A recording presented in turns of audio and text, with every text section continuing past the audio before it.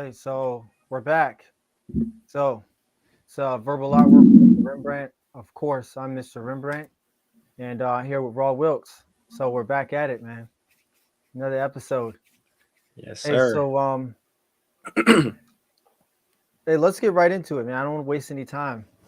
Um, so obviously, we were talking about a lot of different things backstage Mhm. before the show even started, but there was something you wanted to bring up first in regards to the topics, set everything off. So yeah, man, let me know. Let me know what's up. Yeah, so for me, there's definitely a problem that I've noticed, just being observing that a lot of people, if you don't know this, I'm actually a newly married individual. So I've recently been married. Yeah, let's And go. yeah, it's definitely, and you already know about all that. So, yes, so I'm, been engaged, just recently married. And as a individual that's usually goes out and knows a lot of different people, obviously I've been to a lot of different events to where I bring my wife with me and introduce her to other people, you know Yeah, normal things. And what I noticed, that I have a problem with, that I notice a lot happens a lot of time, and I'm not sure people actually hear this, that as people get to know my wife and how she is and how she conduct herself, start saying to me, like, "Oh, Reg, man, your wife is wonderful, man. She's really sweet, really charming. This, and that, and the other. You're very lucky to have her. You're a very lucky man." And I hear that, I hear that once, I yeah, hear that twice, and then go somewhere else around friends and other colleagues, and they say the same thing. It's like, man, you're very lucky to have her. And me being a person that hears things now, I do a lot more critical thinking, and I start hearing that and I go, why do people say that? You know? yeah, So I started actually talking about that. And I was talking to a young lady that also said it to me right in front of her, said that, you know, you're a very lucky man to have her, man. She's very special. You're a lucky man. And I said, you know what? yeah, Let's talk about that. So I was at a situation where I said, let's talk about that for a second. I said, how about we start saying that the woman, the wife, is lucky to have me? She's lucky yeah, to have the man in her yeah. Of life. course. And I said, we need to change the narrative, because let's define luck. Well, luck is failure or success that is brought by chance through actions of not your own. I mean, Yes, pretty much that's what luck is. yes, Luck is something that basically is brought by chance. right. For you to say that as a man that I'm lucky to have a woman, what did she do to make me lucky, to make me have her by random chance? Right. So I started talking. I said, "Well, there's nothing luck about a man getting married, because any man cannot just offer his hand to a woman in marriage and actually it be accepted. You have to be a Right. man of value." Of So I course. said, to be a man of value, I had to develop myself over time, create something to be able to be valuable for a woman to even accept my proposal. So I had to actually over time develop myself, become a man of, to provide security, protection, and all the things that any normal woman would want in a man, especially for Yeah. a long-term commitment. Yeah. Of I course. said, so how can I be lucky when I'm the one that actually creates I actually become the type of man through hard work, discipline, and all the things above. After that, when I'm mentally and emotionally ready to even commit to a woman long term and go about an engagement, which means that I actually have to vet the woman that I want to commit to. So that's all planned. Get on a knee, propose to her, and then get married, make her change her last name, comes into my lifestyle, Yeah. and then you say that I'm lucky to have her when she didn't even know anything was planned. She's now my wife to be based on what I did, Yeah. not the other way around. So the logic to me would be, she's lucky to have me because I came into her life, gave her an opportunity to come join me, change her last name to my last name, and then provide security, protection, and leadership and all the things above that good men do. We're talking about good men, by the way. We're not talking about any man. We're talking about good men that become husbands that are good. All Yes. this requires all this requires critical thinking. This is not luck. Luck is winning the lottery. Luck is Yes. luck is winning the lottery. Luck is going to the casino hitting blackjack. Yeah. Luck is, and there's also bad luck. Bad luck could be you get into an accident, you get a flat tire. You have welcome or unwelcome anomalies. Yeah. Experience a flat, like I said, a flat tire. This is Yeah. luck. These are random things by chance. But to say that a man is lucky to get a woman that he purposely vetted out and chose out of all the women I could have dealt with, I picked this woman. Right. And then you tell me every time I'm around other people how lucky I am to have this woman in my life. When Yeah. that doesn't make any sense when you think about it, and you know what I'm talking about. That's why I said you Yeah. understand when I say it. That how can a man be lucky to something that is basically luck is unforeseeable gains or losses. Yeah. This is not Yeah. I mean, this is planned. This is predictable. right. This is critical thinking because a man picking a wife to be is a serious decision because it can break you or make you. Yeah. No, it sure can. There. I mean, it. What they're saying is, I think the wording is just the wording is just incorrect. Um, when they say, "Oh, you're lucky to have her," um, because what obviously what they don't understand is the fact that I'm in this situation, and not only this situation of this marriage, this relationship that I'm having, but everything about me is not fortuitous. Okay, none of this happened by accident. This is all by design. So By for design. you to say, "Oh, you're lucky to have her," is somewhat of an insult. They just don't actually understand the the the prerequisite of the situation in which they're speaking about. So they're just doing their best to try to have a conversation, and they're doing their best to have a conversation, but they don't understand the actual ramifications of of what they're saying in the conversation. So people do this all the time. Like, you might do something, somebody might do something, for example, and they might say, you know, well, I did that because it's practical.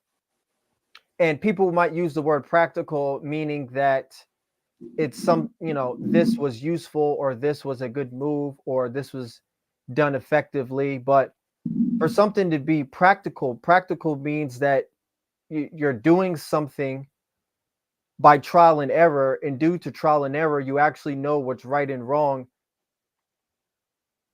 and you have done that because of that reason. So people don't use the word practical in that sense, Mhm. right? They use it as a buzz term. So for somebody to say that, what they're trying to say is they're just trying to give you a compliment and say that she's a very good person. You're lucky to have this good person, without knowing that actually you're undermining me, Right. because in this situation all of this has occurred because of me. And But really it's a only lot one of her. dimensional though. It never the other way around. Yeah, it's That's what it's I'll say. always. No one's ever said like, "Man, you have a good man. You're lucky to have him." But that never Yeah. comes up though. But it's Yeah, that weird never that you're comes. trying to be nice, but it's only one-sided. and Like usually and usually um the people that that she's being introduced to are people that typically know you first. So to see that she's so sweet, and to say you are lucky to have her, even though you know me more and you really don't know much about her, for you to say that I am lucky to have her when you know a lot about me and what I'm right, capable of and what I have, and you don't know much about her, and then you're saying I'm lucky to have her, as if somehow uh she got the I'm getting a made deal and she got the better of the stick, because um she's kind of the better one, and I'm lucky to get the better one, so to speak. Right.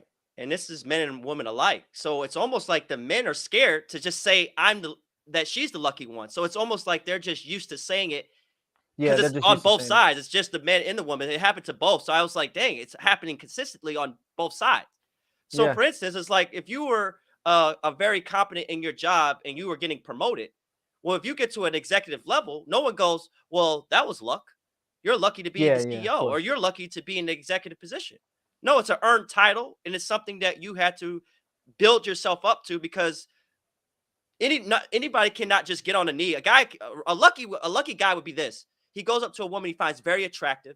He gets on one knee and says, "Would you take my hand in marriage?" And the woman said Yeah, yes. That's luck. yeah, And no woman would ever do that because women need some type of condition.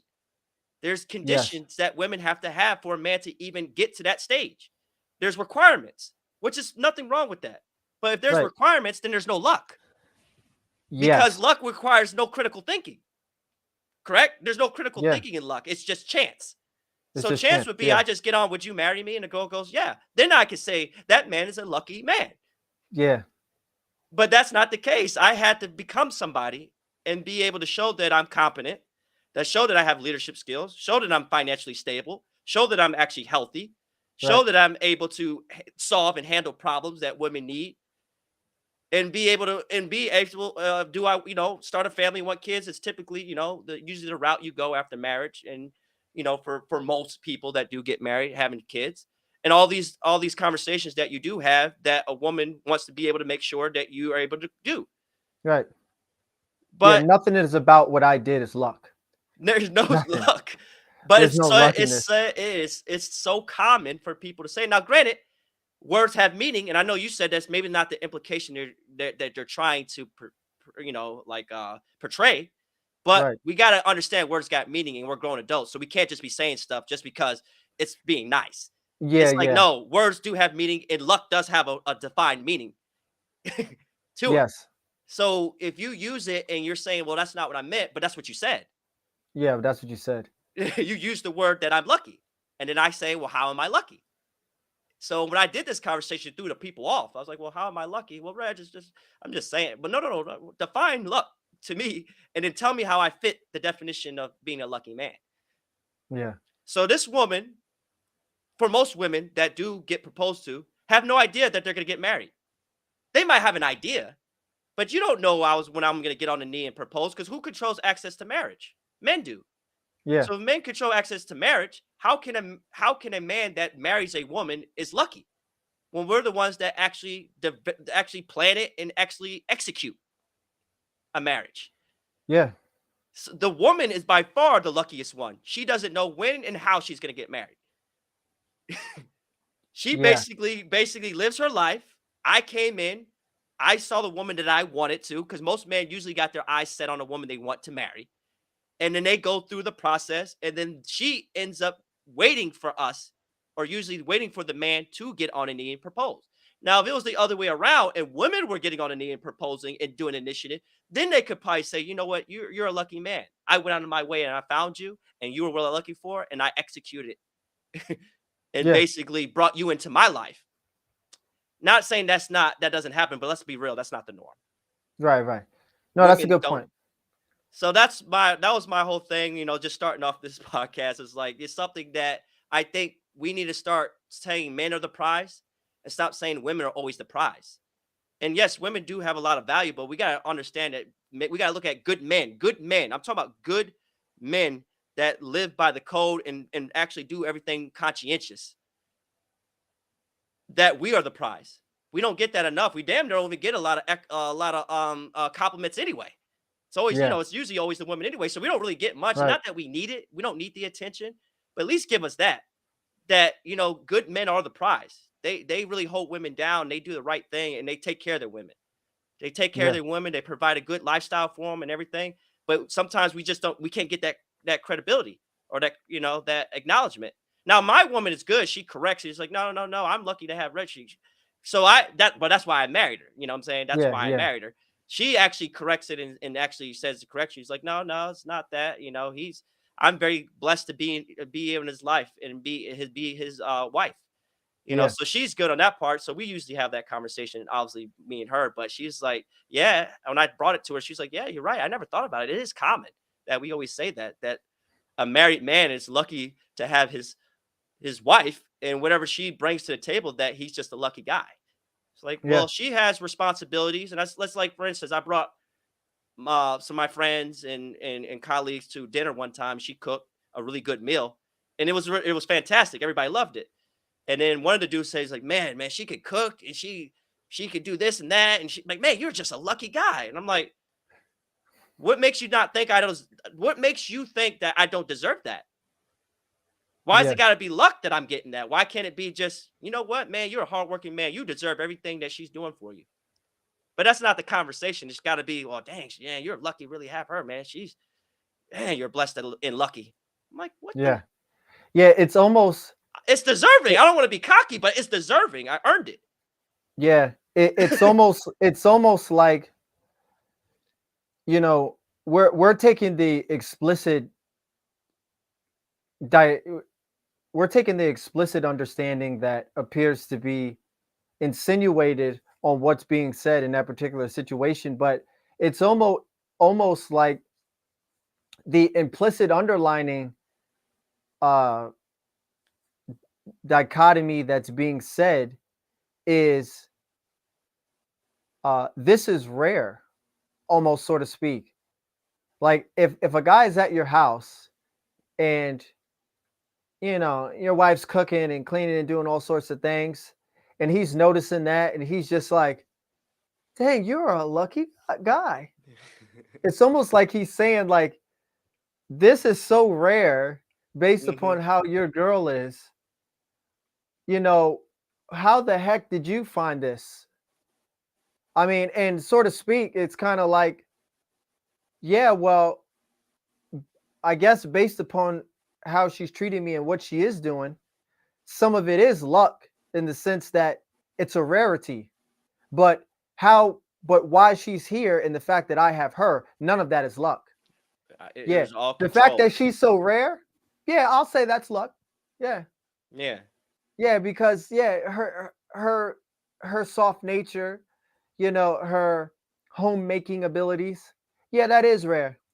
But the fact that she is with me and I'm with her, and the fact that our situation is this, none of this is rare. Yeah. It's not rare at all. Because you gotta look at a wife as a title, and if I apply for the position, which is getting on a knee, and she accepts the offer, well, that's not luck, that's earned. Yeah. Because any job that you apply for, you either get the job or you get denied. But if you got the job, you don't say, "Man, I was lucky I got that job." No, no, you had the No. prereqs. You had the prereqs and maybe the experience and the other aspects that allowed you to get to that position in the first place, to even Right. have the opportunity to take on the new Yeah. position. So it's like, Ain't no yeah, luck.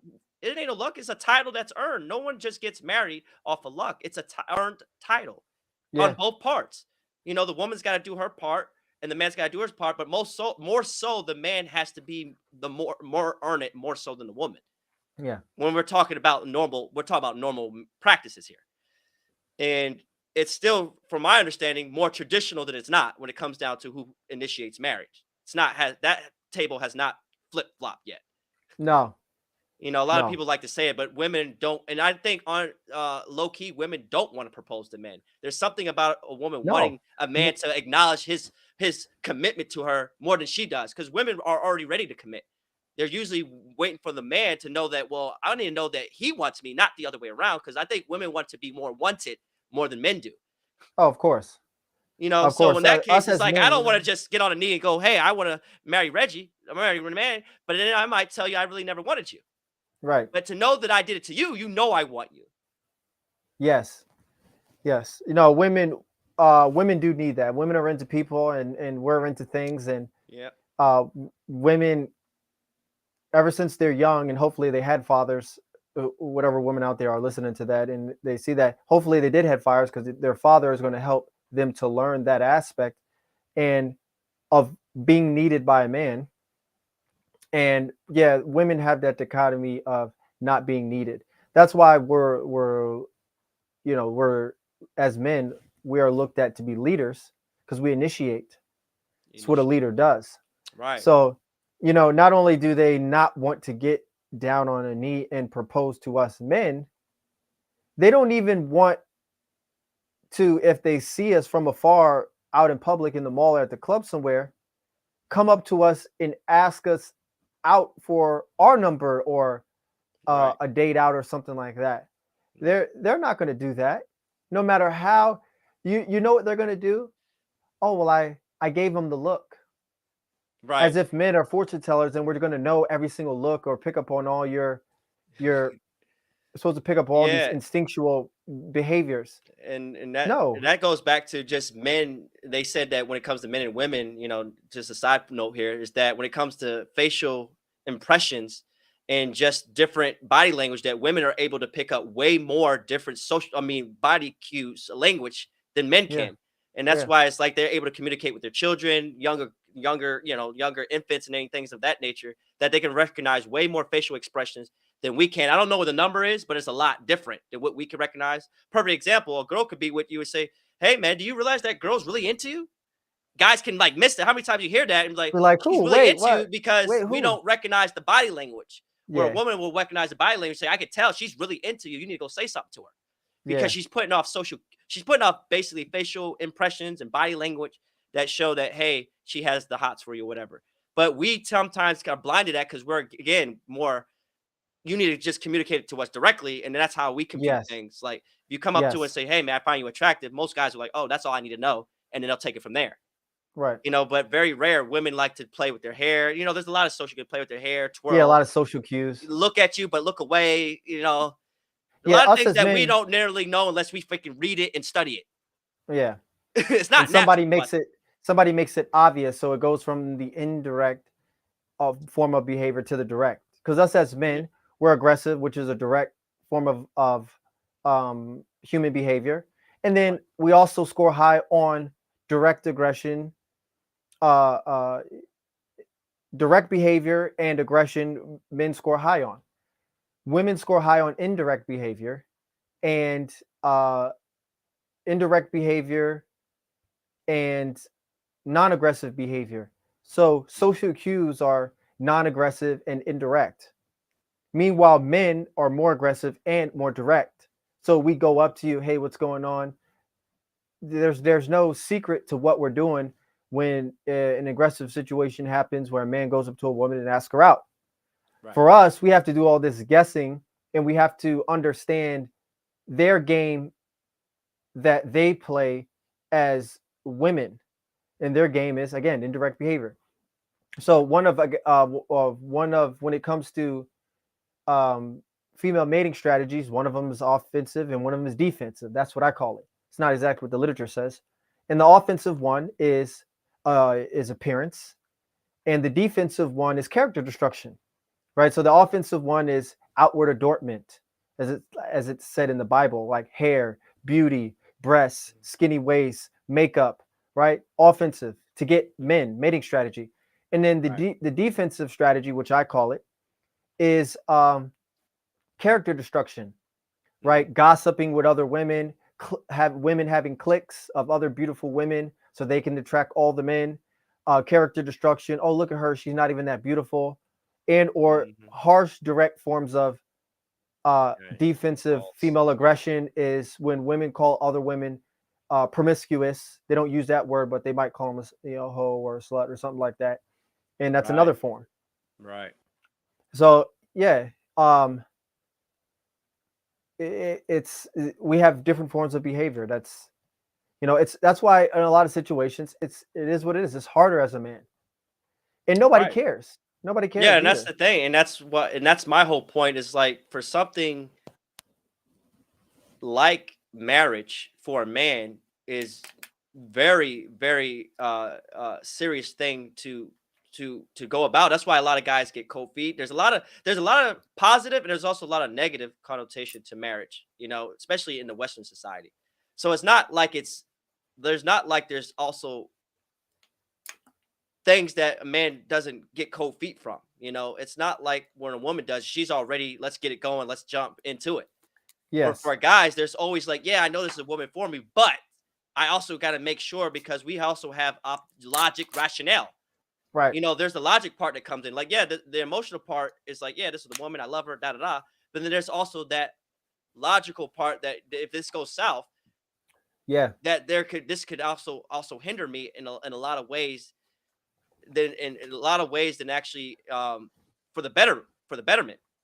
Yeah. So it's like you have to be conscious of that, and that's where obviously the conversation is like, okay, maybe I gotta get a prenup, maybe you need to get a trust, things of that nature to kind of keep things, you know, balance.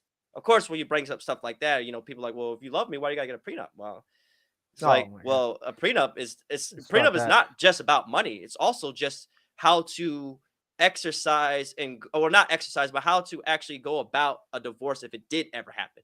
Because a lot of people Yes. think it's about rich. It's rich. It's like only rich people get prenups. No, no, no. Yeah. It's really just deciding if you did break up, how would that play out, and how would you Exactly. guys want to put it on a piece of paper. Right. And to me, you should do it when you're happy and things are well, than trying to figure out that when you're both angry at each other and going Oh, of through course. a thing. Because now it's going to be about just really trying to basically you get the label, Yes. you know, Yes. to another individual. So I said, like I told my girl, we were very transparent. It's like, you have things that I came in with because she has her own business, I have my own, and it's like, listen, you came in with separate marital assets. I did. We're going to keep those separate. Yeah. And I said that, for instance, let's say her business took off and she becomes a multimillionaire. I don't want to have any percentage of those excessive gains, even during the No. marriage. Yeah. Because I said what I want, and hear me out. What I want is, if I have to put something on paper for you to do something that you should do based on your own God-given heart, and just because you just care about me that much that you want me to be part of it, I don't want it being on paper. It's like, if I was a multimillionaire, it's like, I'm going to share this assets with you because you're my woman. I want to do it on my own accord. Yes. I want to know that if you did blow up, that you would basically cut me in on it because I'm your man and I deserved it, not Yes. because a piece of paper told you to do it. So I need to know that it's unconditional, that you wanted to do it based on the fact that you rock with me. And I said the Yes. same thing for you. If you trust me, you trust my character, you should know that I'm going to take care of you even if I blow up, because that's the right thing to do. Yeah. I Exactly. said, we don't need to put that on paper. You get 50% this and this. It's like, no, no, no. Keep it separate, and then hope that we do blow up, you would just do the right thing. Yeah. And of course, some people is going to flip that and go like, no, it seems like you're just trying to get out of it so, you could get out flat. But if I do that, then I didn't have the right character in mind anyway. I didn't have integrity anyway. Yeah. Because It's integrity don't funny. got to be on paper, though. You get what I'm saying? Integrity doesn't got to be written on paper. No. And it's funny that you know people get really triggered by prenups, but on hindsight, nobody, and prenup is nothing more than a insurance policy during marriage, more or less, and Right. it's only invoked, right? Just like insurance is only invoked in case something happens, as In Chris case Rock would something call it, in case, it's happens. in case, Yeah, yeah, exactly. That to was keep the funny. language down. But on top of that, for example, uh, nobody says when you have insurance, oh, why do you got car insurance? Because you're a bad driver. Exactly. Why do you got death insurance? Planning to die? Right. It's always it's nobody ever says anything like that, but because people are not uh, cognitively cognizant of their individual responsibilities, and they don't have all their I's dotted and all their T's crossed, people just kind of go through life in cruise control. That when situations happen, then they choose to try to scramble and figure out a plan. But you know, a prenup is set up to where, hey, we're married now, but 10, 15, 20 years from now, or even a month from now, we don't know what's going to happen. And, you know, if it comes to that point where we do get into a divorce, we are definitely going to know what's going to happen. It's going to be smooth. It's going to be seamless. Why? Yes. Because of this marital contract that's Yes. there, and it Yeah. protects you and me. Because you have to understand, nobody should be signing anything that they don't feel comfortable or agree to. So I agree if with two that. people sign something and they're comfortable and they agree to it, what makes you think now all of a sudden when a divorce happened is it's not fair? Well, it was fair in the beginning when you wanted to sign it and when I wanted to sign it and when you looked at it and I looked it over and then my legal counsel looked it over and then your legal counsel looked it over and we went line by line and you had opportunities to ask questions. It was all fun and dandy and it was good then. But then Hmm. now all of a sudden 10, 15, 20 years now it's all of a sudden it's not fair. Yes, No, I that's agree. not how it works. Yeah, That's and not how I it think it works. comes back to what we But talked it's a about lack of earlier. education that Oh, people have when 100% it that. comes It's definitely a to lack of education because prenups have a negative connotation, like I don't love this individual and it's business. Well, newsflash, marriage is a business, and there's contractual agreement there yes, anyway, and it's yes, implied if you don't have paper, and that's where when it comes like even with child custody cases, do you want to have the ability to make the decision, or you want the court to do it? yes, Well, the court is just going to go write down a black and white policy, procedure of how they deal with marital assets and how they split them. Now they have yes, their way, and if you don't want the court system to get involved, it's up to us to do our own mediation. That if the mediation doesn't work, then it goes to arbitration. Correct? yes, It's yes. like, well, we want to have the ability to two adults to mediate. We don't want other people getting our problem. We have to go to No, arbitration, go across a no. judge, and they usually half the time the judges don't even want you to. They don't want to deal with it. They rather you two come with an agreement on your own accord than Yes. have to go because they know it's going to be unfair to a degree. Yeah. Oh, of It, it, course. it is what it is because you're talking about a judge has to make a decision based on something that could have been a 15-year marriage, and they got to make a decision within a few months. Yeah. Right. Of course, they don't know all the ins and outs, who did what, do this. It's just going to be a Right. black and white paper. So Black there and could be white. a lot of things that could seem unfair, but the judge can't make that decision based on not knowing you personally. Yeah. So it's like, yeah, so you have to come up with those things. And that's why I said I'm too smart to let another person make a decision for me. And that's the thing. It's Yeah. like what Brother Price say, I'm too smart to be broke. Well, I'm too Yeah. smart to allow another human being decide my fate on how my assets should be broken up when I earned them and basically developed and became what I am success, Yeah. earned my success. I'm not 'Cause gonna all have you're a doing judge is tell me, making lawyers rich. You're just making yeah, I'm not lawyers rich. I'm not gonna let Ain't no some lawyer other getting rich off of me. hell no, that's stupid. It's Not just not for not it's no not not for not no marriage agreement. He's nah. only the only time a lawyer is going to be get rich for me is I'm doing somebody's buying my company or I'm buying a company and Yeah. we're having a multi-million-dollar deal in a merger or something is occurring. That's the only time because it won't be off 100%. marriage. And it vice versa, even if the woman was making a lot of income and she wants to be able to protect herself. You would be surprised. A lot of men wouldn't even care if you flipped it around. Oh, I don't want you getting any of my, income, this, and that, and the other. And the guy might go, that's fine. I Yeah. didn't, you know what I'm saying? I don't want it. It's usually the other way around. It's like, it's almost like, well, if you're with me, I'm providing security. And you could have things in there like how Trump did with his wife, where it's just a payout. There's no really split in half. It's like, if we get Yeah. divorced, I'll just give you a payout, you know? Yeah. And to me, that's more the route I would rather go anyway than having saying that you'll get a certain percentage. It's like, no. And like to me, Yeah. like, to like, for example, we agreed that maybe every 5 years we'll revisit the prenup. That was her Yes. only thing. Yeah. She's like, you could have something, but if you don't mind, every 5 years, can we revisit it? I said, okay, Yes. that's fair. That's where we meet in the middle and we have a negotiation.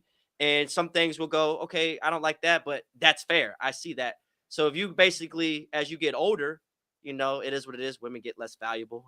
That's another topic. But as women get Right. older, she knows it gets less valuable. So she knows that I saying that if I'm going to be in this relationship longer with you, I need even more security from you because Yes. now the chances of me getting out in the market and getting somebody else again is very rare. Right. Right. So to be a smart woman, that is fair for her to say, let's revisit this prenup as I get older and get And more older and more involved in this relationship longer.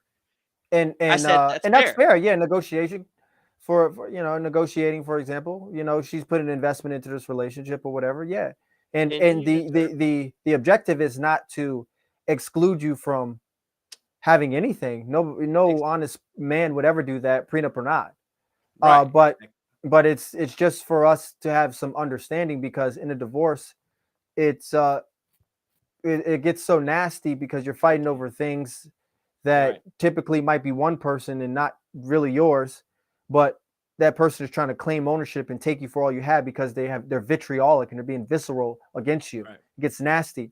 But Oh, just to add to 100%. that, you said how over time, as we know, women they lose value, but that's not in all aspects. Women just lose value in the dating market because typically men want younger women, and women who typically don't have children and who are more fertile and more attractive and more beautiful and have youth on their side. And so as you know, time goes on, as women get older, typically they have a hard time competing with younger, more voluptuous women who are more fertile, higher energy, use outward adornment at higher forms, and uh, typically are in lots of social areas and more bubbly and all of those different things. So in that aspect, but as women get older and as they mature and grow more into their future self, women do adopt other habits that make them more valuable in other aspects. 100%. As you have children with a woman, she learns how to be a mother uh, as children get older and as she has more children. Both parents. Sometimes they were too harsh or not harsh enough on the first child. The second child typically seems to come out better because they've known how to parent that second child better because they had trial and error with the first. So Right. just adding that Oh piece of yeah, value to yeah, that. and then of course my whole thing is based on, a woman being with a very successful man, and her success is not, obviously takes a back seat, because usually very successful men do not like to be with women that have basically high conscientious traits, and are more disagreeable, and things of that nature.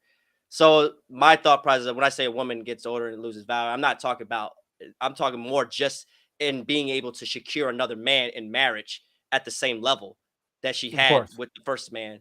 And because I know that, I'm saying I can understand a woman saying, like, as I get older in this relationship, I need a little additional security to Yes. be able to Absolutely. compensate for that aspect of a man that's successful could be 50, still get a 24-year-old and reset the clock Yes. and start over. And then not so much a woman can.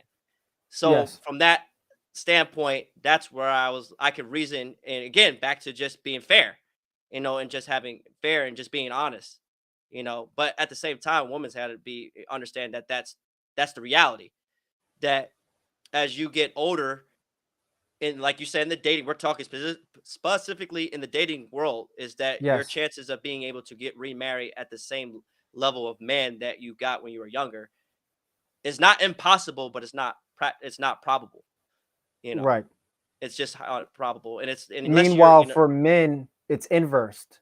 it's As a very man gets older, he gets more assets, he gets higher income, his investments and assets grow, and women typically are hypergamous. They uh, date and marry equivalent or up, right. and a man with higher age, higher status, higher earnings, higher income, higher knowledge, more maturity is typically more of the type of man that women want. Yeah, and you can't. It's unfortunately you can't compete with that once you get to, like you said, if you divorce the man in your 50s, Right. and think that you're going to be able to have the same lifestyle that was provided for you at up until that point, and be able to do it all over again, it's just unlikely, Right. especially if she wasn't the career type of woman anyway, which goes back to my original point. Most men usually typically don't date women that are highly, competitive, and, disagreeable, that are the traits for usually success in the work environment, Yes. that these are usually masculine traits. And Yes. usually men that have those traits already typically do not like those in their wives, or, their spouses, Right. just to be able to add to that. But here or there, the main thing is to be able to have those conversations without there being being uncomfortable. And I was glad that I could have that with my wife, and have a conversation about prenups, and not really get to where it's like, I don't want to talk about this, or she shuts it down, or tries to make shame me or insult me for bringing it up. Right. And thank God I didn't have that, because all that would have did was make me uh, have a little bit of doubt in marrying her anyway. Yeah. Yeah. Of Because course. I would look at it as like, well, what's the, for you to bring it up, and either a, like you said, it's an education issue, you don't understand it, and that's why you're saying it, because you think it's something that's not, or you do understand what it means, and you had a different you had a different idea what this relationship was going to be Yeah. than what it should be, and maybe you have a different idea which might get exposed when you bring up the prenup. Like maybe you had different intentions now of with this, now that I bring up the prenup and you start flipping out on me. Well, what's your true intentions now? You know, Yes. I would have to Exactly. question that. It would be a question that has to be asked. So like, well, if like you said, if nothing goes wrong and we're doing death to us part, because that's what the freaking commitment's supposed to be, to death to us part for better or worse. Yes. Well, when things get worse, who typically stays in a relationship? What does the statistics say? Right. You know, when Men. things get worse, who typically stays? Yeah. So if men typically stay, well, the risk is not necessarily on the man, it's on the women. Right.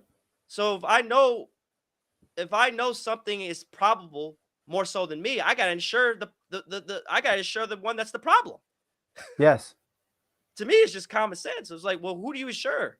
Well, I gotta make sure the insurance, because the woman has the higher chance of, when things get worse, to leave me.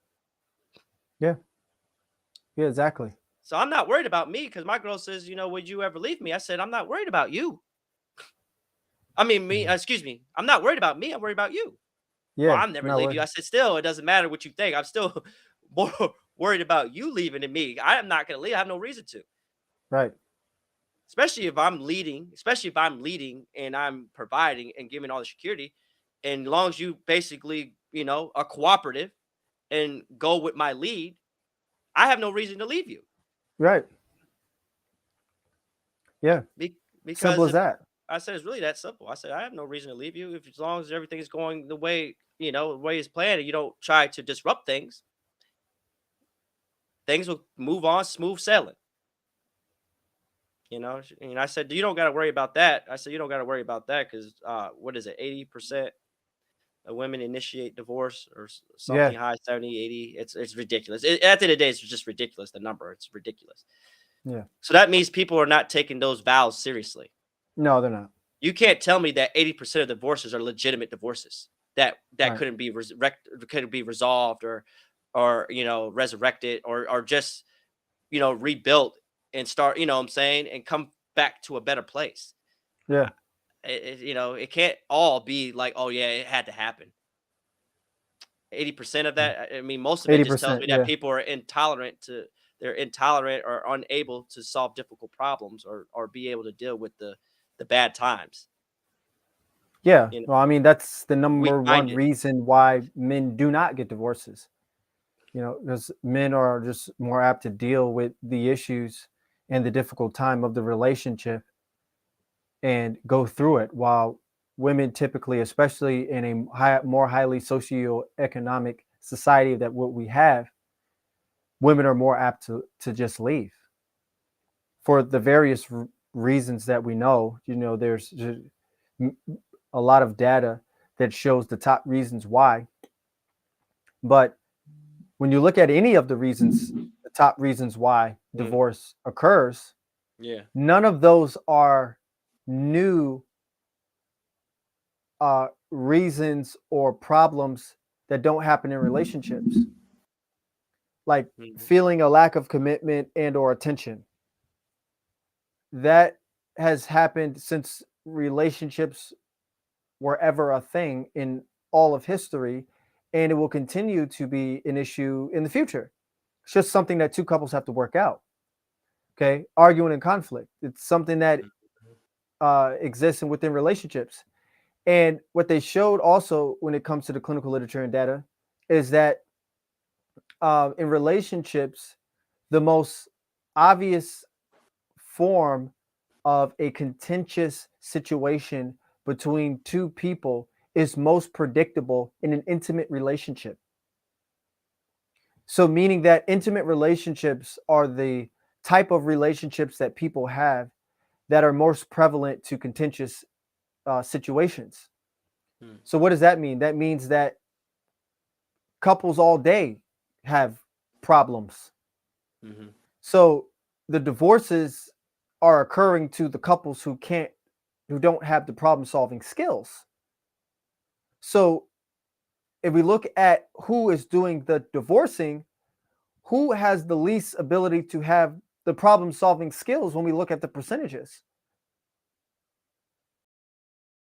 And what is the percentage of the second when you get divorced, the second marriage being successful and not ending divorce? Oh, it's actually increasing. It's like jail recidivism. Mm, Once somebody goes to jail, they have a high chance of going back to jail for a second time, mhm. and then every time they keep going back, they have a It's, higher time I of see. to It keep gets coming hard. back the next Mm, time. mm. So it's recidiv. It's no different in marriage. Yeah. Um, So if the first one don't work, the chances of each time having a better outcome is not necessarily the case. correct. Yeah. Okay. So that makes sense. So that's another thing that women have to be conscious of. Is like, hey, if you get you're 80% divorced, it sounds like you're gonna just be unmarried for the rest of your life because if you couldn't make one work, the chances of getting back and trying to make a second work or divorce and getting a third one is just you're just going to be in that cycle of just getting with somebody and divorcing, getting with somebody and Yeah, divorcing. No, I agree with yeah, that. It makes sense. I mean, it does make sense because if you didn't have the problem solving skills in the first place, which makes you think you're just going to automatically just wake up and just have conflict resolution skills the next relationship if you right. never It's even rare. applied it in the first Rare. one. Right. It's absolutely positively rare.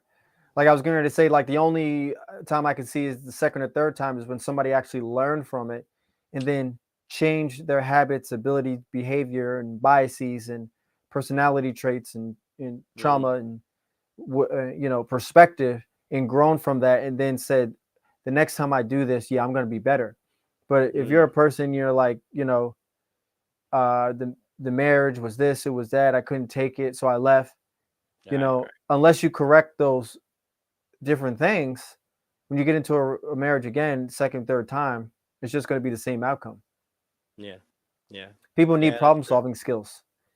They need problem solving skills. And, people need, like I said before, when we had that conversation with a female friend of ours who's not so much anymore, and we sat down with, you know, one of our good friends, James, and two Yeah. other female, one was a friend and an acquaintance, and Hmm. we asked, went around the table, we asked, well, like, what is one of the most important things in a relationship? And the cliche answer is always by people is, oh, it's communication. Well, Mm. communication is great, but um, there's no evidence that in a relationship two people aren't communicating, especially in a contentious relationship. You're communicating all the time. Oh yeah, If you're daily. fighting and getting in arguments, you're communicating all the time. What you're Yeah. not doing, you're not understanding each That other. that's the key word. Yeah. You're not understanding Yeah. each other. You don't listen to understand, you listen to respond. Yeah. You're this, you're that, you're this, you're that, you're Yeah. this, you're that, you're this, you're that, you're this, you're that. Well, how is it every time something comes up, you're saying it's me, me, me, me, me, me, me? There's no way possible that I'm the center of every single problem that you have. Mhm. Yeah, There's I no agree way. with that. Yeah, I agree. You're right. People do like to say lack of communication as though as a lack of being able to, like you said, problem solve and be able to deal with each other's quirks. I mean, Yes. everybody does have them. It is what it is. We all until you get close to somebody, you're gonna find out what those are. But you'll notice that women that are married for 30, 40 years, oh, they know their husband's quirks and they easily deal with them. And Yes. vice You have versa. And to. vice versa. Yeah, you have That they to. either just like, oh, he does this, but it don't really bother me. Yeah. And you're gonna have to And deal with those because and you know what everybody that has them. is? You know what that is? That's a relationship that's gonna last. Yeah. Yep. It's a relationship that's gonna last. Oh yeah, I know my husband, Corey. Oh, you know what? No, my husband just got home. You know what? Just leave him alone. You guys know better than to deal with him as soon as he gets Right. home.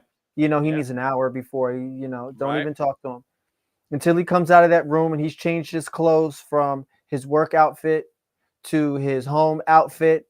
You kids, you don't even go in the room. Don't even knock on the door. Y'all come in here and go in there and sit down while I'm cooking this food. To see, that's a Exactly. woman who understands. And exactly. And then you got the new woman that like the shit test.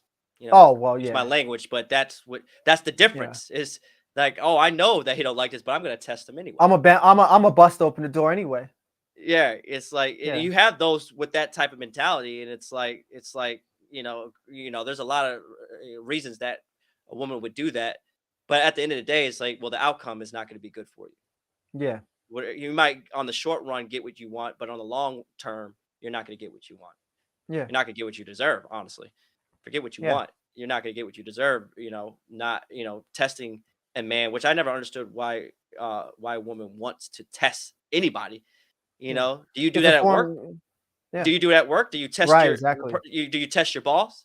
Do Yeah. you Do do you, no, do it's weird because you test your husband, which really you should treat better than your boss because your boss doesn't provide all the other things that a husband does that deals with you daily. yeah. Daily. You sleep in the same bedroom daily. He's giving you attention, affection, everything Right. daily. Your boss just deals with you on a short term basis. And even then, he's not around you the whole office day or the whole work Right. day. But yet you don't test that individual. Yeah. Yeah. You're Don't compliant. manipulate me. But you're very Don't compliant. manipulate me. Yeah, You don't know. manipulate me. I agree. I always bring that up. It's like, no, think about how you deal with the people at work, and then you come home to the person that supposedly you love, and you treat them complete opposite, Yeah. without respect or out. Isn't that interesting? It is Isn't very, that incredibly interesting? yeah, It's the most interesting thing. Is the most interesting human dichotomy that I mean, and this is why people like to listen to it and talk about it because it's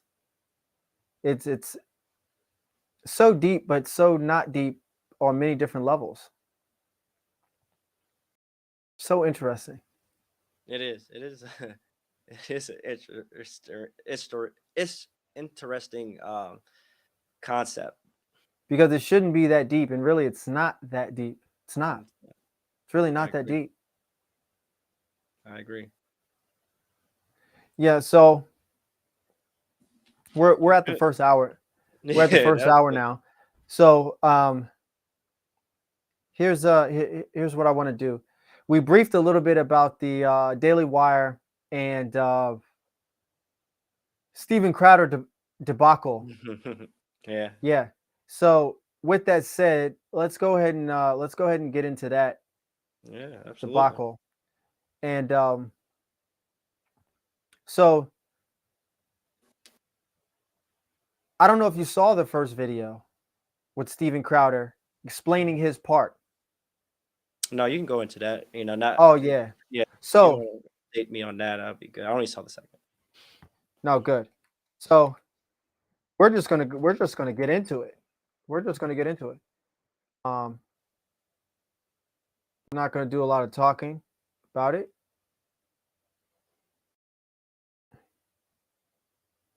We are going to get into it.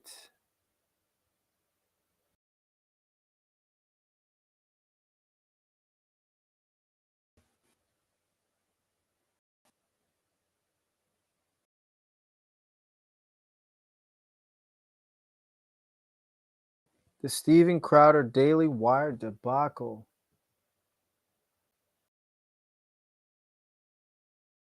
So good, so interesting. And people have a lot of mixed views on it. They sure do. Yeah, And yeah, I can believe that. and like I said, we are definitely going to get into it. Because as far as I'm concerned, they both are right and wrong at the same time. Mhm. But we're gonna get right into it. Um,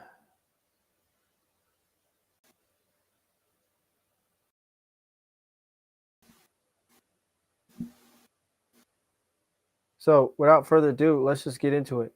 This is the first video of Steven Crowder as his response of a contract that was sent to him for the opportunity to come to Daily Wire. He was given a contract to come to Daily Wire for a certain amount of money, for a certain amount of pay. And this was his first response to this contract that he wasn't too happy about.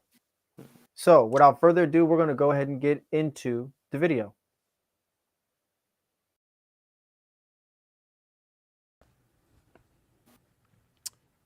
So, just to pause right there. You hear everything on your side?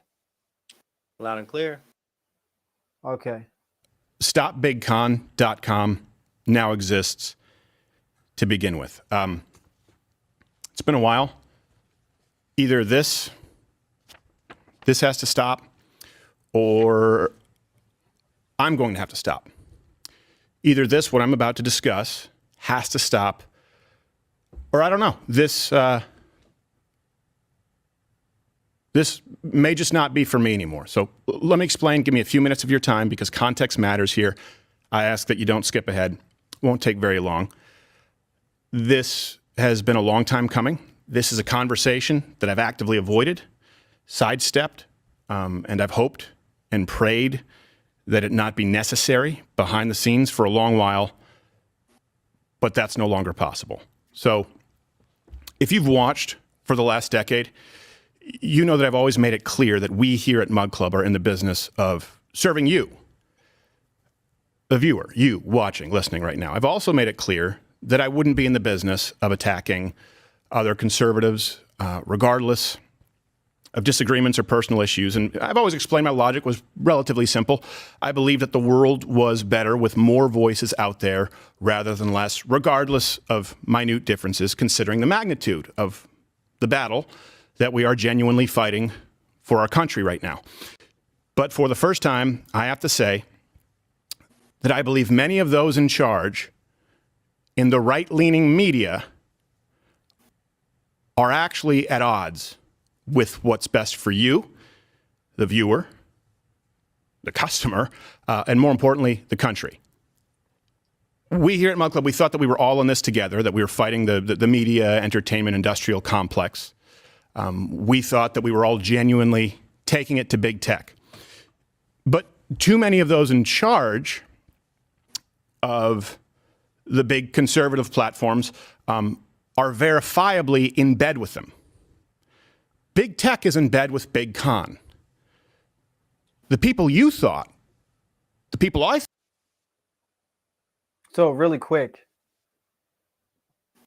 Candace Owens was not happy about those words right there. Daily Wire conservatives are in the bed with big tech. Stop big con. Right? Stop. So he was. I don't see why that is so big deal. Such a big deal. It's like saying to politicians, yeah, your hands are in the pockets of big donors. And it's like, well, yeah, I mean, a lot of politicians need big donor money in order to run their campaigns, and it is what it is. Mhm. A lot of conservatives have not made their own platforms. There's like a couple, one or two or three. Trump is trying with Truth Social. I think Parler's out there, and there's a few others. Rumble is completely free, open source platform compared to YouTube, and there's not many others that are competing with the big left-leaning tech companies. So, it is what it is. There's nothing controversial about that so far. But I don't know what the triggerness was about. So, continuing. Thought we're fighting for you.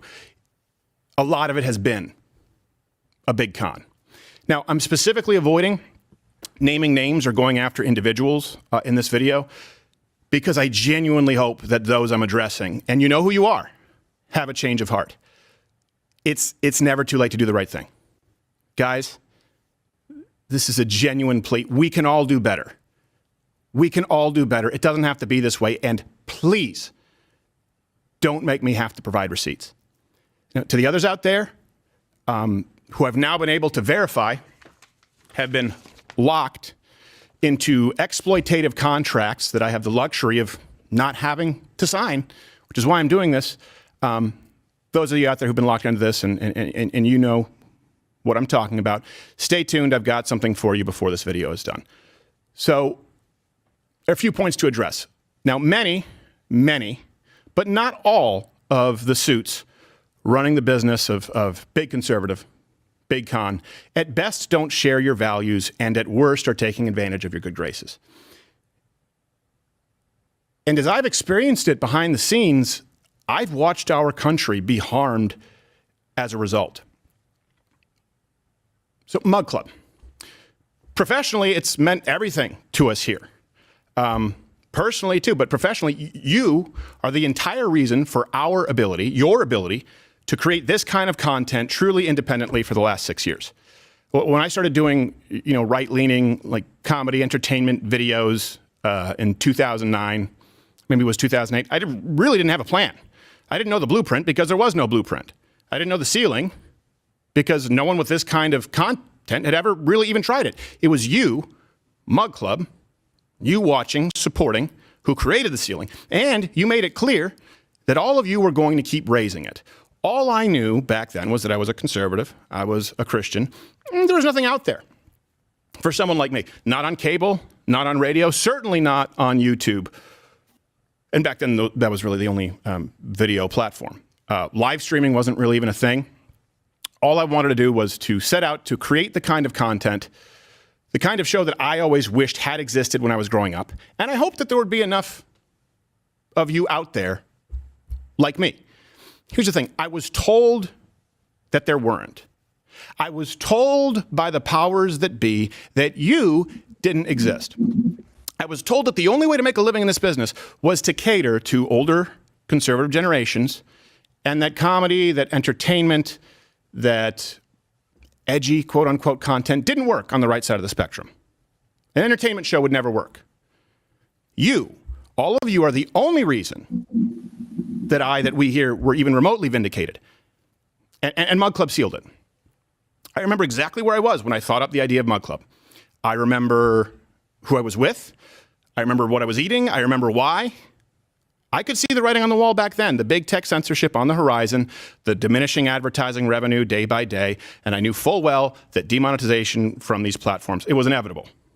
But I wasn't really sure that this would work. At that point in time, getting anyone to subscribe to anything was pretty much impossible. Everything on the internet was basically free except for pornography. Even, Netflix, the only player in the space at the time between shipping DVDs of Poltergeist 3, they were struggling with online streaming.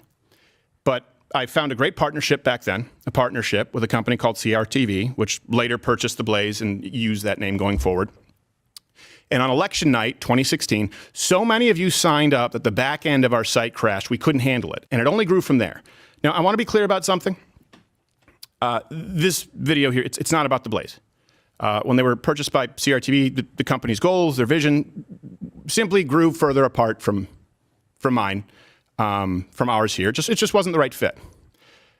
Yeah, I wasn't thrilled about some things and the, handling of Mug Club leaving, and that's why, we launched mugclubforever.com, where you can sign up just to be able to reach you. This really isn't about that, so I want to create some separation here. Business relationships end all the time, that's business. But I was in a period to field offers from other people, other key players in this movement. They flooded in. Now, before you guess who it is, before you start trying to do some Sherlock Holmes work, there are far more people beneath the tip of the iceberg than you know about who are trying to get into this space. There are more than you would probably assume. So I went into free agency. I looked over the offers. And I saw the clause come out. And I don't just mean unreasonable demands for control, but what I would argue are immoral terms that actually punish conservative content creators on behalf of big tech. And that's something that I just couldn't unsee. And I want to let you know, it's not the exception. It's the rule. Kids out there coming up. We need to build a bench here in this movement. It's almost impossible. Don't sign these contracts. I now know what you are signing out there. I have the luxury of not having to. I don't have to be here. I don't have to say this. Please, don't sign this. Certainly not. I mean, so already just a little reflection. You can see his passion, particularly about coming into the space, how he feels about the space, what he's trying to do in the space. He has a particular vision, and the vision started off not so clear in the beginning, but it had evolved. And one thing is for sure is he's trying to keep the vision alive. He wants that vision to continue, and he's at a point now where it seems to be he's in his third stage in life. And people who don't understand that, your first stage is when you're figuring life out. You're trying to figure out where you want to go, what direction you're trying to go in life, and you're harnessing your skills. Then the second phase is when you found that thing, you do well in it, you work as hard as you can, you strive, and you make something of yourself. And the third phase is when you come to this point now where you feel as if you want to help people, you want to bring people in, you want to expand the name, you want to do something bigger than you. And that seems to be the phase that he's in now, and that's what he's trying to do. But as he's about to get into, it doesn't appear that everyone else has that same goal, the same motive, the same perspective, and he thinks that it's going to be bad for the future generation based upon what he's about to explain.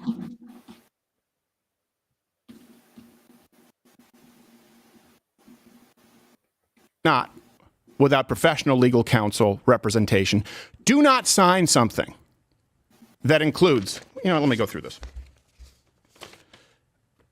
Effectively, full ownership of all your social media platforms, channels, in perpetuity, the rights to your content, name, image, likeness, even the ones that you've built.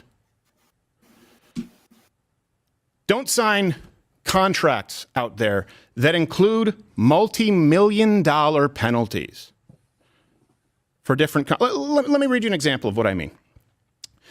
And this would be if it was me. If a creator fails to deliver a monthly content in any month or any of the quarterly content in the corner, including any and all ad reads, and by the way, all these contracts came with 3, 4, 5 ad reads per show, which would fundamentally change what this show is. Got to get those dollar bills. If I failed to do that, it would be a $250,000 reduction in fee per quarter. If, let's say... Yeah, one thing, just to add some context, that the Daily Wire does is during their live shows, they do a lot of ad reads. Even their backstage show, they do a lot of ad reads. And even the live show that they do on stage now that they're in Tennessee, they do a lot of ad reads because it's a business model in order to get revenue. Crowder doesn't do that on his show like that. And so it's he kind of doesn't appear to even like that type of business model. It seems to be against what he's trying to do. So, he's going to have to bend a little bit if he wanted to be a part of them. But that's one thing he's seeming to show that he doesn't even care for that much. We did do everything per quarter, but annually maybe miss something. Like let's say we went and did a Change My Mind instead of a daily show, which of course requires a lot more work. It'd be a separate $1 million penalty for that if you miss a single piece of content. And the amount of content required is not in line with, frankly, it's worse than Disney. It's worse than ABC. It's worse than NBC. It's worse than CBS. This is ownership of you and everything that you do. But here's, just to drive it home, don't sign something that has another $100,000 daily penalty if it's not signed off on beforehand. You get hit by a car, you have a sick day, you could lose $100,000 a day. Hey, anyone wonder why there's burnout in this? Anyone wonder why?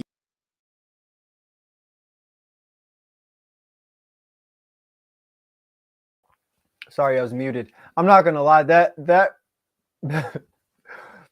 I mean that right there had me dying when he said that. He's looking at this contract.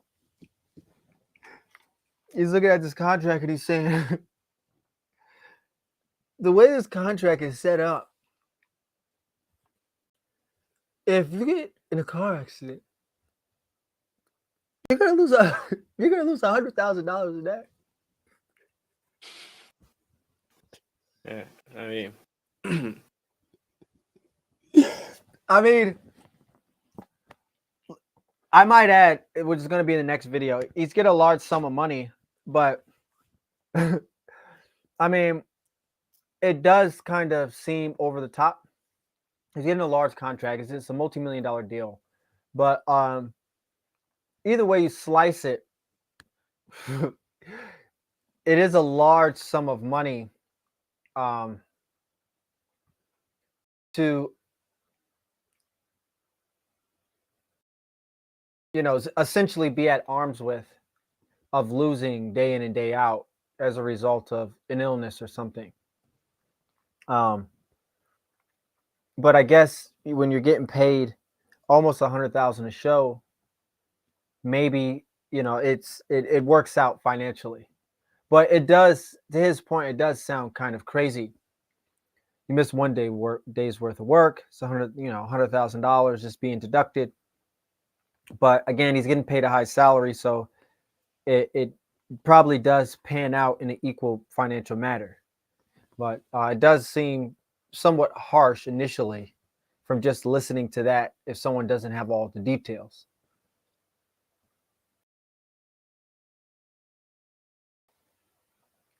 You have kids come up and they leave, they're never to come back. You think if you had that kind of a penalty, you think if someone said, hey, we're going to penalize you $10,000 every day you miss coming into work, you think you'd be stressed? This is worse than the left frames their contracts. Again, of course I didn't sign any of these things. But I now know what other kids are signing out there. And here's the worst part. Yeah, that's terrible. I think it's, I just think that's wrong to treat people that way. But this is where, in going through this, and I needed to take some time because, look, I've always tried to be a happy warrior, and I want to go back to that. I haven't been happy for a while. To be really, I haven't been happy for a while because when you know what goes on behind these scenes and you see how many people are complicit, it creates an air of hopelessness. It really does. Where you think the people who are supposed to be linking arms and fighting with you, fighting for you, want to punish you. So here's the worst part. Do not, kids, under any circumstances, sign a contract with people who claim to be conservative, but will penalize you 25% for any demonetization or sponsor boycott. Look, let me read this to you. If any of the major platforms, oh no, sorry, that's the second one. Let me go back to the first one. There's another 20%. It's 45% if you get a content strike. Let's start with the demonetization. If blank is boycotted or dropped by more than 50% of the advertising partners, the company is not able to replace them within 90 days, the fee will be reduced by 25%. That's a sponsorship boycott. So that's saying, hey, liberals, boycotts work. They work on our guys. We'll punish them for you. Let me go on. Specifically, YouTube demonetization.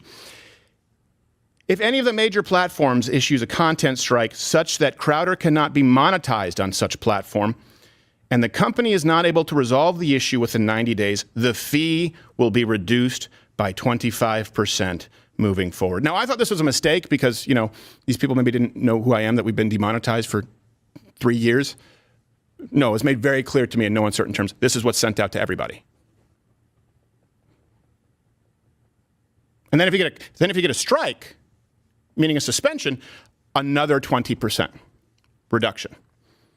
And then another 20% of it happens on Apple. And then another 10% of it happens on Facebook. And then another 10% of it happens on Spotify. Imagine you're deplatformed. Yeah, like I've said before, to Crowder's point, he is right. If he is to live off such a contract, that's just not a sustainable model, because the type of content he is, he's conservative, so that's already a strike general in the general public. He's a comedian, which is a strike nowadays against you. And then 3, he's a conservative comedian who makes jokes about the left. It's another strike against you. And he talks about subjects that typically are demonetizable and cancelable. So to say you're going to lose 25% of your revenue or 20% of your revenue if one of these platforms decide to give you the boot, it's just absolutely positively not a sustainable model for him, because he's always at risk, and he's not the type of, he has a vision. He's not the type to censor what he says or what he does. He just wants to continue the show on. He just wants to continue the show.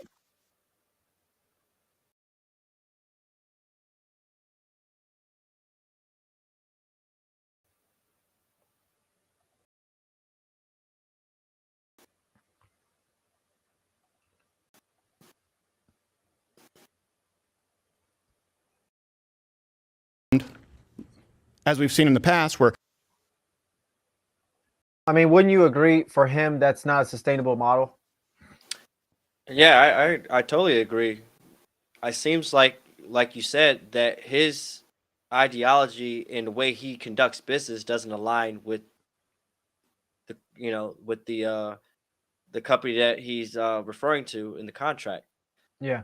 It does show that if you, like you said, if you're passionate and you have a vision, and another person's not in line, there's already going to be contention no matter what, even if this is an actual fair contract. It's just not fair to you.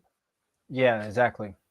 So I could definitely see his point based on how he operates, and the way he wants to take his platform to another level. It's just not a good fit, which he's obviously addressing that and showing his disdain. Yeah. So I agree with you 100% on that. It seems like it's just not, obviously, because why make a video like this if it wasn't that bad? Obviously for him, it's so bad that he couldn't just let it go and just say, I just don't, your contract doesn't fit me, and just keep it moving. Yeah. It's so bad to exactly. him that he actually had felt the need to actually expose it publicly. Right. Because why not just say, you're not my fit, and just keep it moving, and just basically say, this is a bad deal for me, just keep it moving. Right.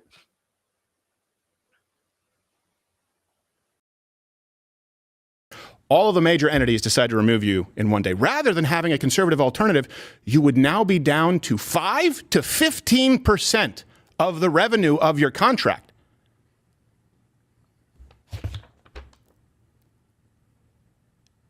Think about this for a second. Those in charge, the big conservative, the big con, and it really is the biggest con going right now, they're making it known in their contracts that they will enforce the guidelines of big tech and punish conservatives on their behalf. Don't worry, Wojcicki. Trust me, these conservatives will stay in line. If they get demonetized, we take away 25% of their operating budget. Take another 20% away if they get a hard strike. Hey, don't worry, Zuckerberg. We've got your back. Hope to see you at the UFC Apex. Let me ask you, can you imagine if... No, I don't know if people understand that. Zuckerberg was actually seen like a month or two ago, something like that, at the UFC Apex in Las Vegas, one of the fight nights. And he was actually seen in the front row. You know, this is a closed event, UFC Apex. Apex is still on TV, but it's not the pay-per-view events. It's like the public ESPN events. You know, not a huge card, the smaller cards. Zuckerberg was in the front. So, and everybody, you know, put it on social media. He likes MMA and everything. So that's funny that, you know, he's referencing from that. You know, he's such a comedian. This show not only was never permitted to take risks per our contract as it relates to big tech guidelines, like as far as the content guidelines, right? There's content guidelines and there's advertiser guidelines. Can you imagine a world where this show could never take risks in relation to those guidelines on, say, things like mRNA injections, election integrity, take your pick. But one step further, if this show had to be advertiser friendly on YouTube, those guidelines pretty much read, don't say anything offensive ever. Well, what's offensive? Whatever is stuck in Susan Wojcicki's craw that day. The CEO. I wish those at the top in big conservative, with, granted, yeah, a lot of the money, wanted to do better, but they don't. That's why I've created stopbigcon.com, and you can be a signatory, and our plans therein. Look, like I've said, I have the luxury of not signing this. I don't need it. I've been demonetized for years. We've adapted here precisely because of Mug Club. You know, the free content only exists because of those who subscribe. I've promised you we won't do more than one sponsorship spot per show. I will keep my word on that until this show ends. Why? Because it's designed for you. It's not designed for the sponsors. If it's 4, 5, 6, 7 sponsors, they're no longer the product. You're the product. So we've adapted here. I don't need this. We've been demonetized, and we're not beholden to sponsors who might get boycotted, because the sponsors that we have are going to go wherever we go anyway. We know that beyond any shadow of a doubt. That's the luxury of doing business honestly and loyalty. But to the kids out there coming up who don't have that luxury, please don't sign these. You can do better. We can all do better. And the only reason at this point for me to stay and continue doing what I've been doing is to make sure that we all do. That we all do better. So to everyone out there who refuses to sign or is under the cloud of these maybe not entirely enforceable contracts, look, here's your signal. Water's warm here. I'll produce your show. We'll produce your show. If there are enough of you out there, I will transition Mug Club into a full-scale network with independent content creators who don't want to be locked into slave contracts. Look, I understand that business relationships sometimes fall through. Well, shoot, I mean, I don't know if I'm big enough for his taste, but Crowder, what's up? I mean, shoot. Like I said, I don't know if I'm big enough for his taste. I don't have multi-million person following, you know. I just have a few thousand here or there, and sometimes it looks like I'm being shadow banned or whatever. But shoot, he might be making his own platform, and that's what it appears, and that's how the video starts to end. You know, he puts out his own email where people can reach out and this, that, and the third, and he says he might be doing his own thing if they can't come to an agreement, and it's going to go from there, you know. All the good, you know, all the benefit for him. You know, I hope he gets what he wants. I hope he gets what he deserves. I mean, but a lot of frustration. And I agree that contract necessarily would not benefit or be good for him. Doesn't seem like something that would work. And, you know, and even if it is just a talking point, a talking piece, we're just opening up the door. As far as I'm concerned, I agree that there are situations that even if you are opening up the door or inviting a conversation to have it, there's still a way to do about it that's respectful. You know, let's take an example for like in a marriage, for example. If a wife wanted to say something to her husband about a particular issue she's having, there's a way to go about it. Like, I'm just not going to come to you and say, you know, it would be disrespectful for her to come to you, even if you did do something wrong as a man, for her to come to you and say, why are you just the biggest a-hole in the world? Like, that's a non-starter. Mm-hmm. Like, that's a non-starter. How are we supposed to build a conversation off of something like that? Even if I did something wrong, it's just a non-starter. So how are you going to, you know, offer him a lot of money and then put on there, well, these top 4 to 5 platforms, it's going to take a fifth or a quarter of your money if you get kicked off of any of them, when he's on the brink of getting kicked off of all of them every day. Yeah, it's not for him. It's easy to see. It's a non-starter. It's a non-conversation piece. Right. No, I agree. And then obviously they have different amounts in which they desire, which they think is reasonable, because he believes that he should, in some way, shape, or form, have a little over double that amount, which that could probably be negotiated. But yeah, it's gonna be interesting to see where it goes. Um, one thing I don't understand is why is it, and I would say PragerU wins a little bit in this category. I notice Daily Wire is doing it, Valuetainment is doing it. Hopefully, Steven Crowder does make his own platform. He doesn't do it. Uh, PragerU doesn't exactly do this, but why are you? It's kind of what the record labels did when being an independent artist first became like a real thing, like in like from 2005 to 2015, being independent and 360 deals were the new thing now. In order for you to, and record labels weren't really like looking for talent and like, that guy's got potential, let's sign him, give him an advance and blow him up. There's none of that anymore, really. Right. What it is now, it's, you need to already be hot. Right. You need to already be the man. You need to already be popular. Then we'll freak with you. But other than that, we're not freaking with you. Yeah. It's So difficult. yeah, so what I'm noticing, Daily Wire has signed in all the hot people. All the hot people. Mm-hmm. And when you're already big and hot, I don't know why, you're using that as your technique. Why don't you have the NBA technique? Whereas, yeah, we're looking to draft the best players. We're looking to trade for the best players, but year in and year out, when it comes to that draft, we are looking at the draft like science, trying to get the best player on our team. Mm-hmm. I don't know why they don't look at it like that. Yeah, and you have the ability to do that without even losing the beat.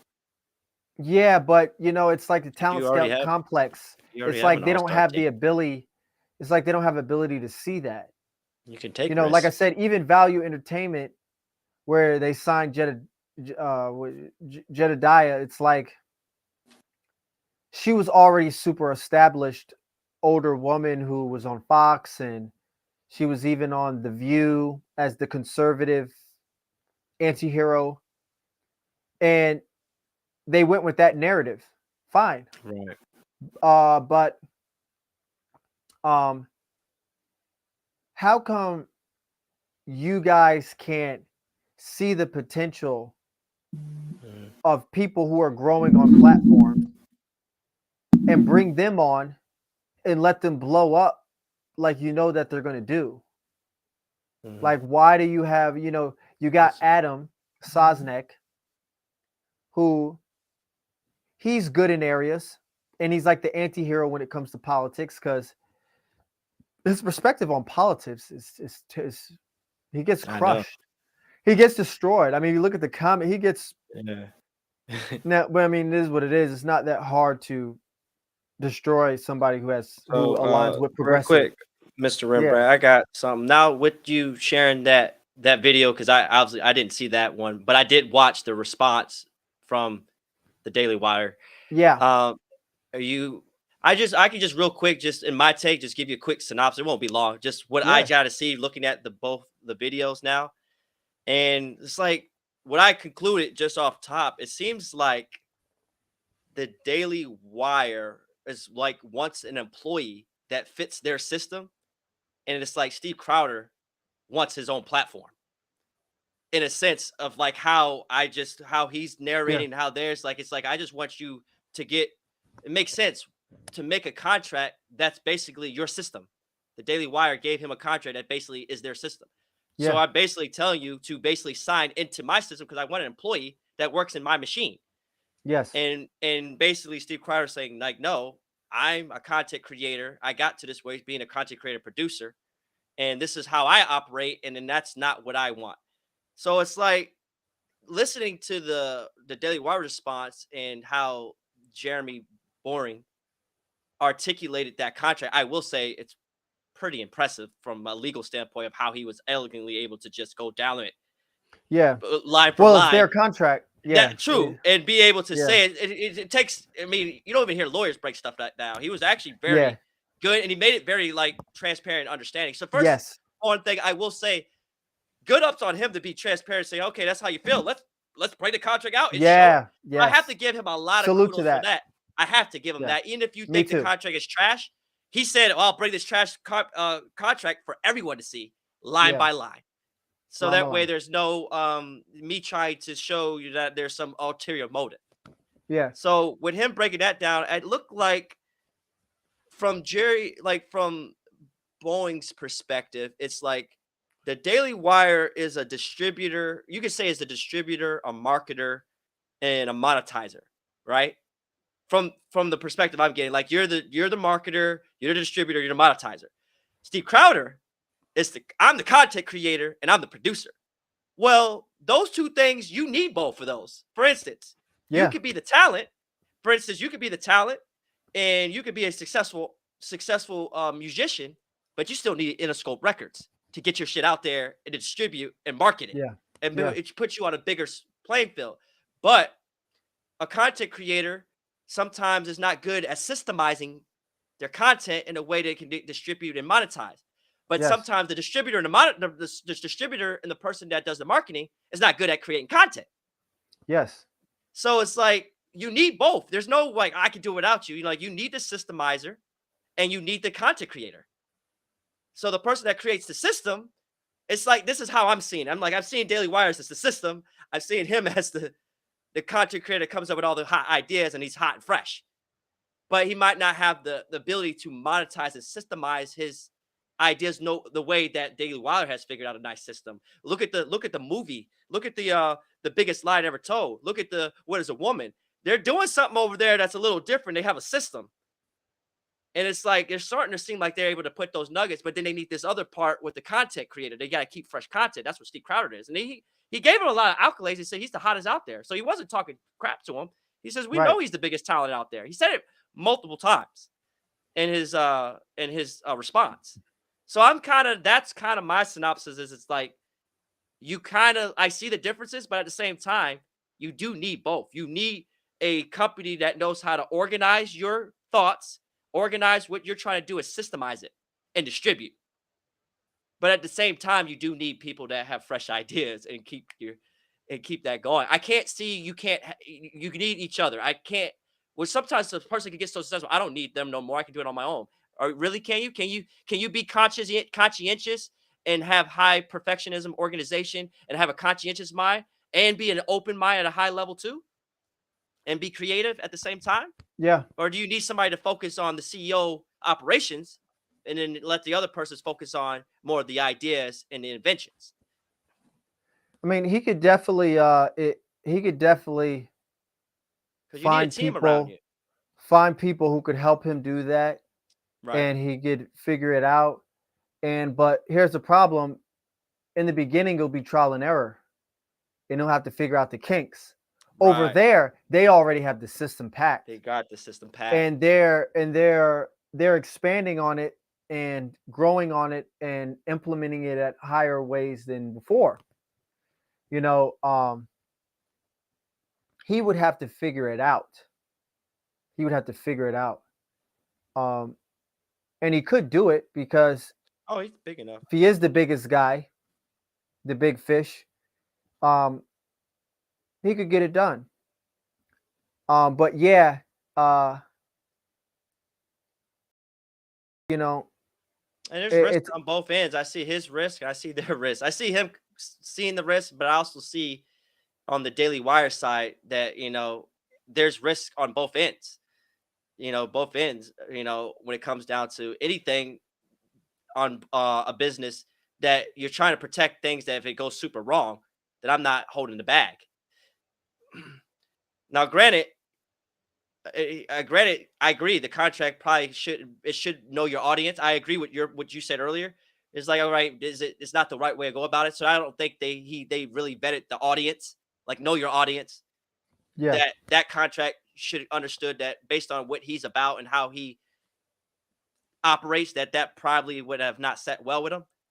But you just sent it out as if it is the way we do business. So we're just going to go straight to it and just send it the Yeah. way how we Yeah. operate and Yeah. not actually try to modify. Now, granted, they said that it could have been negotiations and we could have just changed certain things and operate. But if a guy's already pissed, you're not going to have a back and forth. It's like me saying your house is worth 400,000. I just say, you know what, I'll offer you 50K. Yeah. No, Well, I there's no can't. It's conversation. if There's it's no the conversation. deal, it's a disrespectful deal.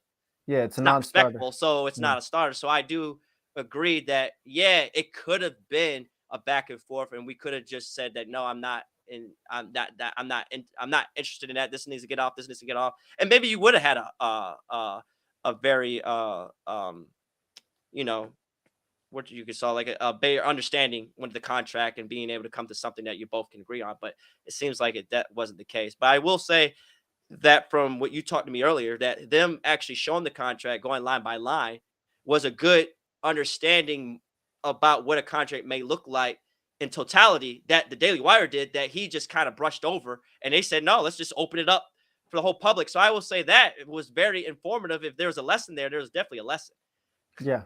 for content creators to just see it, because you don't get to see any contracts that high of a level and be displayed publicly like that.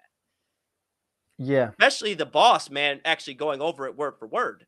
Yeah. I would say that even if it was bad, that to me is what kind of saved him.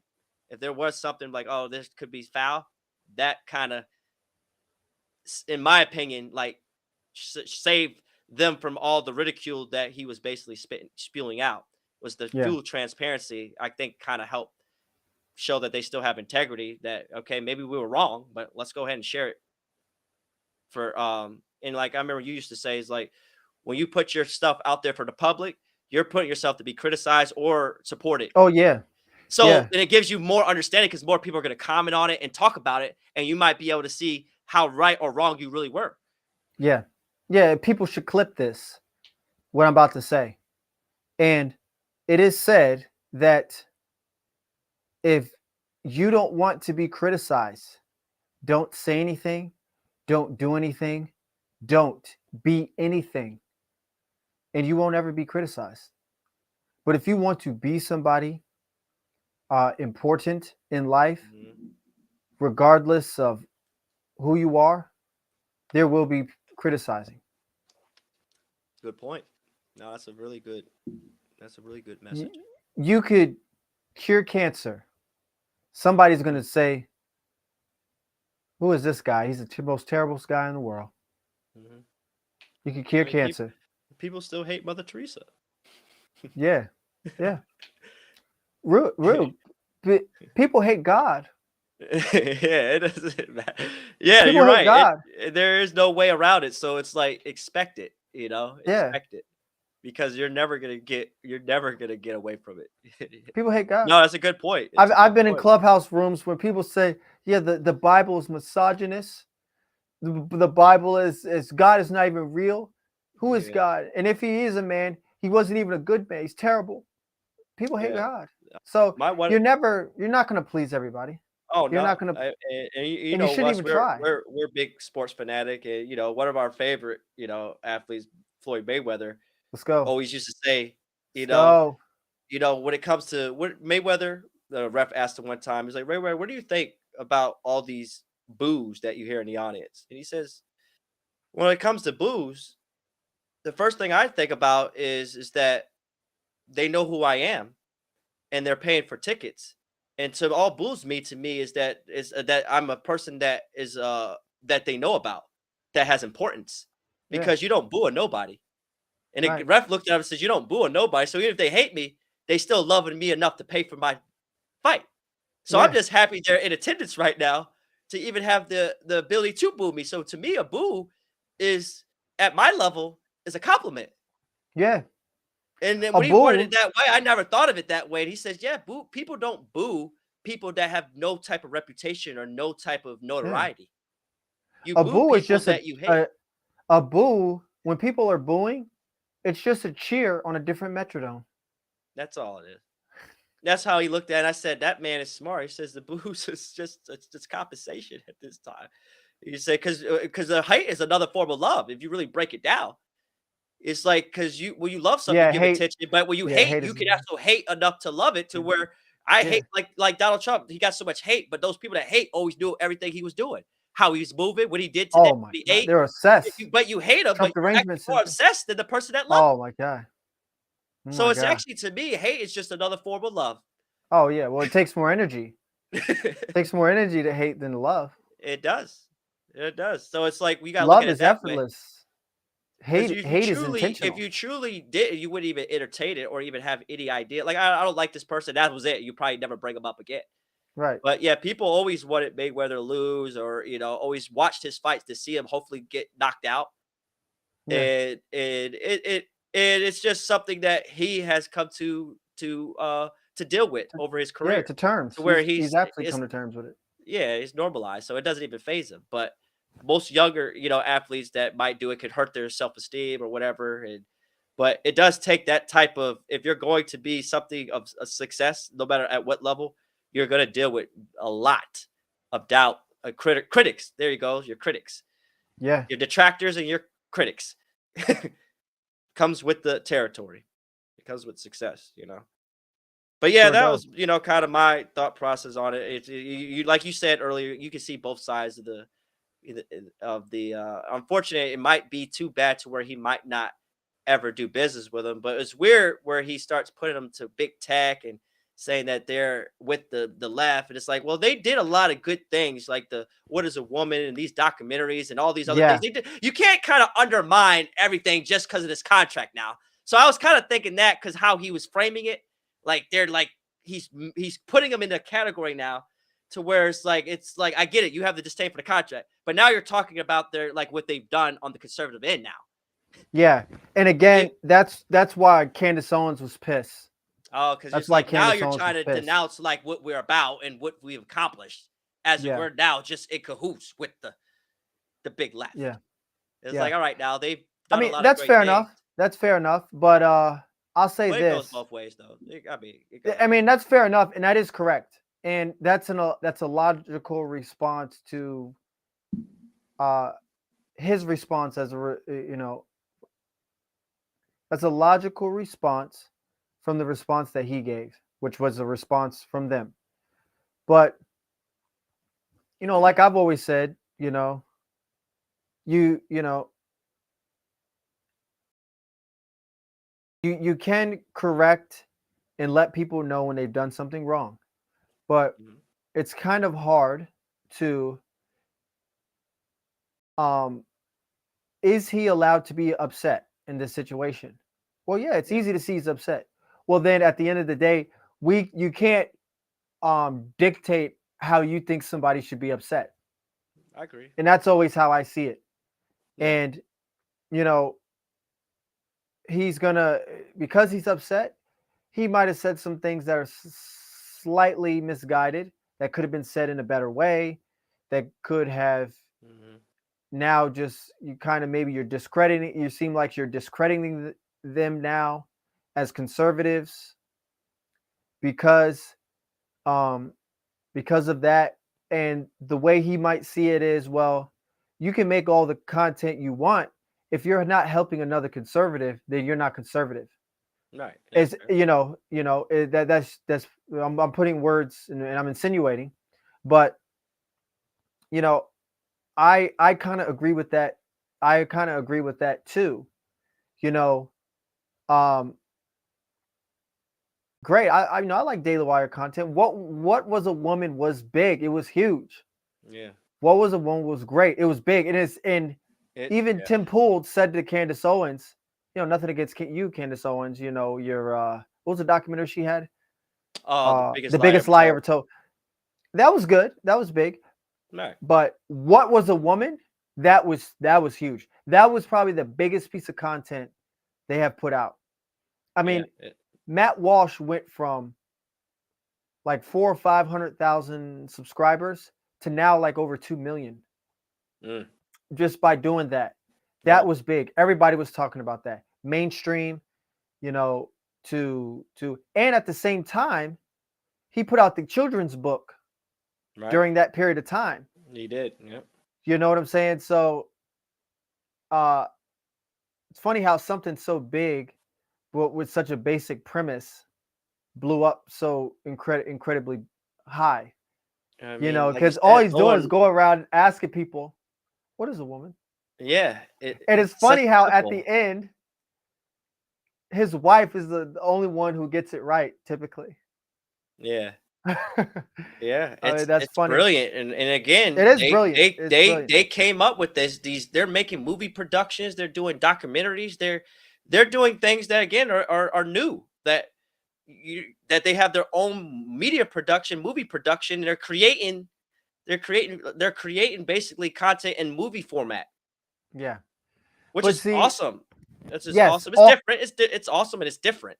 it's awesome. It's different. It's great. Cheer for them. Cheer for them. But I'll say this, Hmm. and it's how I feel about value entertainment, and it's how I feel about these platforms, and Right. it's even how I feel about podcasting. That there's a lot of gatekeeper behavior mentality. Mm. And it's like, if you're not huge, I'm not going to F with you. Or unless you do something catastrophic, right? You know, um, and nobody really looks at a person's ability or talent for what it is and says, I don't know if you saw the last movie with who's the guy who did the movie Uncut Gem? Did you see Oh that? yeah, Adam Sandler. Thank you. Thank you. Adam Sandler. He had a movie that he previously did where he's a talent scout. Hmm. What a coincidence. I love that word. He's a talent Hmm. scout. So he's been a talent scout for years. He's good at picking talent. But he goes to another country looking for a specific talent, didn't work out. He stumbles across a street ball game and he looks at this guy playing ball and he is like, that guy's a superstar. So my thing is, why is it these big companies are just looking to sign the next big guy? Like, why can't you look around and say, that person right there is going to be the next big talent? Not only is it better for you as a company to buy somebody who is an emerging market rather than trying to buy an overpriced company, right? Because that's what happens now. Like you want to buy Google when Larry Page and Larry Page and Ellis, before they even had hair on their face. You want to buy Microsoft when Bill Gates is a punk kid with glasses and talks funny. Right, You don't right. want to buy Microsoft when it's almost $1 trillion company. I You're mean, going to it's saturated. overpay. Yeah, like You're like going the to Twitter overpay. deal. Now, Like the you Twitter might deal. get like the Twitter deal. You don't want Yeah. Twitter. I mean, he did that for political reasons. Right, Good right. for True, him. true, Bravo. true, But true, he true. knows that he's not going to make any money from that. Right. If It, anything, all it does is it adds a cash flow to your bottom line. right. All that I spent from this is not going anywhere because it's intrinsic money. Hopefully it stays that way. It's intrinsic money. But because I invested that, now I get the bottom line, which is revenue per month from it, which is cash flow, which is good. That's the Right. benefit, and that's what you get from it. And that's why these big rich people like to do mergers and buy big business and big companies. Exactly. And that's why Warren Buffett does this. Right. That's why he does this. But for companies like this, media companies and whatnot, where it's talent based and you want them to grow and to get bigger, and it's not about buying something that's established and just holding it there and keeping it. No, all of these content creators out there, for example, Chris Williamson. I've been watching Chris Williamson's podcast when he had like 60,000 subscribers, Mm. 50,000 subscribers. You know how many subscribers he has now? Almost 700,000. Oh He wow. just did a podcast with David Goggins. He's done 2 podcasts with Jordan Peterson. He has multi-million views videos with Jordan Peterson, interviews with Jordan Peterson. Let's say he just did an interview with David Goggins. He is one of the guys now, the guys in the podcast sphere. I was watching him when he had 40K subscribers. I knew he would be the next big thing. Why didn't you guys? Why didn't you? Yeah, that's a good point. Why didn't you? I mean, so now you want to give him some money? Now you want to buy? Right. Now you want to offer him a contract? You do have suck. a very valid point when you suck. say, if you're really morals and compasses to help the next person, and like you say, conservatism and being able to provide people opportunities. If that's something you preach and like, hey, we're all about working with people and all that, but you're not really helping somebody if they're already big and developed and you give them a deal. Yeah, They're already sustaining themselves before you met them. With multi-million dollars, right. So it doesn't matter. And that's why I stand with Crowder when it comes to that. Where he's like, I get your point. If you're truly going to help somebody that didn't have anything really going for them, and you put them in a position to thrive. That's truly changing somebody's life. You didn't change somebody's life if he already made his own. If I was already in the game and I was that guy and I was already making it pop, and then you give me a better deal than what I was doing, you didn't help me. You just you enhanced me, but you didn't really help me because I was already being. My life changing events has already happened. I'm just going at a bigger matter. I'm just scaling up at this point. Right. But like you said, to take the person that's in a different country or unknown talent that you see, same thing. Like we hear it all the time. Like when they found Giannis and some of these athletes, they're starting to find in other international countries. They're like, Mutombo was another one. Mutombo, another talent that was found. Whoever scouted those guys, that's the real scout. Those other guys, you're not doing anything. Yeah, or even when they came to, I think it was who was it? It was a model. I think it was maybe Jodeci or something. Tyrese, where he was just doing he's doing pull-ups or tulips in a freaking park in the ghetto, whatever he was living at. And then somebody noticed him and said, "Dude, you ever think about doing modeling?" What? Yeah. And it's like he had that much of a physique that somebody found in him, and then boom, he became what he is today off of something that was just an opportunity from somebody that was just some freaking model agency that worked for a model agency and gave him an opportunity to change his life. That is truly helping somebody. Because if he would have never got that opportunity, would he have developed that skill on his own? Yeah. I mean, that's to me, it's like I agree with you're saying when it comes to actually giving people a real shot and not somebody that says, well, how convenient and how safe it is for you to just take people that are big. I mean, come on. Yeah. That's very safe. You're not taking any risk. You're not taking any risk.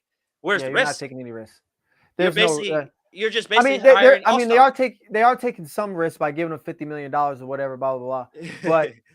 But it doesn't move the goalposts any direction. Okay, yeah, now you sign Crowder. He makes funny skits. He makes maybe a funny documentary. All that's cool that he could have did on his own. All that's cool. Yeah. But at the end of the day, the internet's growing. Social media is growing. Content is growing. More and more videos are being downloaded. Why don't you bring in some new, fresh talent? The one thing about the music industry, you can only, if you're there for 10 years, you're a legend because everybody's always looking for fresh music. Nowadays, also, it's the same thing. Yeah. The way movies are nowadays, like, there isn't just going to be one movie that's released this year that people are going to like. There are going to be movies put in the movie theaters, multiple of them that people are going to like. There's going to be movies released on Netflix that people are going to talk about, that people are going to like. There's going to be movies released on Hulu that people are going to love, people are going to like. There's going to be movies on Apple that are going to be released. There's more. So if you want to compete, get your movie in the movie theater, but you're going to have to do something different, right? Yeah. And this model of just, cool, you signed Jordan Peterson. That was a good move because he's a workhorse. Right. He's a workhorse type of guy. He wants to work every day. You know it. He gets up every day. He's trying to work. Mm-hmm. Shout out to his wife, because most women cannot handle that, and she has learned to deal with that. And I know that guy. He gets up every day. Where's the next interview? Where's the next interview? Yeah, All day, every day. I know yeah, yeah. He he's has a tremendous work ethic. It's and don't get me wrong. exceptional. Don't get me wrong. He's one of my top 3 most influential people. I met him 3 times, had conversations with him. He's the GOAT. I love the guy. Right? We talked about different things. I challenged his theory on IQ, all of that. We've done all of that. Mm-hmm. But at the same time,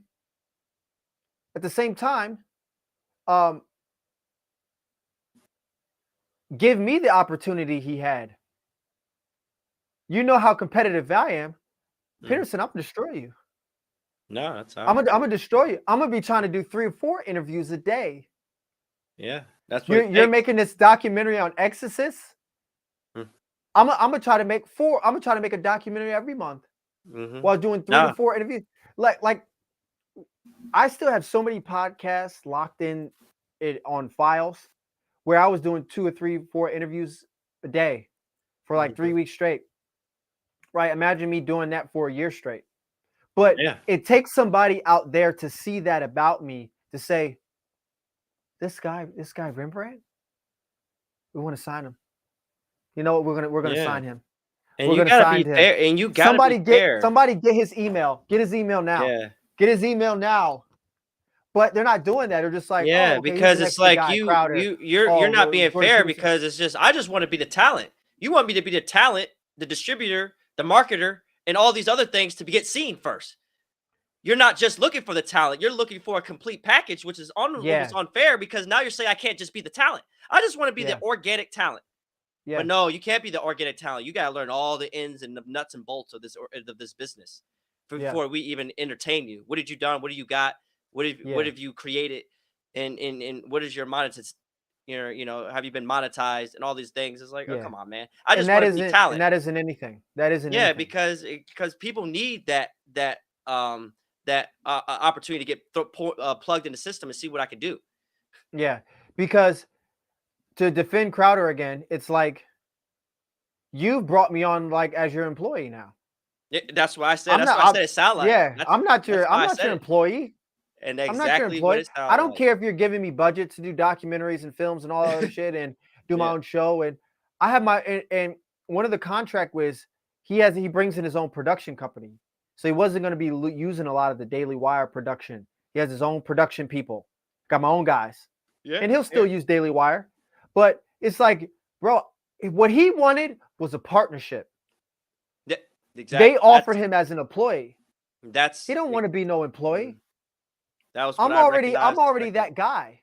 And this is what he's thinking. I'm already that guy. And if I want, I can build what you guys have. I'm that guy. Don't play with me. I'm that dude. And I feel like I can destroy you guys if I want to. I'm not saying that's exactly how he's thinking. I don't think he's trying to destroy him. He's earned that right to be able to. He's earned that right. Yeah, I agree with you 100%, because that's exactly what came to my mind. I was like, man, they're not really giving him. They're treating him like he ain't Michael Jordan. Right. Like Michael Jordan was getting paid the top money in the game. Like if you wanted to keep him, you had to pay him top dollar back in the 90s, which players are getting today.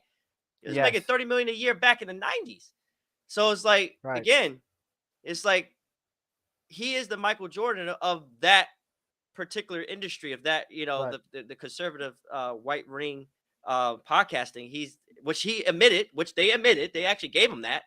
So it's not like they're denying it. So if you're actually openly admitting that he's the top in the industry, then why did you offer him such a deal that's not necessarily top all across the board? Because as we're knowing, that's where their mind is at. Their mind is at, we just want to sign you.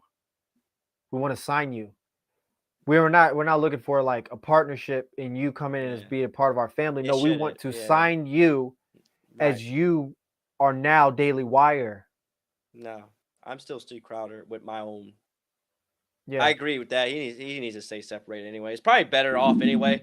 Sometimes it's not good to have too many all-star teams on a team. Too many, what I'm saying? It's only Didn't one we mouth just to say feed. that? Didn't we just say that earlier when we were in the store? Didn't we say that earlier? Oh That yeah, we did. Yeah. even there's a lot of teams out there, they have the best players, and what happened?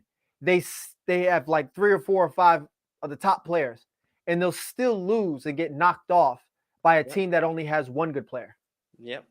We did say that. It happens all the time, and it's like it's sometimes not good to load the boat with all the all stars Yeah, because eventually there could be um uh you know so because all of them individually are like alpha individuals. They want their yeah, time. yeah.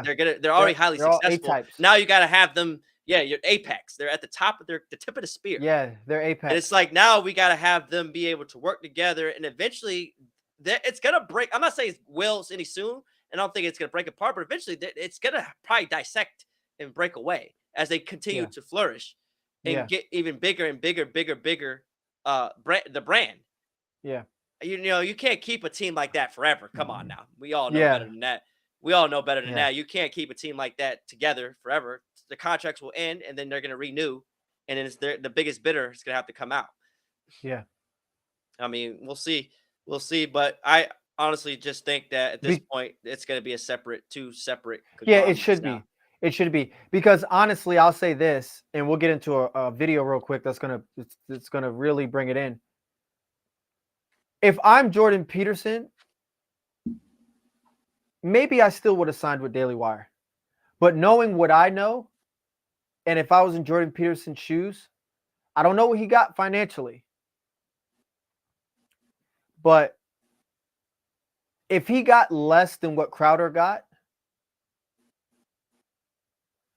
I'm not sure I would have signed with Daily Wire if I was Jordan Peterson because I've kind of done his numbers and I would have to redo his numbers to kind of, and but he's making multi M's per year. He's Oh making yeah, multi M's per right. year, Yeah, without a doubt. right? So let's say, for example, they would have offered him half of what Crowder got. Because I don't think they offered him what Crowder has. Maybe they offered him half.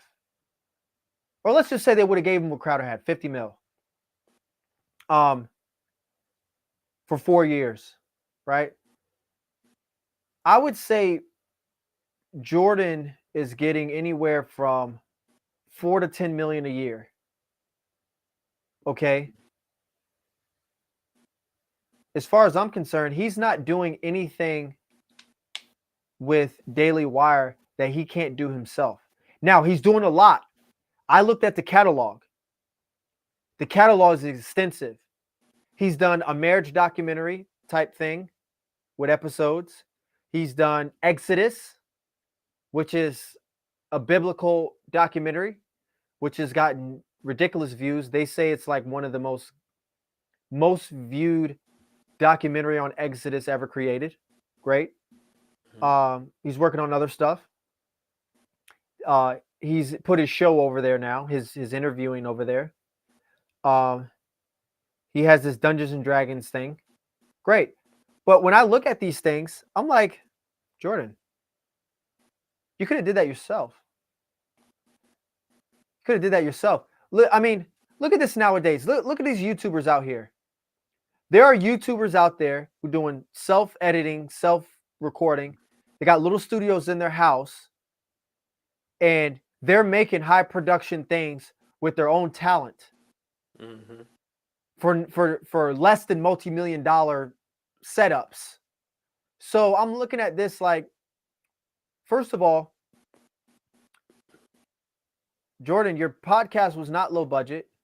The quality is a little bit better now, different camera angles and this and that, but it doesn't necessarily make me want to watch you less or more now that you have that. Okay, so that's A. So I'll give you 10% better on your podcast.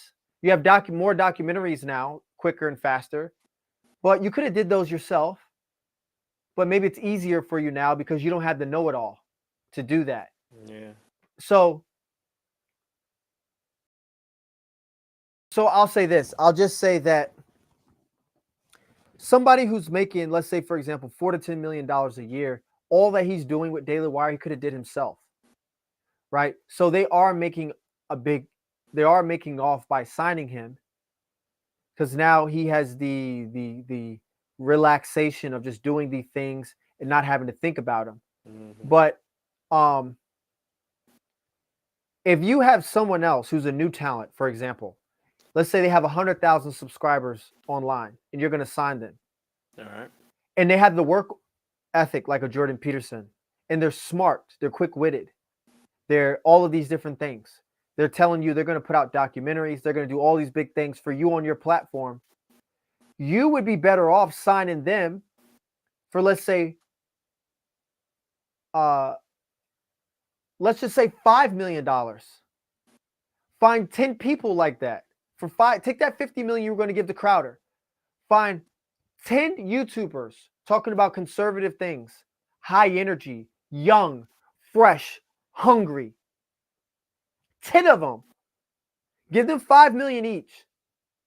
I bet you blow up the Daily Wire way higher, way bigger than you could have ever done by just giving Steven Crowder 50 M's. That's why I don't understand this. It's more, there's more upside. I'm not the smartest guy in the room, but I mean, come on. Yeah. Come on. Are you serious? Yeah. This is why in investing, and I'm gonna let you talk. Sorry to cut you off, bro. No, go ahead, brother. No. In business, who actually makes the biggest returns in business? Who makes the biggest returns? What type of investor? There's usually the angel investors and the people Let's that buy a go. startup. Let's go. Now they have the highest failure rate too. Well, they're not. I guess they're not invested in blue chips. They're not invested in blue chips now. No, they're either boom or bang. Yeah. They're the boom or bang. They're the boom or bang. But when they're boom, oh my God, it's bang. It's bang. Right? It's the angels investors. It's the angels investors. Okay, that's how it is when you're a professional gambler. Okay, you're gonna lose. It's not if, it's when. You're gonna lose sometimes. So it's like private equities, right? Something like that. But when you set your bets up in a particular way, when you do win, you double, triple, quadruple your money. Right. You can make all your losses in one win, essentially. Plus then some. And so some. Yeah. And right. So I mean, if you do that efficiently enough, you're even if you only win 40-50% of the companies you or in the talent or companies you bet on, you're with that model, you would win, especially if the returns are enormous. Yeah. That you don't even have to win half of your bets. Right. You know, you only got to win a fraction. Just real quick question for you. When did Jordan Peterson admit that he wasn't particularly good at sales? Yes. Oh, yes. Okay, yes. So I wondered, I just wanted to clarify to make sure, because that was my point. I said, I wondered, just because he's just not that good of it, he doesn't want to actually put in that work. Because I remember him saying that sales are difficult and I just suck at it. And why he might want to attach himself to a company so he could just, like you said, just talk and just put it out and not have to deal with the other aspects of the business. Because he doesn't seem like he expressed that he's like, one of the most brilliant things to do is a person that can do sales, because I can't do it. And it's like one of the hardest things in the world to freaking do at a high level. And this is the best reason why this deal worked for him, because he's one-sided. He needs a plug and play. Right. He's limited. He doesn't know how to edit. He doesn't know how graphics. He doesn't know design. Right. He's never, he's had some small business. Like, I wouldn't say he has ever had a business before. I would say he's had self-employment opportunities, because there's a difference. There's a business is a company. You know, people like to say, "Oh, I got a business. Okay, how many employees you have?" Well, no employees. Right. Okay, you have a self-employed entity / business. Yeah, you ain't built an enterprise. You ain't got no. So for him, the plug and play is good. That's why that deal worked out for him. That's what I'm kind of thinking. And when you have your daughter Michaela running everything, that's good, because I like the family aspect and everything. and she's more hip on the technology than he is. So that relationship works. But for me, for example, in his situation, I would have no use for Michaela because there's nothing she knows about this space that I don't. You see what I'm saying? So Yeah. for me, that wouldn't work out because, not to say that I could never get a deal with any of these people, but that would never work for me because I have too much knowledge and information on how to do all of this. That to where I don't necessarily need a plug and play. You put me in a plug and play situation, I'm still going to be looking at things based upon my nomological network of data and take whatever plug and play situation you offer to me and expand it on another level. Like, well, what, wait a minute. We never thought about that. Of course you didn't. You see what I'm saying? Because let's say, for example, here's a prime example. Like, and then we're going to get into this video right here. This is good. You need to see this one. Where, let's say Jordan Peterson, I have this idea like for Exodus. I did Exodus before. I think it'd be valuable to do a documentary about Exodus. Can you guys help me with that? Oh yeah, we can help you. We'll get Dennis Prager. He's Christian. We'll get all these academics in the religious space. We'll do a round table. We'll have cameras everywhere. It'll be high def, all of that. Yeah, great. Would be great. But see, for me, that is too basic of a concept based upon what I already know. See, he's plug and play. How much actual value and idea and thought did he put into that to offer them other than just writing down what he's going to say and what they're going to talk about in the Exodus? You see what I'm saying? Right. Like, right. You remember I told you before I want to do a short film, right? With me in it, doing some Tony Jaa and John Wick type things, Equalizer type things. Okay, I'm not going to have a random script writer write it and I'm not involved. A random director direct it. I'm not involved. A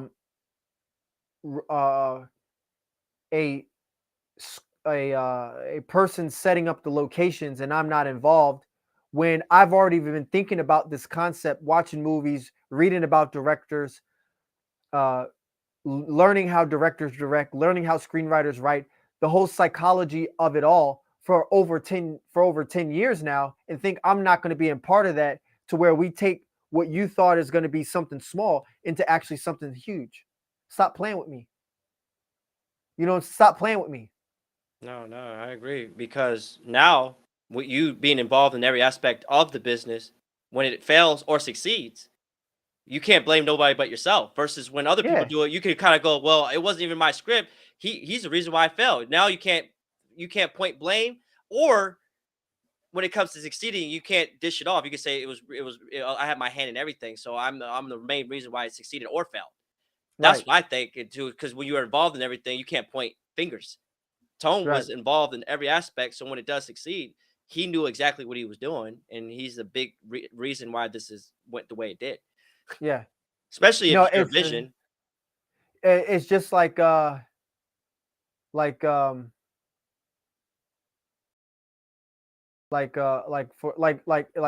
an example. Like, let's say I did an audition for a movie or whatever, right? Small movie, small film or whatever. And the screenwriter's like, okay, it's an action movie, and here's a script. I'm gonna be like, well, listen, this part of the script is good, but look at this thing right here, that in this particular movie that Christopher Nolan did 15 years ago, and this is kind of similar to what he did, but this is highly impactful and this is rememberable, and actually in the movie community, actually people look at that as a highly memorable thing. Can we take that and add that piece into there? You don't get that with a plug and play person. No. With a plug and play actor, you don't get that. No. See what I'm saying? And like, again, not we're just having constructive conversation about Peterson. This is not, I'm not nowhere shaming him or anything like that. Oh no. He doesn't have that brain. He's just plug and play. put the people in front of me. I'm gonna have the conversation. I don't know nothing about cameras.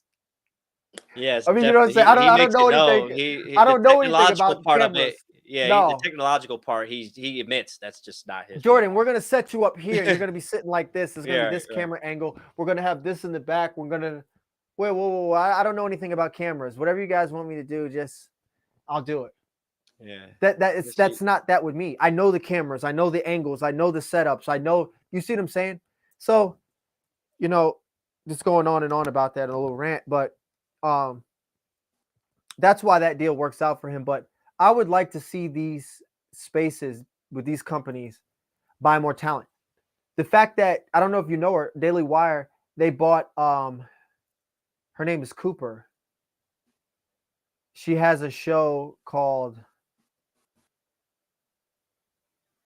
The Daily Wire, the young girl on the Daily Wire. She has a show. Her Yeah. name is What's her name? Cooper. Yeah. She has a show called Yeah. Damn, I was just watching it maybe a few days ago. Cooper.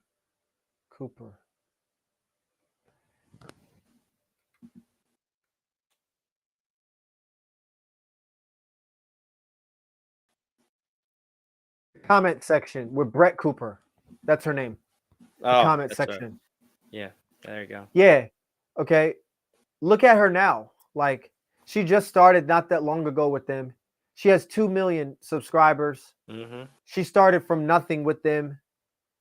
That's what they need to be doing. She's 22, 21. That's what Young. they need to be doing. Yeah, not young, more relatable, talk about things. Because to a certain degree, you got to stay with the new audience. The audience is changing probably every so often. Yeah. That if you It don't, is. if you have, because I guess you could say to Daily Wire, they got a lot of older people. Yeah. Not Yeah. necessarily that, like they don't got no 20-year-olds. Most of them are well established older people that are Yeah. 30 plus. Yeah, because they've been around for whatever, Ben Shapiro and all of them. Yeah. They've been around. They've been around. They've been around for a good amount of years now. Yeah.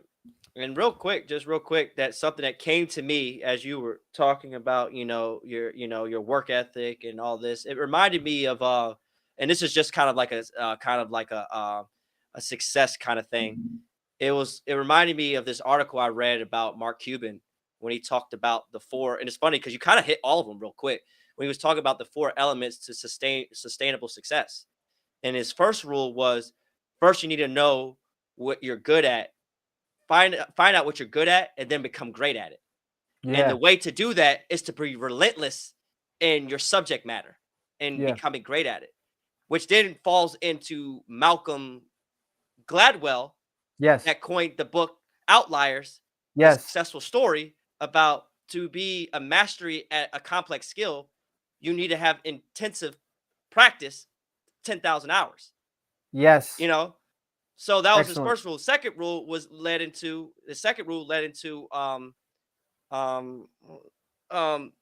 know how to sell, which meant like try to convince people to buy a product or buy into you. Find out a way how to help them. And Yes. like he said, that's the difference. He says people try to convince. Well, if you convince somebody that's not even need use for your products, pointless. Yes. It's like trying to convince somebody to wear a running shoe and they don't run. Yes. But he said that, learn sales, because eventually in business, you're just going to have to know how to sell and be able to develop and know how to actually provide value, which is to be able to help. So then he scratched that. And then I think number 3 was to be always learning and never stop. Back to you, continuously reading and knowing your craft and knowing it better than anybody else. Yeah. So it's like being relentless. Like I think Mark Cuban said he reads 5 to 6 hours a day. We all know Warren Buffett reads almost damn 100 pages a day. We know Bill Gates reads forever. So this is constant, shows that the most successful people don't stop reading. All they do is read. Oh, they're And we obsessed. talked about this. They're obsessed. And it's like you have to have a lifetime commitment mentality of learning. Lifetime commitment. Lifetime. Yes. So you have that attribute too. And then I think they said when you walk into the room, back into you doing multiple things, when you walk into a room, you need to know your shit better than anybody in that room. Yeah. And that's how you actually develop opportunities. That's actually how you create opportunity or business, Yes. because you Yeah. come into a room and you know your shit better than anybody in the room. Yes. And it leads me to another quote, which is just to go on to it's my favorite quote from Albert Einstein is first you must learn the rules of the game, and then you got to be better than anybody else. Yeah. And that Yeah. comes back to your craft and knowing your game that you're in and understanding the rules and the fundamentals first, and then Yes. you got to play better than everybody else. I mean, granted, you were talking as you were talking, I was like, this is it, and this is coming from a guy that's obviously a billionaire, that's obviously took what he took sold his company, what Brad something he sold a basically broadcast. That's what it was, broadcast to Yahoo for 5.7 billion, became a billionaire because of the tech bubble. Cuban. And and Yeah. he said that even if he lost all his skill sets and started over, he said I might not be a billionaire because he said billionaire could be a little luck. He did admit Yeah. that. Yeah. But he said being a millionaire, 100% I'll be a millionaire again because I just don't stop. I work, I read, I study. I'm going to be better than anybody in my field, Yes. and Yeah. that's what gives me the competitive edge. You're right. And you hit all that, and that's really what success is. It's 10,000 hours of intensive practice and training, constant learning. Um, um, I even saw this just to add to your ability to be so the Association of Psychological Science published a research that said that when it comes to success, you also have to have um, great depth in other topics as well. And they showed that even when it comes to competitive sports, an athlete that played multiple sports as a child tends to sell in longevity in a professional sports for a longer period that played multiple complements and multiple disciplines than just a single that actually shows it sustains it's a longer success over time. And for you to Nice. actually have maybe a financial background, a content creator background, and all these things actually creates a overall successful longevity because you now have multiple disciplines. Yeah. So back now, I'm just going on a rant. So now it Oh, goes to the Bruce Lee quote. It's like I don't fear the man that does 10,000 different kicks. go. Tell it. I fear the man that does one kick 10,000 times. Go. Yes. So Yes. it's like again, us. We're always into all those adages and those things because they all hold true. Yes. And as you know, obviously you're my boy and I know you, but it's funny because when you were going on that little tangent, it's like, nah, it's like this is what you do. This is what you bring to the table. Absolutely.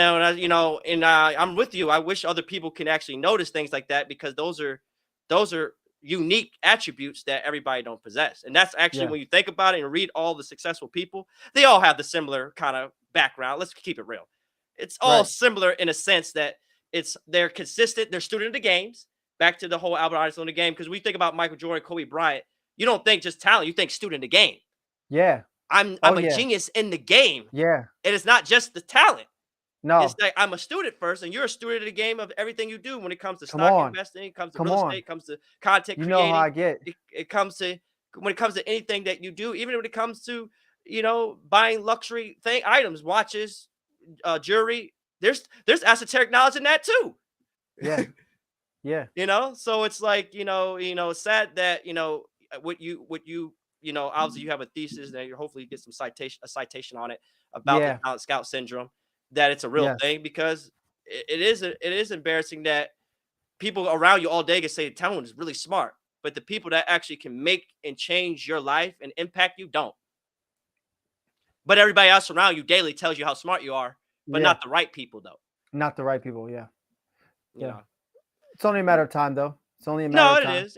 You'll have your day, but yeah, you definitely have all the attributes and every freaking successful quote that we obviously we read a lot, so we have a lot of them in our bag. It's like Yeah. Oh we hit yeah. them all. You Yeah. know, I we mean, hit and all the just to add, fundamentals. to that, you brought up your student of the game. Most highly intelligent people, highly successful people, they're autodidacts. They're self-taught, self-teachers.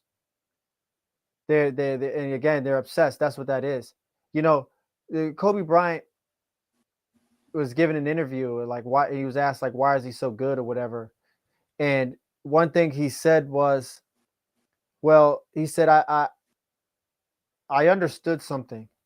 that, I'm not the tallest person in the game, so I got to learn how to play big. I don't have the biggest hands, so I got to strengthen my hands so I can grip the ball, do things with the ball. I'm not the fastest in the game, but I'm fast. So I got to figure out how to use my speed in an advantageous way.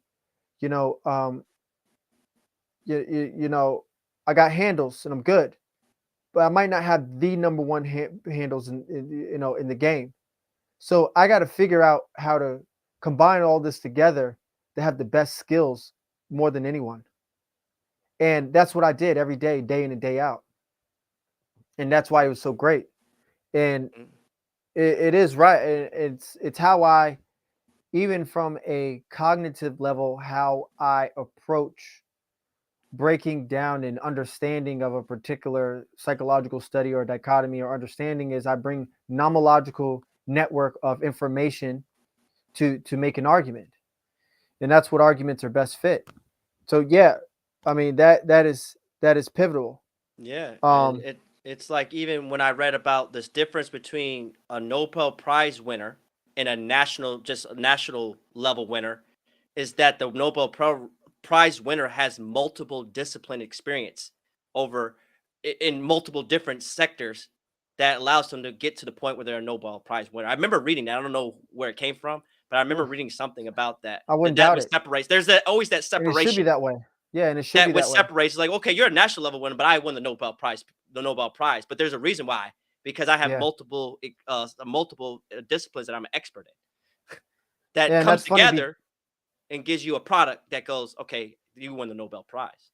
and that's funny because when you win the Nobel Prize, you win it for one thing specifically, but I wouldn't doubt that there are experts in a multitude of similar Right, facets that is what brought them into having such high institutionalized knowledge in a specific area. No, I can see right, that all day. See that right. all day. All day.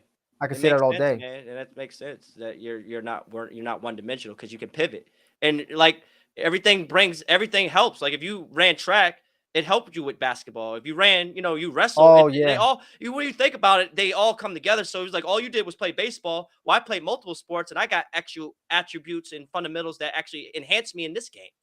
yeah, So when I thought yeah. about that, I was like, yeah, it makes sense that article said that when you have multiple disciplines, it does create a longer sustainable because now you have different things to pull from that Yeah, you wouldn't even know that some at one point finances are going to help you in another aspect that has nothing to do with finances, but the fundamentals or the yeah, because everything does have some type of fundamentals. I tell people it's like no matter what you do, there's some basic fundamental principle when it comes to content creating, investing, athletics. There's something that's fundamentally that you cannot get around. Being an artist, creating a movie, there's probably fundamental principles everywhere.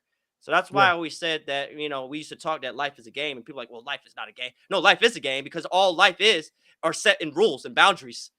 There's yes. no just fucking openness. There is rules and boundaries where everywhere you go, and I don't And you care. got to play I'll within argue to them. the death with you. Yeah, and you got to So play you within must them. learn the rules. Right. There's no way to get outside of the rules. And the ones Yeah, that because understand it and play uh, the best win. because I would have never thought that I did so well. Our senior year in track, Oh yeah, and phenomenal. I have to devote that preparation to, even though we had the one a terrible season, was the those football workouts, those football training prepared these legs for those that track season. Yeah, I didn't have to train. I mean, I did train obviously, but I was already right. in shape. Legs were strong for all types of speed exercises that were being done on that grass. You That's a know, fact. yeah. That is a fact. So, Yes, sir. you, you know, we were talking about dedication and Oh, come on. uh, uh, uh, esoteric information, Mm, a nomological network of knowing things that are cause beneficial, and being a workhorse. When I asked you a specific question for a reason a while back before, mm-hmm, and that question was, if you could compare me to one person in society, mm. dead or alive, who would be that person that I remind you of? And it Yeah. was an interesting answer that you gave me. Yeah, because I gave it thought. I did give it thought. Yeah, you gave it thought. And You I gave it tried to, thought. and every time you ask me a question, I go like, because you deserve that. That's why I don't like to give you just an answer, just blah. I gave it Yeah. thought. I said, you know what? Let me really stack a lot of people up. And I don't know how I came across it, but somehow and I don't even really read about this individual, which the guy Yeah. he's referred to is actually Fred Trump, Yeah. Donald Trump's father. And somehow Yeah. I don't even really read into this guy that much, but somehow I just had something that kind of said something about him that I read, that he was a workaholic. And no matter what, because I read about Donald Trump's biography, and he talked about the only time he spent time with his dad was at work because his dad was a workaholic. Yeah. So when I thought about that, I was like, hold on a second. I said, you know what? The more then I started reading into Fred Trump about how he was as an individual, and when I saw that all he cared about, he woke every day he woke up, his line was focused on work and Yeah. being able to be a better businessman, and whatever his goals were, that was the forefront of his day. Yeah. And like I said, his children spent time with their father at work because that was the only time that they would have visitation, because he would work basically 10 to 12-hour 7 days a days week. all day long. 7 days a week. And Yeah, even Trump said his father worked 7 days a week. right. 7 days a week. And I remember saying that, yeah, and I know it did throw you off because he was like, yeah, I didn't see that coming, because I didn't even No, I see that didn't. coming. It kind of I mean, not even, which I'm okay with. Not even Donald Trump. Fred yeah, Trump. I got Fred Trump. more isolated. Yeah, I went And I straight over said, there wow, he has to work. that is specific. That's specific. Yeah. That is specific. Yeah, but yeah, it was a good question. No, it was definitely good. Yeah, I definitely have a lot of similar mannerisms. So We're gonna watch this video, and it's impactful to a lot of the things we were just talking about earlier. It's good. We need to see this, and we're gonna have a lot to talk about as a response to this.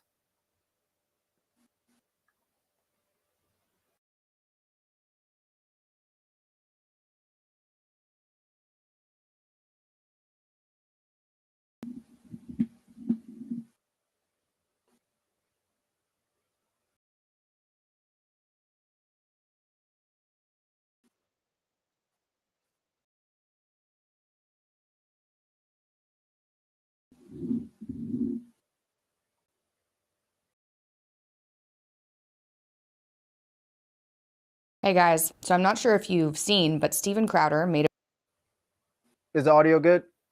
audio is fine.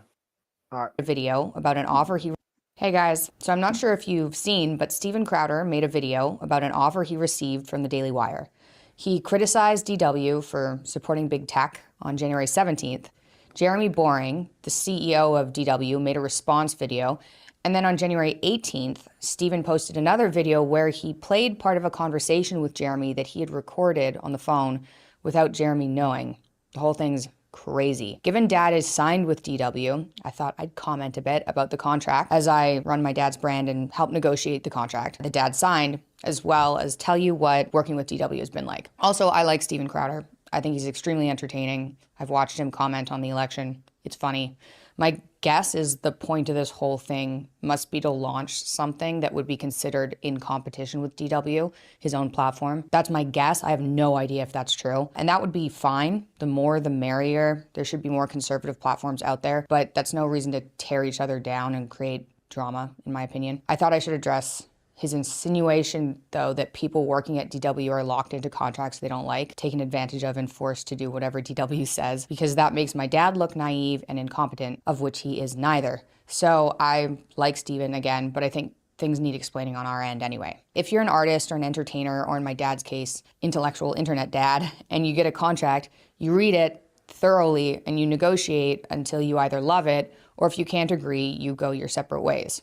Negotiate like a shark. It's not the contract that you don't have to sign that's an issue. It's how well you can negotiate. If it locks you in for years, you better know what you're getting into. Read it, think, negotiate, use lawyers, and make a decision. There are definitely naive people who don't understand contracts and don't pay enough attention, are too young, or are advised badly, and they sign up and then say they're a musician. They end up losing 50%, maybe 70% of their income for decades. Fortunately, we are not naive, and we've negotiated business deals before. I'd also like to address the fact that Dad retweeted Steven's video to add to the drama, because Steven sent it around, and Dad does that to support Steven because we like him. But when Dad found out what the video was, he deleted the tweet. DW actually asked him not to delete it because they said it would look like they had asked him to delete it. But at that point, he'd already deleted it. So that's the story of the tweet. Anyway, let me explain a bit about the deal my dad signed. When we received an offer from DW to produce Dad's podcast, etc., it was an all-encompassing offer where DW would take over production of the podcast and run and grow social media channels and monetize YouTube, and Dad would be paid a large amount of money for that in a multi-year deal. It seems pretty similar to the one Steven was offered. When you've built something yourself, and I started the social media channels between like 2014 and 2017. Oh, and Dad started YouTube like decades ago, and Twitter, whenever that started. When you've built something yourself, it's pretty intense to sign it over to someone. Are you gonna have the freedom to do what you want? Are people gonna think you're a sellout? The contract was intense. They offered a lot of money. It was basically a 360 deal, but they'd get all the revenue from monetizing the podcast and other content, and Dad would get a fee. They also wanted the podcast initially behind their paywall. Anyway, we were doing pretty fine by ourselves. We had a small team that was running the podcast. We have online products that Dad started decades ago. It's not like we hadn't managed to monetize social media in the last 3-5 years. The online products are from way before Dad got famous. We had a few upcoming podcast deals that looked really good, so things were good. Dad was feeling better. Dad's still feeling very good. Mom's healthy, and we definitely didn't need to sign the deal. We say no to offers all the time. I love saying no. It used to be hard, but I love saying no now. And I believe DW and our team went back and forth over the contract for 5 months. The last 3 months, we changed things in it every day. We had lawyers look over it, Dad's agent. My husband and I basically have that multi-page, it's like a 15-page contract memorized word for word. If DW was going to run the social media channels we grew and his podcast and YouTube channel, we were going to make sure this is something we really wanted. We wanted to make sure we could pursue what we wanted now and in the future, start new projects if we wanted, talk about whatever Dad wants, tour, write books. Like I said, he has his online products like I'll just say this really quick. Oh yeah, we memorized line by line this 15-page contract. How many properties we've closed where the stack of papers are like this? Yeah. Memorize that line by line, and then you could tell me like that's something exceptional. Like when you close these real estate contracts, yeah, about 90% of what's in there, I know what's going on. About 90% of what's in there in those stacks like this. To understand line by line after 6 months of a 15 pages, really? 15 pages. 15 pages. Yeah. That is that a big thing to you? I mean, I can memorize the whole half of a book when I read. Right. When I watch a Tenet movie, I memorize 75% of every single scenario it's seen that went on. I mean, okay, maybe that's not fair because maybe I'm different and stuff like that. And like I said, I'm obsessive about particular things. What's more important is, do you understand the contract and what it entails, and is it good or bad? Can you decipher if it's good or bad, and it's actually what you want? It's more important than memorizing it. If you can memorize it, great for you, but just because you can memorize and recite it, did you understand it? Yeah, I guess that's what she's insinuating. Oh, we've read it so many times that we've memorized this 15-page contract.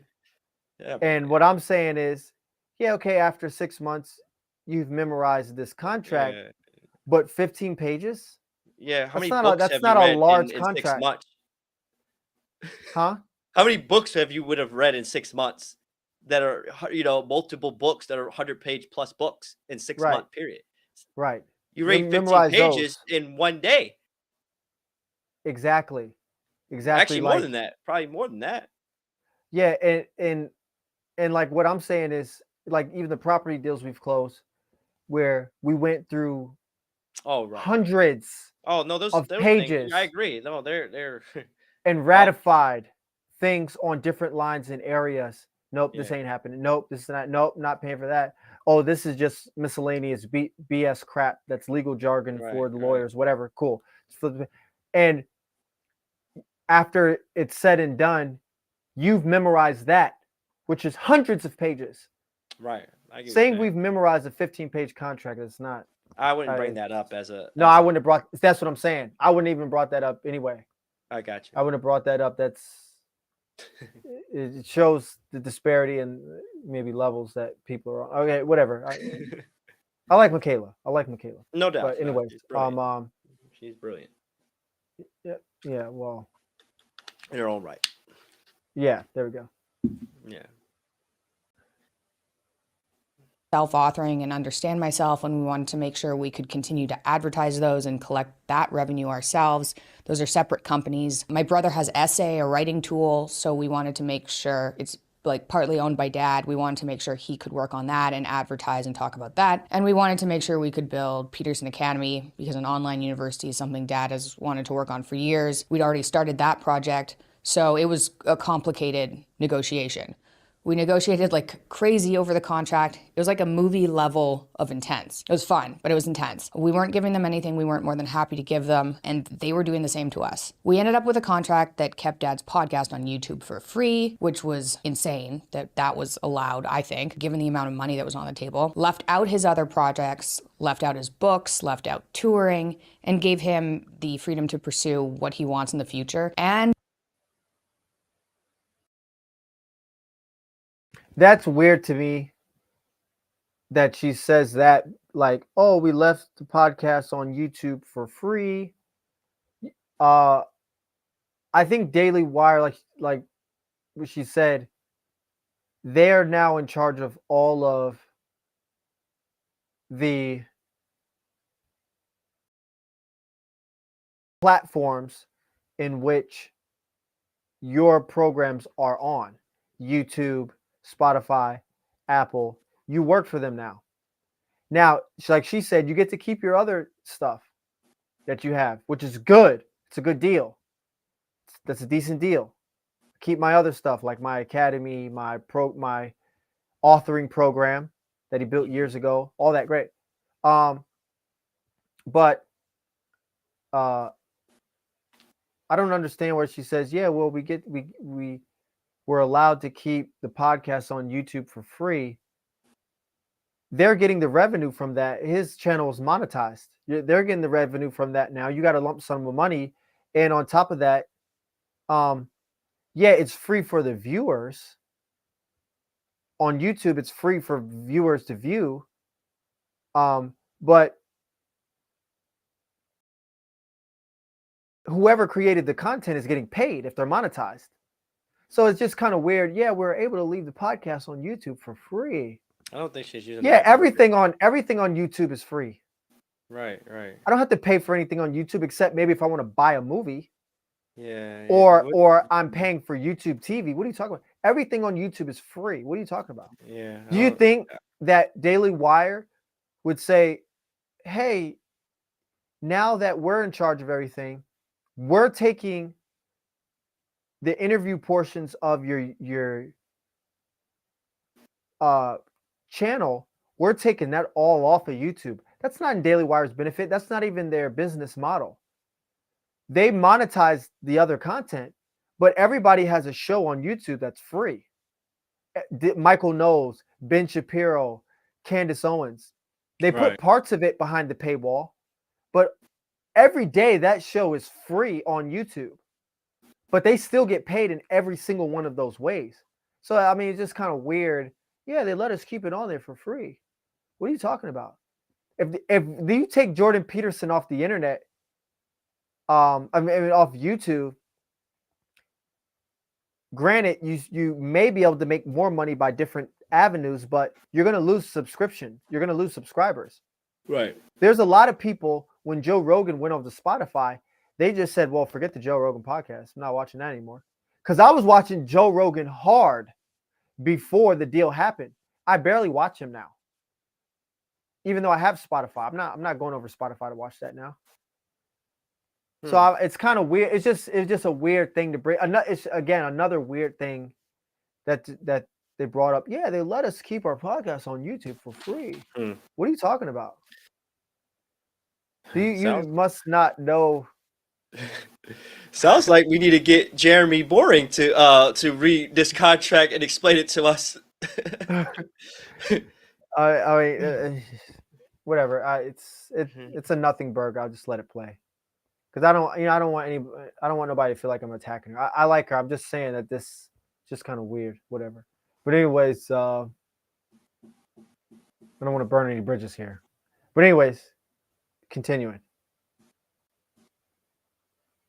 Gave him access to their production team, advertising budget, and audience on DW Plus, and more. They offered Dad production value and a level of support we couldn't have and didn't do ourselves. Like, their team is huge. They have way more money than us. The reason his podcast looks better now is because they literally fly people out to film Dad's guests. That's crazy. They fly a crew to film his guests, and he records twice a week. They fly around with Dad so he doesn't have to set up Zoom podcasts anymore, and he has all these like fancy camera angles. They do everything. He just walks in and records now. He can record from anywhere, so he's not even forced to like be in a studio. They go 3 hours away from his house to film the podcast at his cottage, so it's convenient for him. They were on tour all over Europe, Australia. It's crazy. He wanted to film some documentaries, and they have a team ready to go to make whatever documentaries he wants. So now he has one on the Bible Museum. He's recorded 2 more. They took over filming for his tour. So before DW, we were filming his shows on tour to have the footage, but it was in a pretty simple way. You can set it up with the venue. You can get pretty nice footage depending on the venue, but you can't get the type of footage DW is getting with the budget they have and the budget we had for filming. So now all of my dad's lectures are filmed professionally, like kind of like Netflix style, which makes everyone in my family happy because he's not going to be around forever.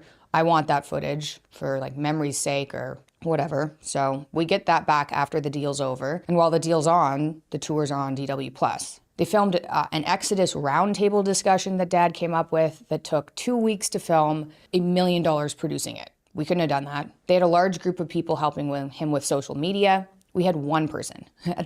At the moment, I'm virtually certain they're not recouping what they're paying Dad to be on their platform and spending on production. He's also still free on YouTube. There's just extra content, basically.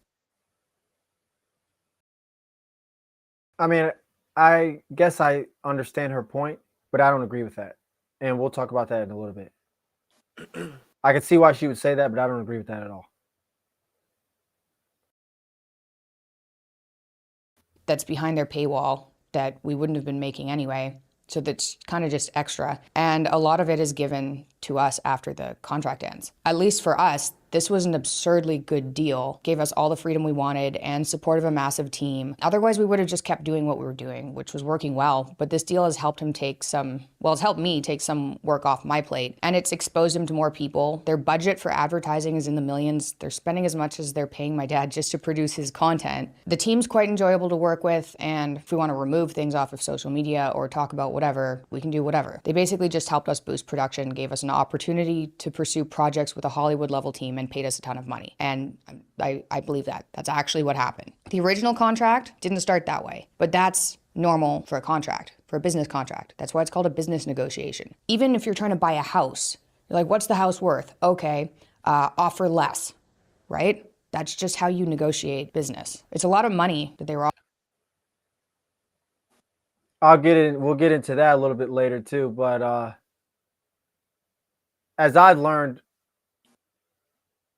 with business and real estate, yeah, amateurs go into a deal offering less. Right. I disagree with that too. I don't like Yeah, what you said there. I don't. I'm offering less if I want to play a game. If I want this property and I'm looking at the price, and I don't want to play a game, and I've done my numbers and they're right, I go in and I just buy it for whatever they offer, and I say yes, let's go. Or and if they go a little bit higher, 1 or 2 or 3%, I might meet in the middle of that, and I know right after that the deal's closed. There is nothing else. So I don't actually agree. Amateurs, amateur realtors, and amateurs kind of go into the deal. Oh, if it's a 200 grand property, let's go in here and offer 195. I'm not playing that game. Yeah, because now you're insinuating that the price that you're giving is actually the correct price. Yeah. There's people Yeah. that actually price a property that actually is already wrong, and I could actually pay what they're asking, and it's actually already equity in the deal. Yes, So exactly. it's like, just to say off the back, we just pay less for whatever the offer is, No, insinuating no, that no, no, no, if I know my no, comps they and I don't. know what I'm dealing with, I can No. actually overpay for a property and still fucking make out. Yes. Because I Yes. know that the opportunity is there. And actually, there's a new adage that when you're usually greedy, you can lose a deal by playing Yeah, that game. exactly. Exactly. Exactly. The only way I'm going into a deal and throwing low balls at it is if I honestly don't even really want the property and I'm just looking at it like, well, I'll buy it if it's this amount. You're right. You know what I'm saying? Like for 200, let's say 200 grand, I don't want the house. But if I could get it for 180, I'll consider it. Let me go in here and offer 180. You don't really want the house. Yeah. And You you're don't I really agree want with it you to just offer less just cause just and not because. really have a true explanation. Like me and you, let's say we did offer less, and the person's like, "Oh, you lowball me." No, no, no. Your roof is It gonna needs have a to new be roof. repaired. That's Yeah, 10 grand. This yeah, is gonna have to be repaired. So actually, the deal I'm offering you is actually fair, considering that these are the other expenses that come with right, it, and these are some of the negatives of the right, property. That for me to get it up to snuff or to get it back to what we call fair condition, I might have to right, inject this much money. So therefore, the risk is on me. I got to low ball. So I have an explanation, which is again right, business, but right. not just go off the rip and say I'm just gonna offer a house that's in fair condition, and just lowball it, Yeah, and just yeah. offer less just So cause. so I hate to be idiosyncratic, right? But Right. in the real world of investing, people are not lowballing. They're not No, no, lowballing. no. So only it is what it is. Only broke people, only poor people are going into deals lowballing everything, and amateur realtors are lowballing. When we were dealing with Dave, we're not lowballing. No.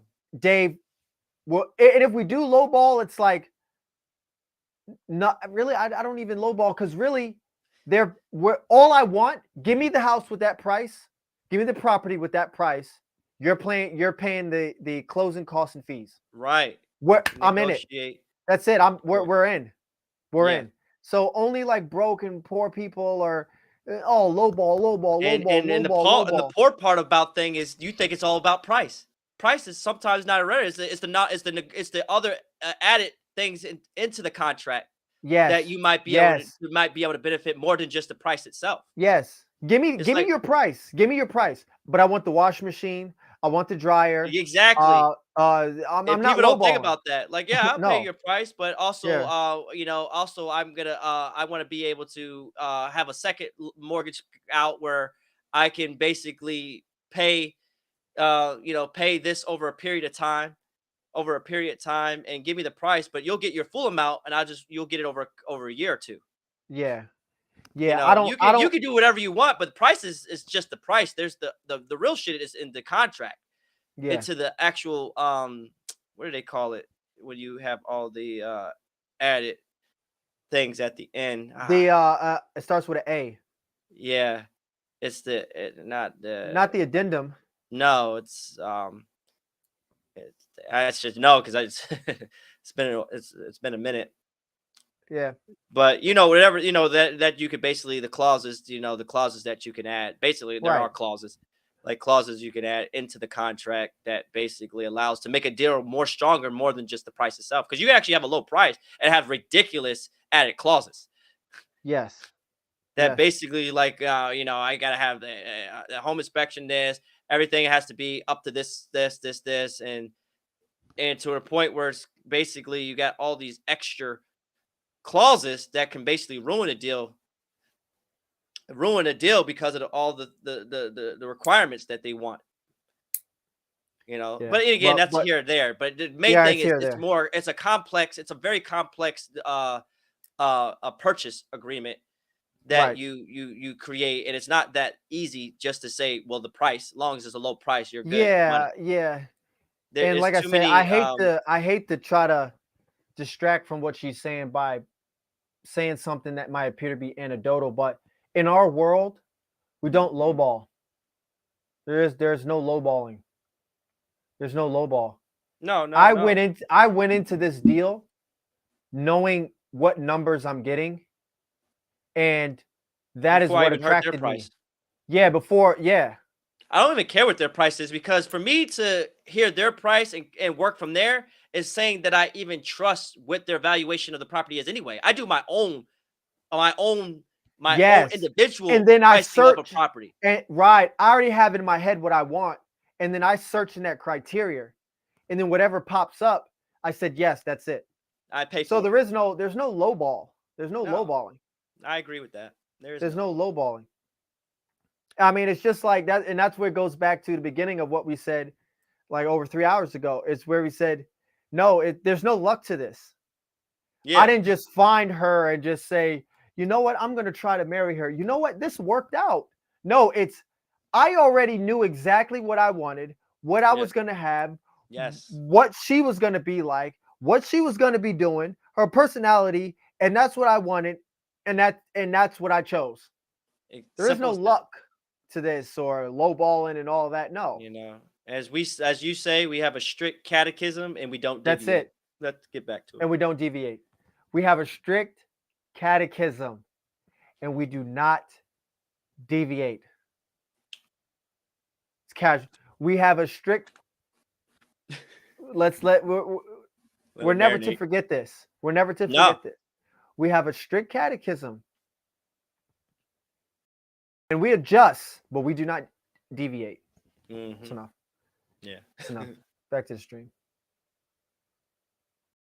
We adjust, but we do not deviate. Offering. So everyone on both sides was careful about what the deal was. Anyway, I think conservatives should be working together to fight common enemies. The woke crowd that's taking over the world, destroying Canada, trying to stop us from eating meat, confusing our kids, fighting capitalism, freaking people out about the climate, keeping people scared and indoors, burning down areas and cities, destroying California and other liberal cities, limiting freedom of speech, forcing vaccines on people. That needs to be fought tooth and nail, and fighting amongst each other is not a good way to go about that. We have bigger problems out there. So our experience with DW is that they're definitely sharks. They know business, they know social media, production, products, content, and they know how to negotiate. Luckily, so do we, which is why it's been a great partnership so far. And obviously, I am not one of the DW crew. So this is all coming from someone who's like attached to it, but pretty outside of it. It's not like Jeremy's calling me up being like, Michaela, you're not part of it. You do it. It'll look good. That wasn't happening. I'm still waiting for my $1 million deal, millions of dollars deal, but nothing yet. So I hope that clarifies things for people. We'll see what happens. Didn't really clarify much. I mean, it was pretty good, but it wasn't like, I guess it was kind of, it's just summarized, but I guess enough to clear it up. But more so, it just showed that Jordan Peterson was basically, in my opinion, how she depicted it. He's such a brilliant man that we are willing to just give him a freaking tour of travel. It's like this, for instance. This is how I took it. Rembrandt is so valuable as far as his time goes that we're just going to have him have a driver. There's no point of Tone driving. He could drive. You're capable of driving your own car. But the time that you're doing to drive your time is not efficient. It's not efficient for you to drive around. You need to be back there on your email working on things, doing what's going to create more money than what we're paying the driver for. So to have him have his own production team, you're basically saying that his value is so much greater than actually the people that you're bringing to travel with him to do the production. Because it's not efficient for him to do it himself, that it's more efficient to even pay somebody to drive around, cater to him, do all this thing, because the output is bigger than him trying to do it himself. Why people don't cut their own grass or why they don't drive. They have their own drivers because the driving bike costs $30 an hour, but I make it $2,500 an hour sitting in the back seat. Yeah, I mean, he, like I said before, like he was always doing that because, so I can see why it's he's not a part of that anyway. He's never doing any driving. But it just it intensified what he's able to do on steroids now. which makes Now, sense. instead of having a small production team, they have what she says Hollywood level. But Jordan I, Peters is not Steven Crowder, though. That's the thing. He's yeah, not. So when you say, yeah, it did work for your dad, but your dad ain't Steven Crowder. yeah, Dad is not Steven Crowder. He already had his own platform. He's doing it way more efficiently than what Jordan Peterson did. Jordan Peterson needed that Yes. that extra connection. Yeah, because Crowder has the production team. So They it's like have you're they saying have it like, different well, we got a segments. good deal, but that deal was good for your father. It ain't good for him. Yeah. We have a production team. We have different segments. We shoot different things. Change my mind. We have different segments. Okay. We've even recorded our own stand-up comedy. Okay. We have our own comedy skits that we do. We have the live show. Okay. And like she said, I'm known for specific content in the conservative sphere that others don't talk about. So You- I am a unicorn. Yeah, you're not equal. Yeah. There's nothing equal. So to even bring it up, it's like you're obviously defending, obviously your father's contract as if it's this genius, but you gotta be fair and say you guys are just not equal. I like Jordan Peterson, but from that concept, y'all not on the same level. No. You're Like not on you the same said, level. you don't get a lot out of that video, but what you do get is the fact that you get the inside to what they got in the deal, which I like. I like knowing the inside of Oh, what no they got. doubt. And again, everything ain't for everybody. Yeah. That's what I've got from this whole thing about this contract. Is like, yeah, contracts is what you're willing to pay for and what I'm willing to accept could be two different things, even if we're in the same space. Yeah. Even back to real estate, you might go, I'm a long-term investor. I'm a short-term. I gotta lowball this. You're like, nah, I'm gonna hold this for a long term. I'll pay a higher premium. Yeah. But we're in the same space. We're in the same real estate space. Investor, you have a different philosophy or a different route, and I have a different route. But doesn't mean that it was a bad deal based on what I paid versus what you're willing to pay for, or what you're willing to accept versus what I was willing to do. And that's where I was seeing this is like where it's blown out of proportion, but it really comes down to is what you were willing to accept based on where you're at and where's your vision. Yeah. Of course, Yeah. I guess it's more because he's throwing shots. I don't even think it's more of the contract. I think it's more of the shots that you guys are big tech. I think it's more of that is Yeah. why That it's of more course. And me, like we had a conversation about that before. I see past all that. right. I see past all that. Yeah. Because That at the end of the doesn't. I day, don't it's like even. it's a contract. I don't even see that. I mean, like when they were so upset and Candace was so upset, I don't even see that. I see a guy who has a vision, and I see a situation where you guys' vision don't align with mine. And Keep it how moving. dare and Greta Thunberg, how dare you? How dare you give me that offer? How dare you? That's what I see. I don't see because what all they see is, yeah, stop the big con. And Right, because that's what's blowing up. And yeah, that's all they see. Stop the big con. so their eyes just blood red. Yeah, just blood. They're ready to attack. They're all in attack. And really, not even all of them. Jeremy wasn't that sensitive. You saw his video. Michaela didn't seem to be that sensitive. Yeah, he was But very. Candace was red. I haven't Candace seen hers, was fire. but from what you're describing, it's pointless to see it. I'm not gonna watch that. I Yeah, it haven't was seen it, but I nauseating. ain't gonna It was watch it because nauseating. And I I don't really love want to her. see a rant. God, I love her. I don't God, want to I see just love a that rant. woman. I like to death. see, I like to see things that are fair. Like even when you told me when Ben Shapiro got sensitive about the Kanye talking about the freaking Oh my, Jewish, yeah. Oh and my God. like I don't like to see people that are really Which I smart never, start losing them, no, like me losing neither. their freaking, like No, start getting emotional and start losing I things don't that like it they either. actually hate and they're actually doing and Yeah, being I hate hypocrites. that too. I I can't, hate that yeah, because when especially Ben when you do it at a high Shapiro, level and you're not oh yeah, willing to do it to somebody else and talk about, like, for instance, black culture, and then it comes back and somebody talks about your culture, then you get highly insensitive and try to defend it. yeah, I don't like that either because you know how Ben Shapiro was so. I mean, like Ben, so triggered by Kanye. I mean, I guess, and maybe We I don't all know what know it's. if you want to get a good car, you deal with it. You get a car, a Jewish car dealer, a car salesman. You know, Yeah, they have come all on these now. things. Like same thing with the, Yeah, that you we want to can't get a even Jewish. say. Yeah, we can't even say. But there's a lot of jokes and stuff, and you know, why don't you J me down or Oh, whatever? Go ahead and J him down.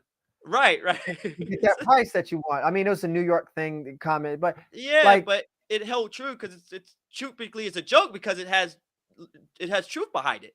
yeah, it is a trope, but there's underlining truth to it in some way, shape, or form. I agree You 100%. can't deny that. It's like everybody knows this, but everybody knows this. So it's like when he talks about certain things, it's like, yeah, it might not be the light to shed light on it in the way that you like it, but everything is not always gonna be positive. There's Right. some negative things everybody does, in the culture, that are they're not super proud of, that they don't really want to, admit to. But what he said was like, yeah, he has his crazy moments, but sometimes he'd be making some good sense. Yeah. Yeah. But anyway, that's no here or there, but that's just the point that I'm just saying in general. I just don't like it when you have the same energy towards another topic, and then that topic is now the same back towards you, and it's like you can't handle it, and then it's like now you get more involved than you would, you know, if it was the other way around, when people are on the other side trying to argue they're something that you are going bashing at, and they're trying to come back at you and defend it, and you're telling them stop getting overly emotional. Yeah. And you No, start I bringing agree. stats and statistics and stuff like that. So it's Right. like, listen, man, you don't have the right to be have emotions when you're in that game, Yeah. in my No, no, opinion. yeah. I'm not saying What humans can't have yeah. emotion, but I'm saying when you're like that, you can't have emotions. No, no.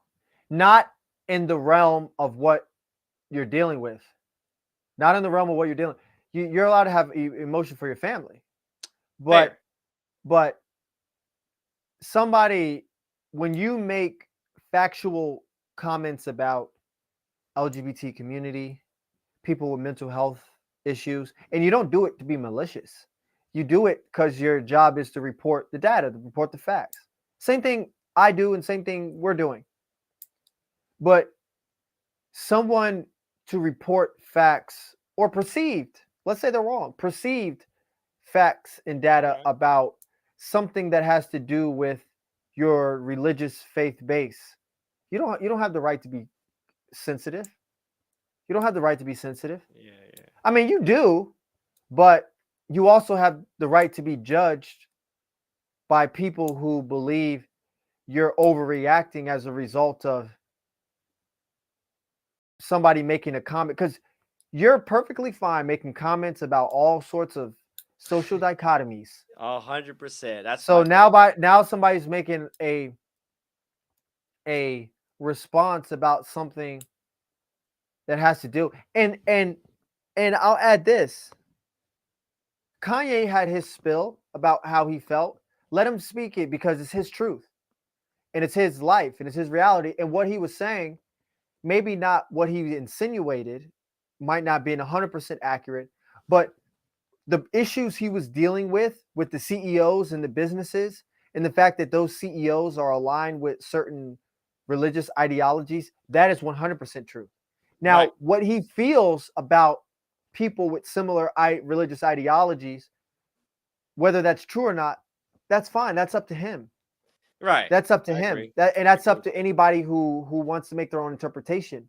But um he said his spill, and he's allowed to say his spill, and he's allowed to tell his story.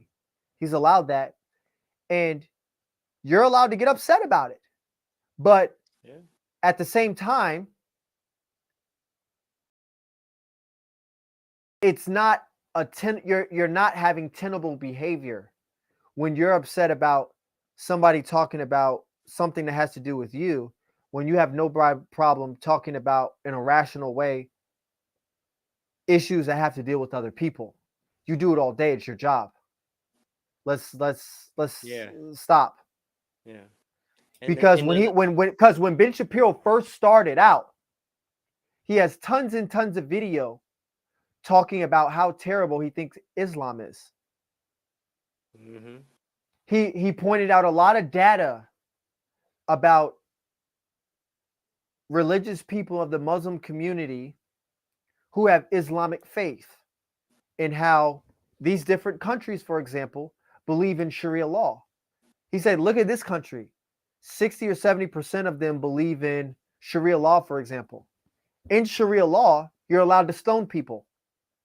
You're allowed to physically harm your wife for her doing acts that are against the Quran, against Sharia law. Okay? There are tons of things that are considered misogynist in Sharia law that women are not allowed to do. Okay? He talked about all these different things on why the Muslim and Islamic culture is so bad, which I don't believe, because they believe in Sharia law. Now, there are problems, I would say, with Sharia law because it seems to be they seem to be allowed to do horrendous acts as a result of committing sin. Now, but he was talking hard about it. Just Hard. real quick, Hard. with that belief, does it actually happen though? Good question. Good question. Well, if Good 60% question. believe, do they actually application? Is there application Great there? question. And that's my argument. And but that, I don't know if he feels the same way about it now that he did 4 years ago when he talked a lot about it. I mean, he was going after the Muslim religion, the Muslim culture hard. This is why a lot of Muslim scholars, even one of them, I can't think of his name, who had a podcast with Jordan Peterson, he's considered like the Jordan Peterson of Islam. Well, he would not like that comparison, but he's the number one guy in the Islamic community. He had a conversation with Jordan Peterson twice because he's the number one guy on YouTube talking about Islam. Okay. And that guy hates Ben Shapiro because of that reason. Right. So again, nobody comes for you when you have your religious faith, Ben Shapiro, because in the Jewish community, there's some religion where you're not allowed to use the same utensils. Like if you use these utensils for meat, those utensils are never ever allowed to touch other meats or other vegetables. Does this have to do the whole thing with kosher food? Yes. Yes, it does. So that's not necessarily the most logical. I mean, yeah, I could joke that too. Like, yeah, but right, exactly. That's not the most really logical faith-based part of your religion. But you do it and you eat kosher food. I'm not eating kosher food. I don't care if tomorrow I become a Jew. I'm not eating kosher food. There's probably not too many places that cater to you that's kosher. Probably I mean, Andrew Klavan made a comment about Ben Shapiro when Candace Owens first got signed, and they were interviewing her, doing little specials when she first got signed, and she was asking everybody, "Is a hot dog a sandwich?" And Klavan was like, "No, it's not a sandwich. How's a hot dog a sandwich?" And she was like, "Yeah, I understand, because look at Ben. Ben Shapiro says it's a sandwich." And then Andrew Klavan is like, "Well, what does Ben Shapiro know? He eats kosher food. He hasn't eaten a good meal in 30 years." I mean, so it was funny. Right, it is. It was funny because you eat kosher food, you're not eating good food. I mean, come on now. No, you only eat one type, salt. all you eating is dill pickles. You're not even eating real food. You're eating dill pickles all day, man. Come on, stop. Yeah, you gotta you gotta laugh about that, because I mean, we're making jokes and it's funny. We're making jokes and because like flip it around, like people know where my background is. I'm half white, half black. There's statistics that he brings up about the black community that I don't get offended by. I go, okay, it's accurate, it's fair. Yeah. It's a known fact that some of the negative stats that he always brings up, I don't even get a little bit offended, not even a little bit. Doesn't even bother me a little bit, because it's like, well, if that is true, we need to more figure out a solution than more that me just arguing, well, those stats are bullshit. I mean, the stats are the stats. We can have a different opinion about how those stats may occur and how they actually, why it happens. That could be something that could be debatable. Why in, culture differences and things of that nature. That's where it gets a little bit different. And how we come up with solutions, that could be different. But Right. just the actual raw statistic, that is what it is. I can't debate you with that. Right. So if you do bring it up and say, well, you're this, you're that, you're statistically this, you're overweight, statistically da da da da, it goes, okay, cool. I don't get offended. Right. So yeah. So again, like, And no Ben, one even goes hard on your community that hard anyway.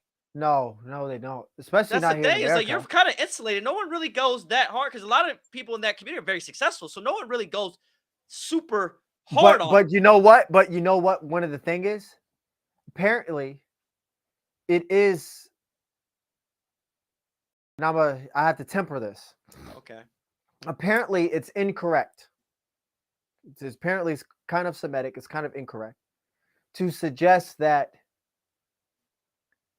financially they are a well-off community, that their religion is a well-off community. That's supposedly anti, you know what, to say that. Okay. And that makes no sense to me whatsoever. What?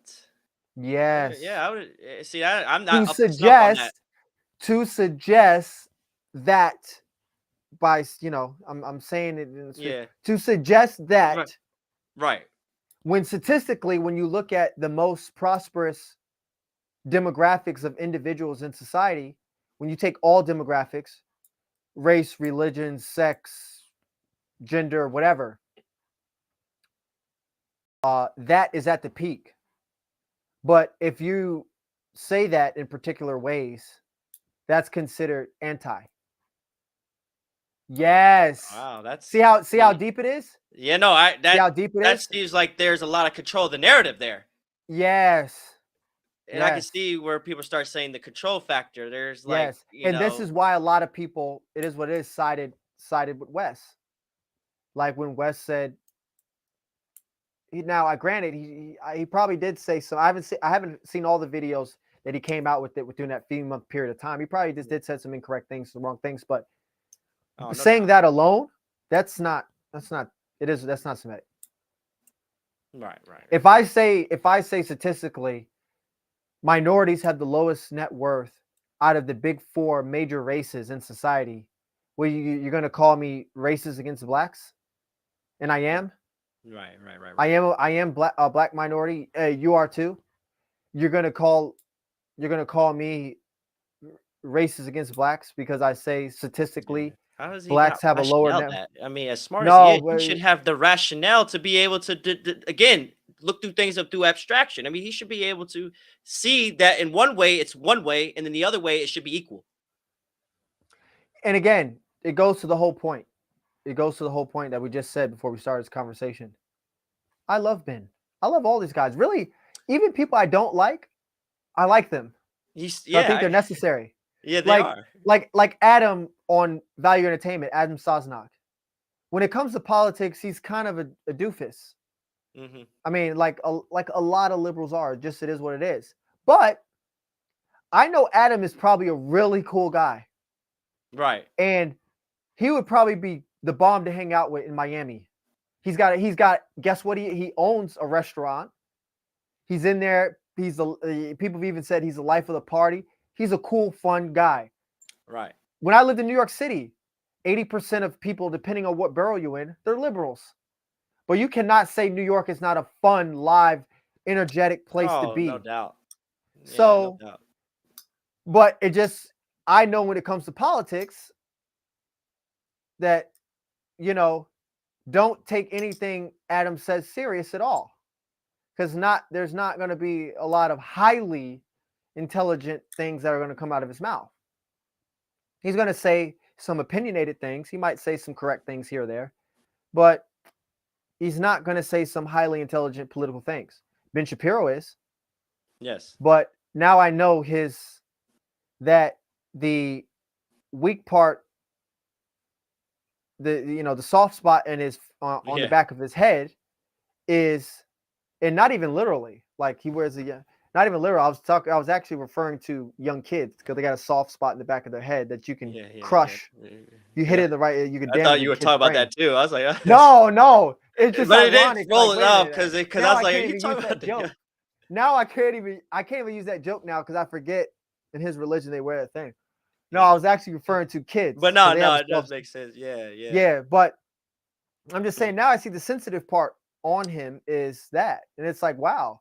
Yeah, he Well, I kinda guess holds you that are dear human, now. Ben. I guess you Yeah, are I human. guess if you hold something dear and But it's again, your identity. I don't like hearing um I don't like hearing people I deem as highly intelligent get triggered like that. Right. Because it I kind of agree. makes me think a little bit less. It's one thing to be kind of wrong and fix it. Like it is what it is. You've been there when I've had conversations with Jordan Peterson about IQ, Right. and I just feel like he's wrong with that. That's okay. I Right. don't think Yeah, less of him. hold your I position. just think that if he sat down with me for 4 hours and we talked about IQ, I could make him think a little bit differently about it. Just maybe a little bit. Like maybe if I can make him think 5% or 10% differently about it, I've done my job. Yeah. But you know, I don't like to see people I hold in a highly intellectual way to get triggered by things I don't think they should be getting triggered about. Yeah, yeah, like you said, yeah, it's hard Because to being triggered is not only it's locked in emotion, which people have, but right. it's locked in irrationality. Yeah, yeah. And That's coming where from it's a mostly person locked that comes his from. preparation's all based on the facts. Yeah, That's what if exactly. it came from somebody that, like you said, that has those fallacies daily, regularly, Right, of course, it's no big deal. That's what they do. But right. that a person that you deem to be careful with their words, and then have basically a whole response on it. Yeah, It's like, yeah. well, you're known to be careful. You're known to think before you speak. You're right. So it's like, well, what happened there? That's not your You're right, normal. exactly. Yeah, it's You not the had an normal. abnormal day. Yes. But I guess, again, overall, like you said, you don't judge somebody over a moment. You judge over their body of work, and of course, his body of work is also Is will continue. extensive. It's extensive. We'll continue to listen to them and not do cancel culture, which that's another Right. conversation itself. Like You I know, expect Amala to be triggered by things, which I've seen her be triggered by, like Fresh and Fit, for example. Even though it's like that dichotomy still exists where I'm like, Amala, come on. Really? I like yeah, you. Really? right. You can't overcome this? But I have to take into account, really, she's only 22. Yeah, She's only she. 22. When I listen to Brett Cooper, smart girl, she, triggered by Andrew Tate. She's 22. Okay. But it seems like all those guys over at the Daily Wire are triggered by Tate, which is like Which is weird. Me, yeah, all of them. All of yeah. I them. don't know. I don't know. I don't know what. All of them. I don't know if it's one of those things to where, like, for instance, like Trump, it's like you couldn't openly support, but you wanted him, but you couldn't openly support because it's like it's too strong Took of you negative years. Yeah, connotation it and took you fear. years to get it. It took you years to get it. Years. Yeah. It took you guys years to get it. Like And the it's like conservatives, like a it's lot of like I don't like conservatives. people that behind closed doors support somebody, but when it comes out, you're too fearful to support them because of the backlash of supporting somebody that might have that's either really hated or loved. No, I agree. I agree. But I'll say this. What are you protecting though? I To mean, not support. nowadays, there's a lot. There's a lot to protect. Your job, your reputation, what people can think about you. I will say I prefer people just to be honest. But I'll say this. I rather a person get it and be quiet than a person not to get it and then have to retract. The people in 2016 who got it, like Don. Remember Don in New York? Don in New York. Remember Don who Yeah, I do remember that. Yeah, okay, yeah. so I still talk to him to this day. It took him hanging around me. It took him it took him like 2 months to get it because he was mostly liberal, living in New York, mostly liberal. slightly maybe a conservative bend from being in Arizona. It took him 2 months to be like, this guy Trump is a monster, and not in a negative way, monster. Trump Hey, is a Money, real quick, pause that audio check. pause it, audio check.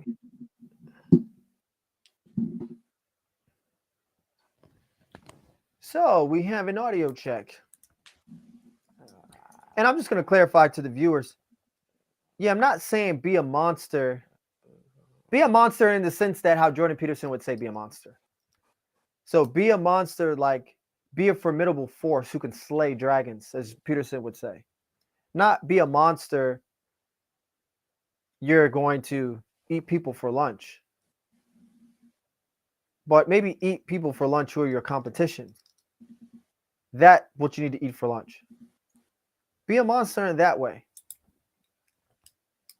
So that's definitely what I mean by I say be a monster. When Peterson says be a monster, you need to be a monster. Why? Because monsters don't get taken advantage of. Monsters slay dragons. That's what monsters do.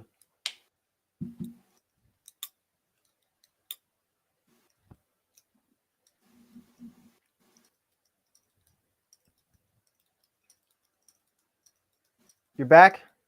Continue.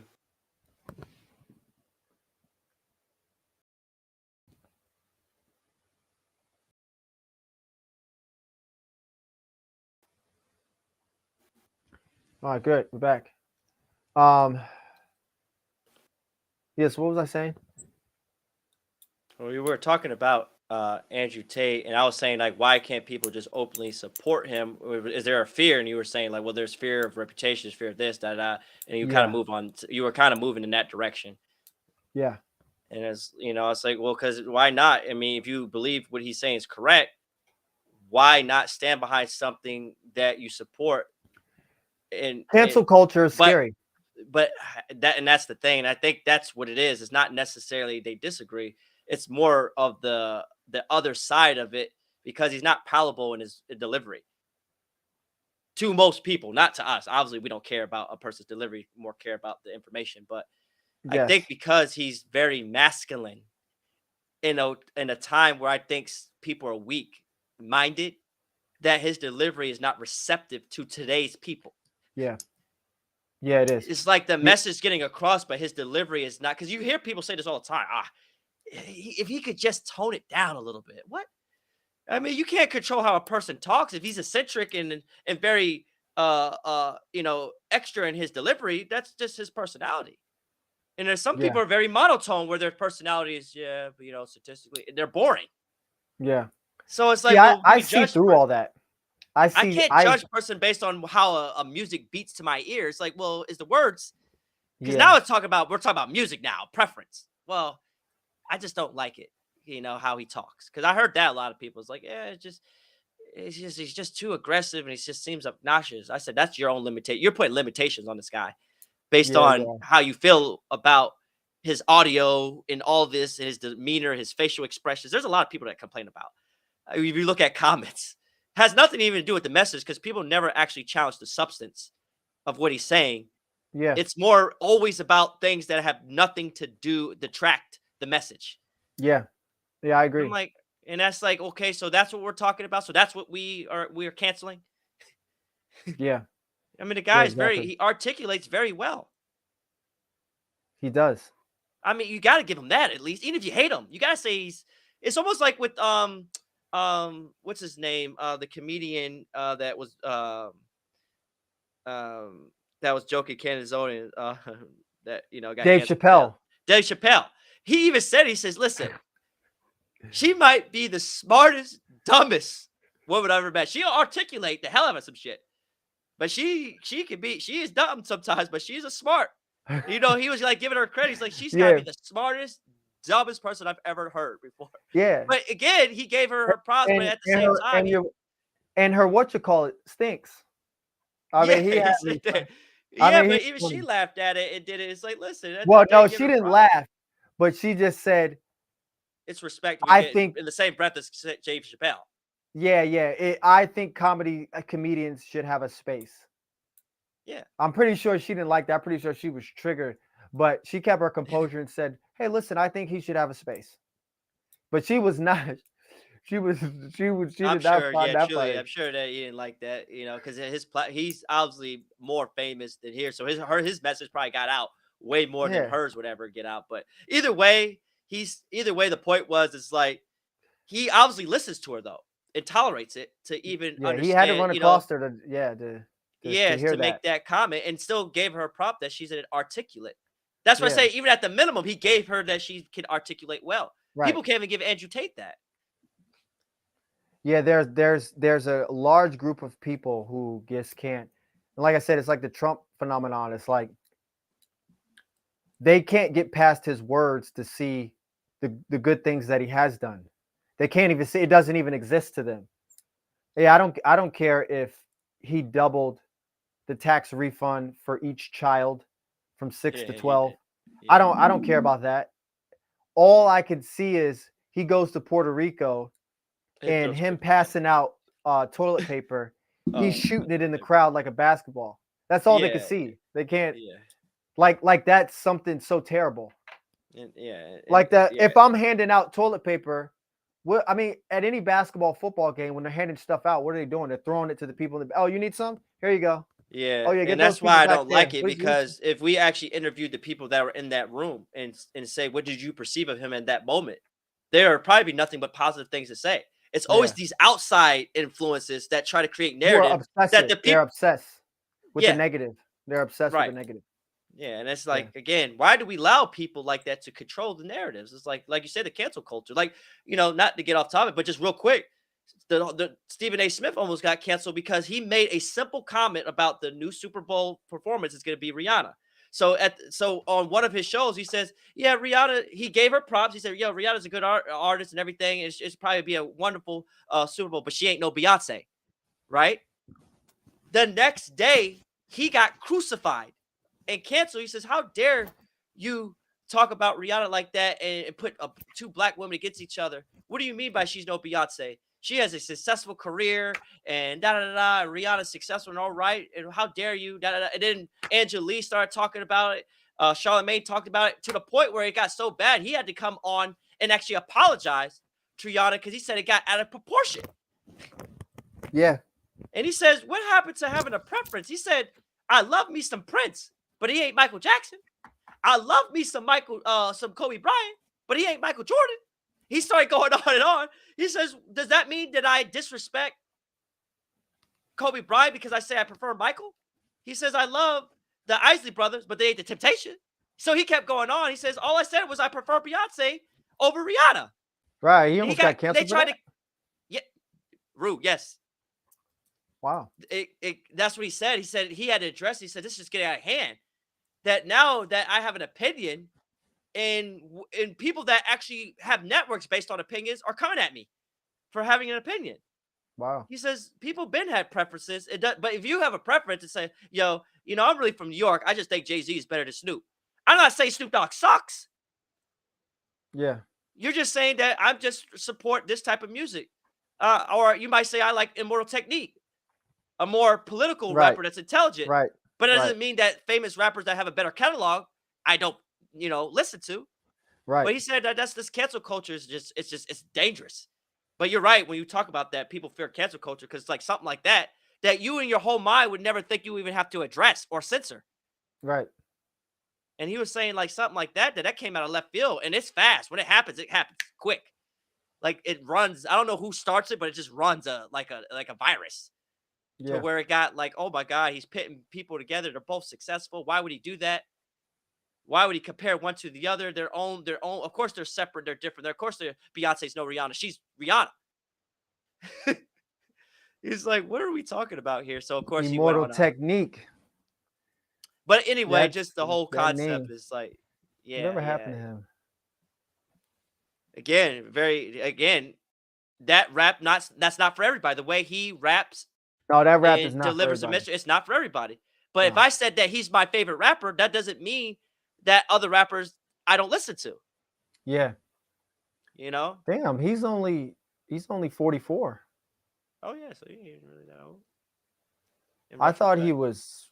Well, I thought he was older than that. Yeah, because he's been around for obviously for a long time. Would you say that Immortal Technique and JR, as far as notoriety, are on the same level? Just maybe different fan base.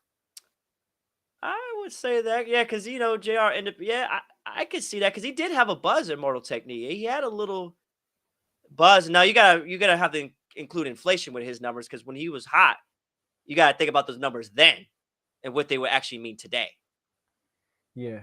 To be fair, because he did it in a different time to where the platform's a little different, and he had a buzz during the MySpace era, honestly, because that's when I kind of Yeah.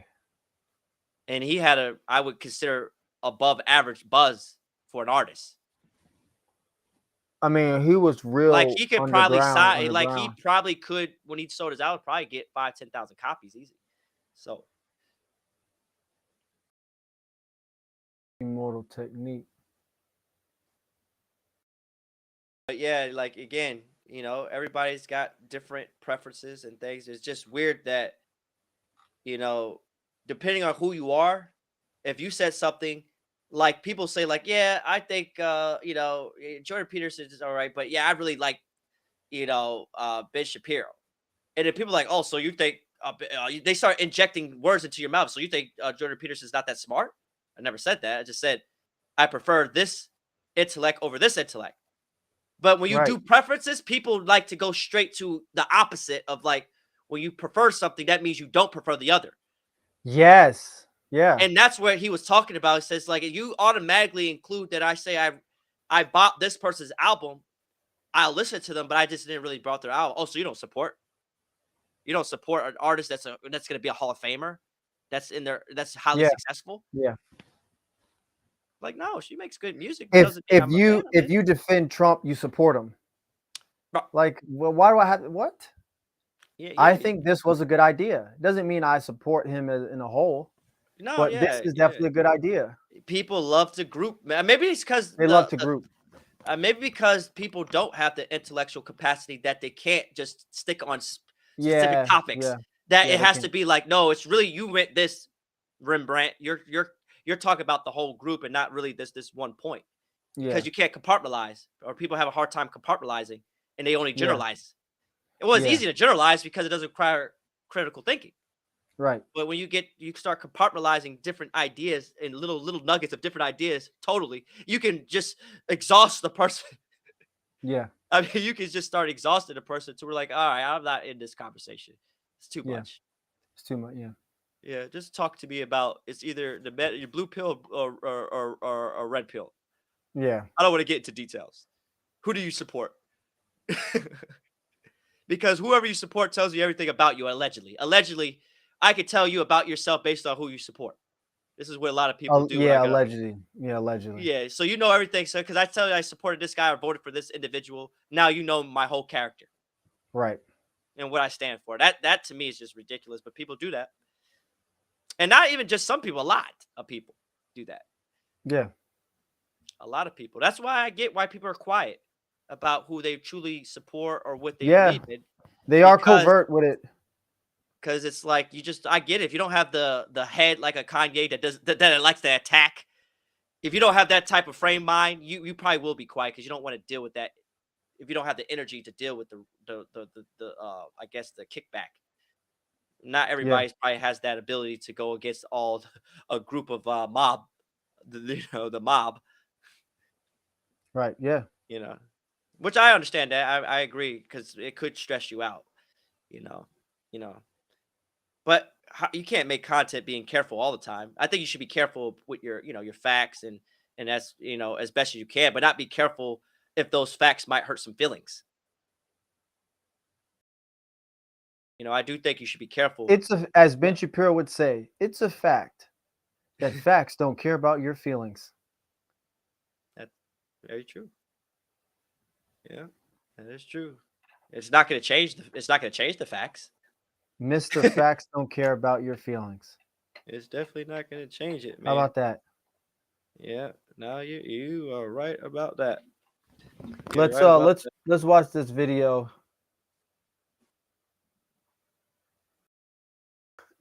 Clavin.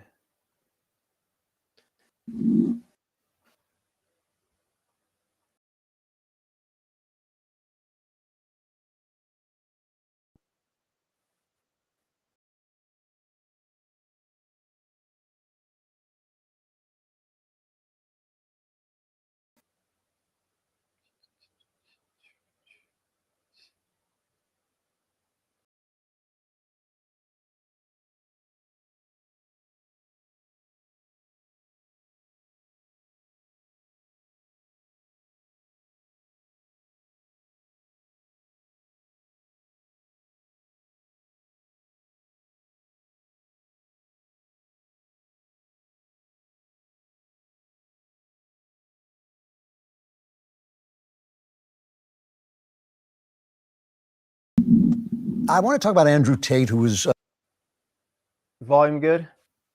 Volume is good.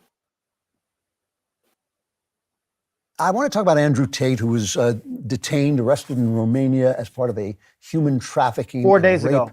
investigation. This video. And, you know, he hasn't been tried, so I'm not going to convict him or anything. What happened was, you've probably heard, he was on an online argument with Greta Thunberg. Was that his name? Greta, I always forget her name.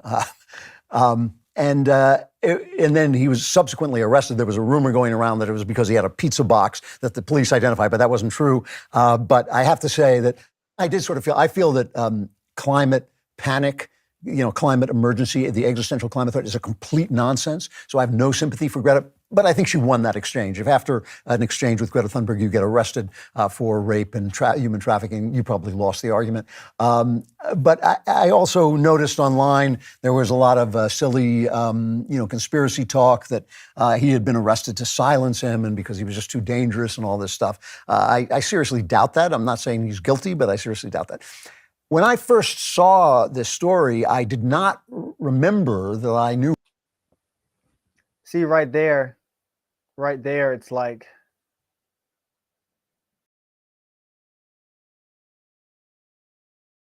if he wasn't as big as what he is today, would this have happened? Would he be in jail right now? Yeah, he's definitely has a target on his back for sure. I agree. Right. Right. So if he wasn't Andrew Tate, top G, I have a Bugatti. If he wasn't that guy, would these random women that he has had sex or interactions with, would they have went to the police and filed these charges if he was a nobody? Yeah, and I agree because now his narrative can be attacked. He has a character issue now because now his character is in question based on how his narrative is when it comes to relationships and stuff. Yeah. Yeah, and not just that, that definitely that. And on top of that, well, on top of that, I guess, yeah. On top of that, Clavin just said, I highly doubt he's being arrested because the system's trying to take him down. So if he was a nobody, would this allegation stuff, would he be in jail right now? No, he would not. No. It's because he's Andrew Tate top G that all this is happening. Most Google guy in the world.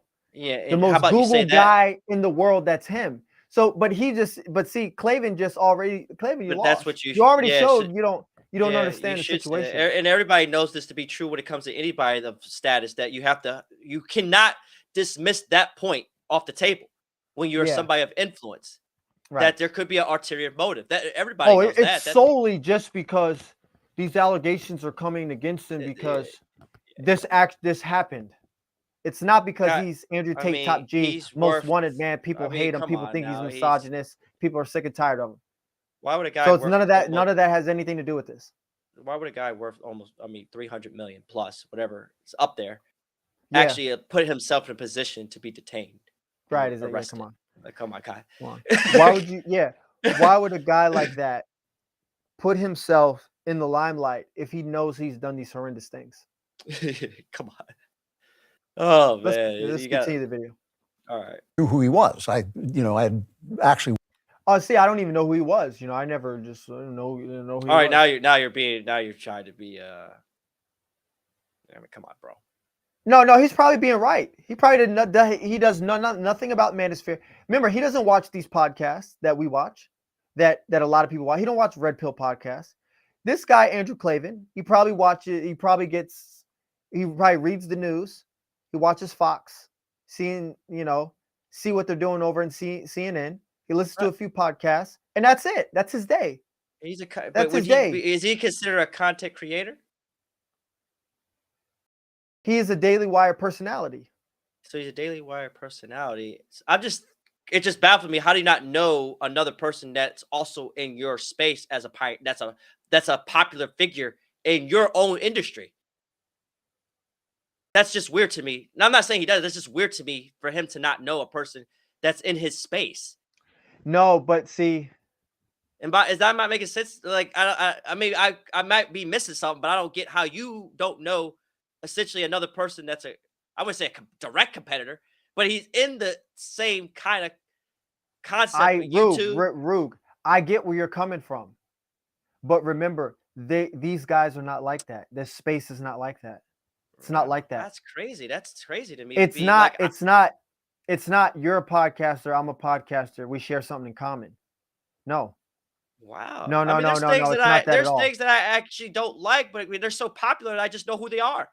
I mean, I don't even listen to country music, but I know a lot of country artists. I don't know how you not know him though. No, but remember, we are nomological. We are nomological. Most people are not. Most people are not. Because you would think he would be a talking point. I know who Bad Bunny is. Ozuna, Mike Towers. I know who all these guys are. Okay, I know who Nipsey Hussle is. Okay, your Drakes, your Lil Waynes from our class. Then your Nipsey Hussle, which is the next tier. Definitely early. You knew him way early before everybody else. But before everybody knew who Nipsey Hussle was, I knew. No, you were definitely on that. The marathon. I mean, back with his. But anyways, also, and then I know DaBaby and all those other guys too. Right. 3 tiers. Okay. World champion. Dipset. We just said Immoral Technique. We just said it. True. You know what I'm saying? We know the layers. We know the layers. I will watch a Tenet movie. I will watch an Avatar movie. I will watch the last movie, The Whale. I'll watch a Tom Hanks movie. I'll watch a George Clooney movie. Now, depending on what type of person you are, you'll watch Maverick, but a lot of the people who watched Maverick, they said, I'm not watching some stupid blue people movie, Avatar. Right. A lot of the truck driving Ford 1F50, Ford 1F50 got the type of guys we know. Right. You know what I'm talking about. Yeah. Non-ethnic guys. We're like, oh yeah, Maverick was the best Ford F-150. Of course, but I'm not watching some blue people movie. Some movie with blue people, bro. It's the biggest movie ever in life since the existence of people. I mean, since the existence of people is the biggest movie ever. No, but it's not that good. I say, you know what, yeah, whatever. So let me ask you this: how has he not become a talking point for him up until now? That's all I'm asking. I'm not saying he has to know him, that he's a kickboxer, he's a legend, he's got all these accolades that make him famous. But how come he's just talking point now and not before? For him, I'm talking about for him specifically. Okay, let me ask you this. Let's just say in the past 4 years, at what point do you think somebody like Andrew Klavan should have known Andrew Tate? From now, how long back? At what point in the last 4 or 5 years? Should he have known him at least 6 months ago? Should he have known him at least a year ago? Should he have at least have known him 2 years ago? Should he have at least known him 3 years ago? How long back do you think a guy like Klavan should have known Tate? At least by how many years ago? I would, based on what I'm gathering, I would say at least at least the beginning of last year, at least 1 year. Because I think there was a lot. I mean, I think Adrian Tate was getting a lot of flack, especially, after, the death of Kevin Samuels, rest in peace, that he even started becoming even more relevant Okay. to where Okay. That is absolutely fair. That is a fair answer. By at least January of last year, they're balls deep in current events. You should have at least known who he is by then. But Mhm. I will say this.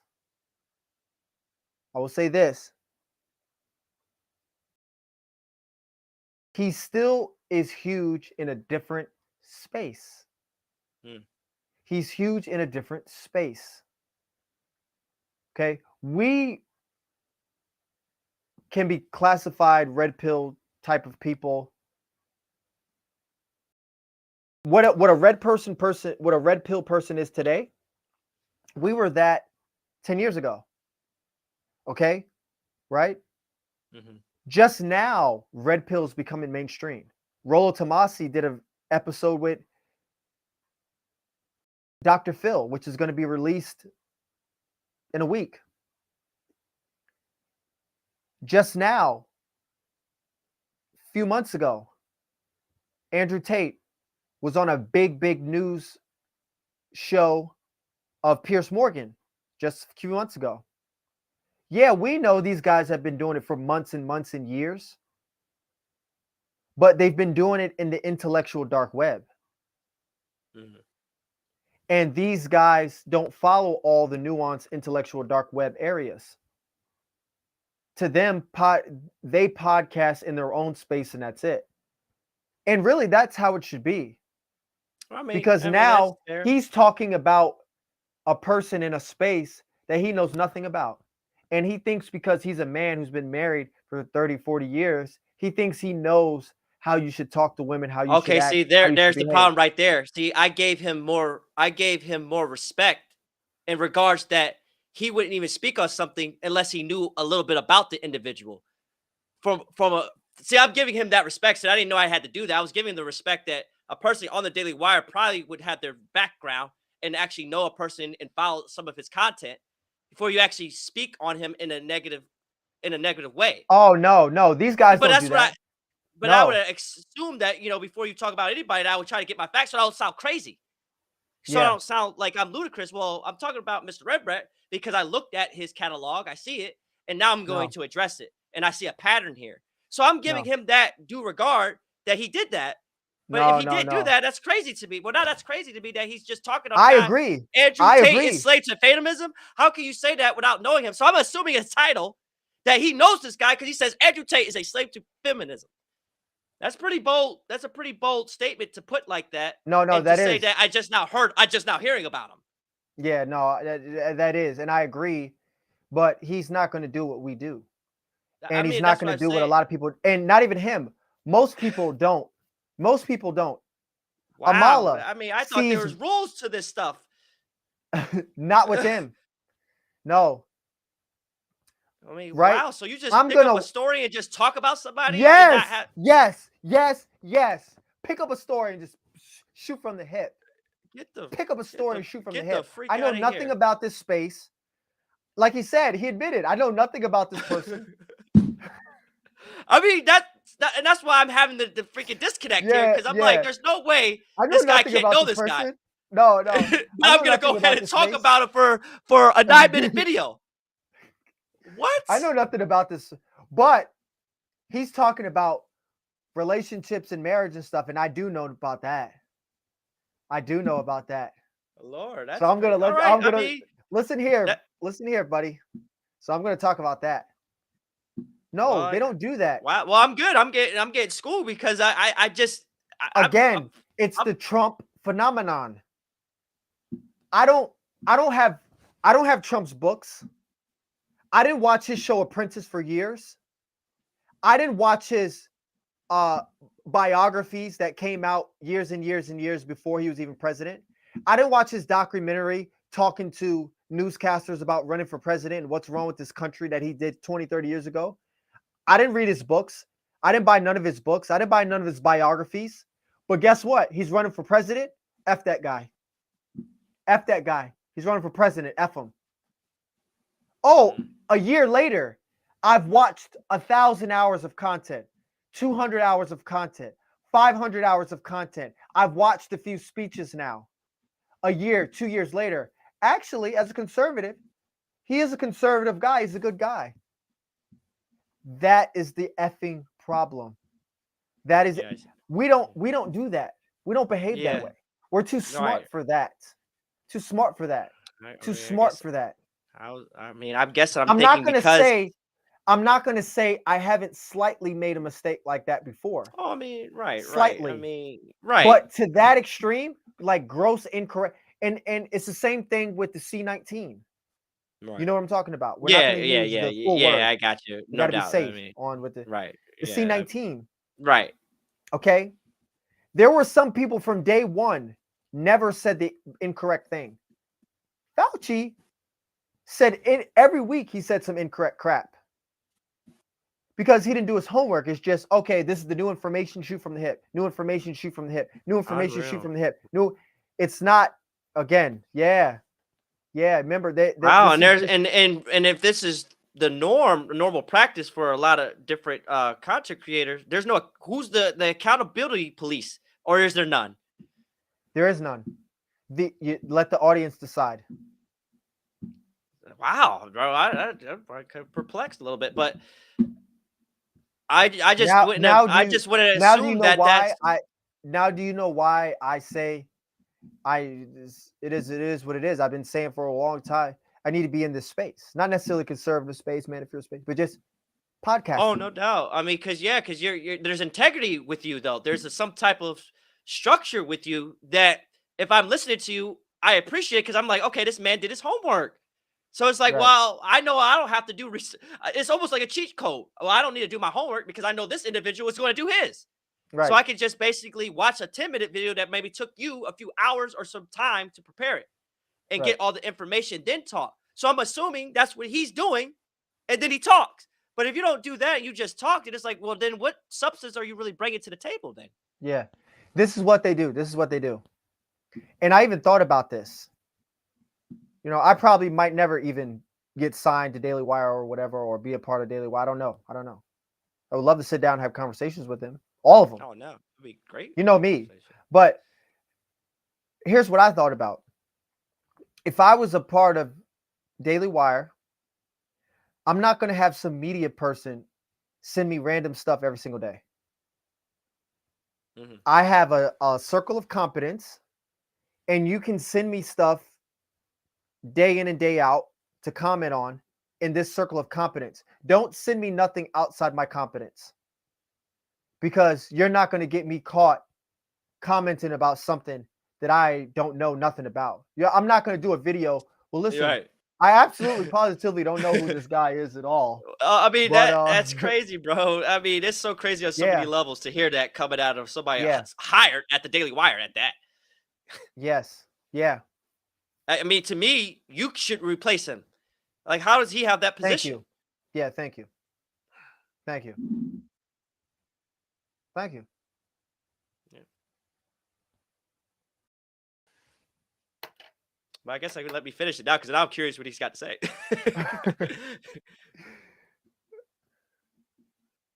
And that's why I say, and not even him, but just in general, I see a lot of people in this space. And I'm not talking about Clavin necessarily, but I see a lot of people in this space, and I'm like, I should be replacing you. And maybe not even you, but definitely, even if it's not me, somebody else needs to replace you. Like I said, I'm not necessarily talking about Clavin, but there's a lot of people in the podcasting space that are popular, and it's like, somebody should be replacing you. Yeah.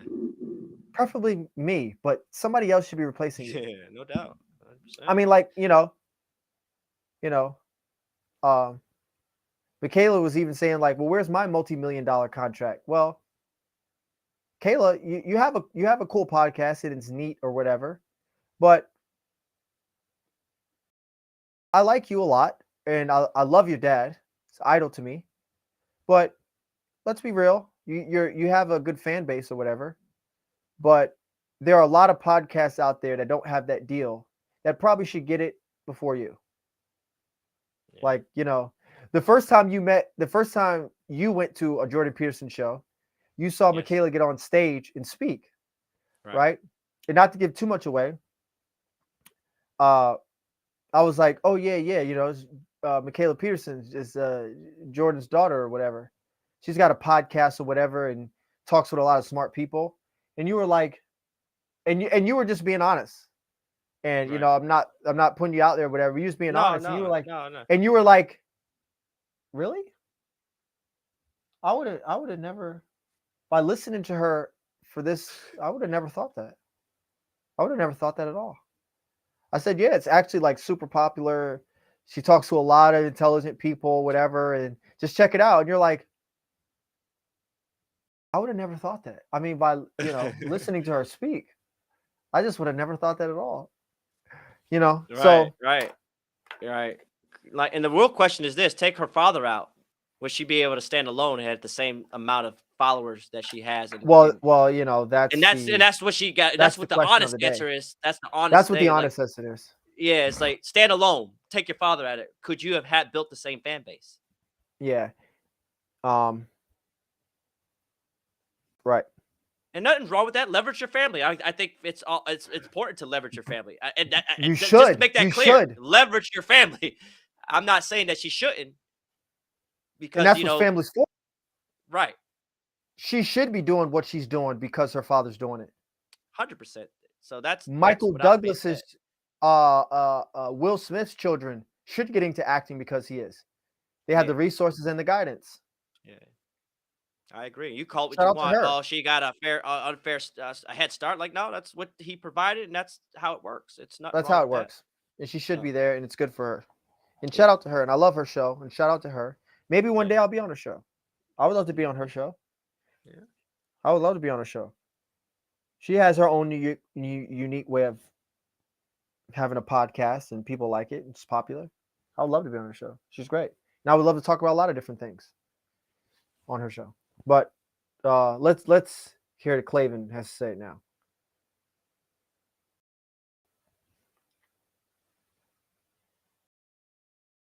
Watch some of his videos. Someone had shown me some of his videos, and it's really his videos that I want to talk about. The guy's a former kickboxer. He was thrown off a British TV show after a video showed up of him attacking a woman. He is thrown off Twitter, I think it was, for saying that women had to take responsibility for being sexually assaulted. He is frequently on shows where he makes fun of women and attacks feminists, and then they'll be put up and saying, here's Andrew Tate just destroying, you know how it is on YouTube, he's destroying a feminist. So here's an example of him destroying a feminist who says something like women don't need men or something like this. Women don't feel like they need men in a physical sense because life is soft, but it's bullshit. And it's bullshit because you still need men by proxy, one, and two, the second life gets difficult, you very quickly learn how much you need men. But women will go, I'm an independent, I don't need no man because I have an OnlyFans and men pay my OnlyFans, and if anyone comes up to me, I'll call a male police officer. I don't need men. Shut up, you fucking idiot. Of course you do. You just named your whole life is based on men. The road you're driving on was paved by a man. The house you're living in was built by a man. The car you're driving was designed by a man. Your whole life depends on men. And the second anything bad were to happen to you, the second you were physically threatened, or times were to get hard, or war were to start, or famine, or riots, the first thing you do is find a big strong man, shit yourself, and throw the feminism out the window.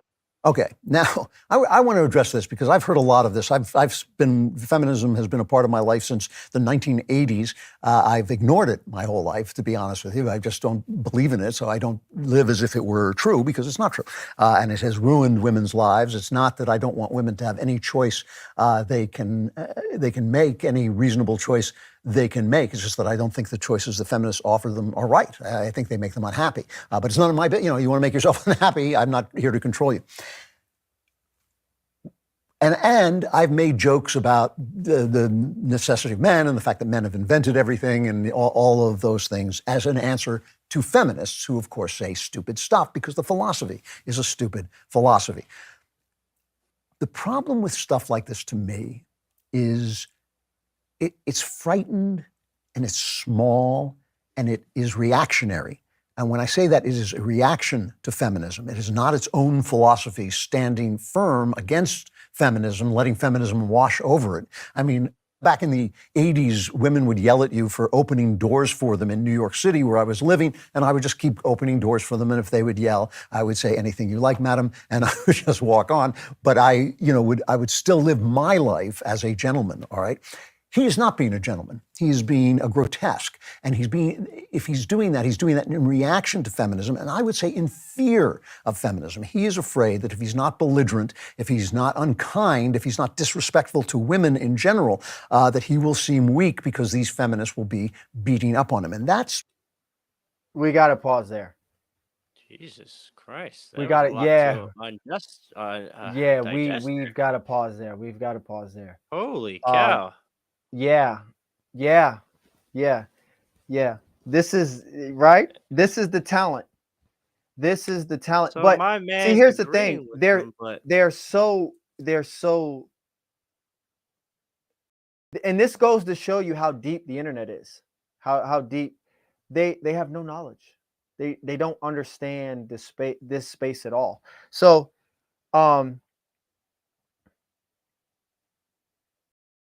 it's okay for them to destroy liberals on their perspective and their ideas that are wrapped in fallacy, gender studies, critical race theory, climate change, right? But in the conversation of intersexual dynamics, you have to ignore all of the things that is destroying female humanity and just continue to be a gentleman. Otherwise, you're all of these pejoratives that he just said that he is. He's small. He's completely in fear of women. All these crazy things. And I'm going to rewind it back so we can hear that again. So from a political space, it's okay to say critical race theory is nothing more than people just being racist and trying to wrap it up in education. That,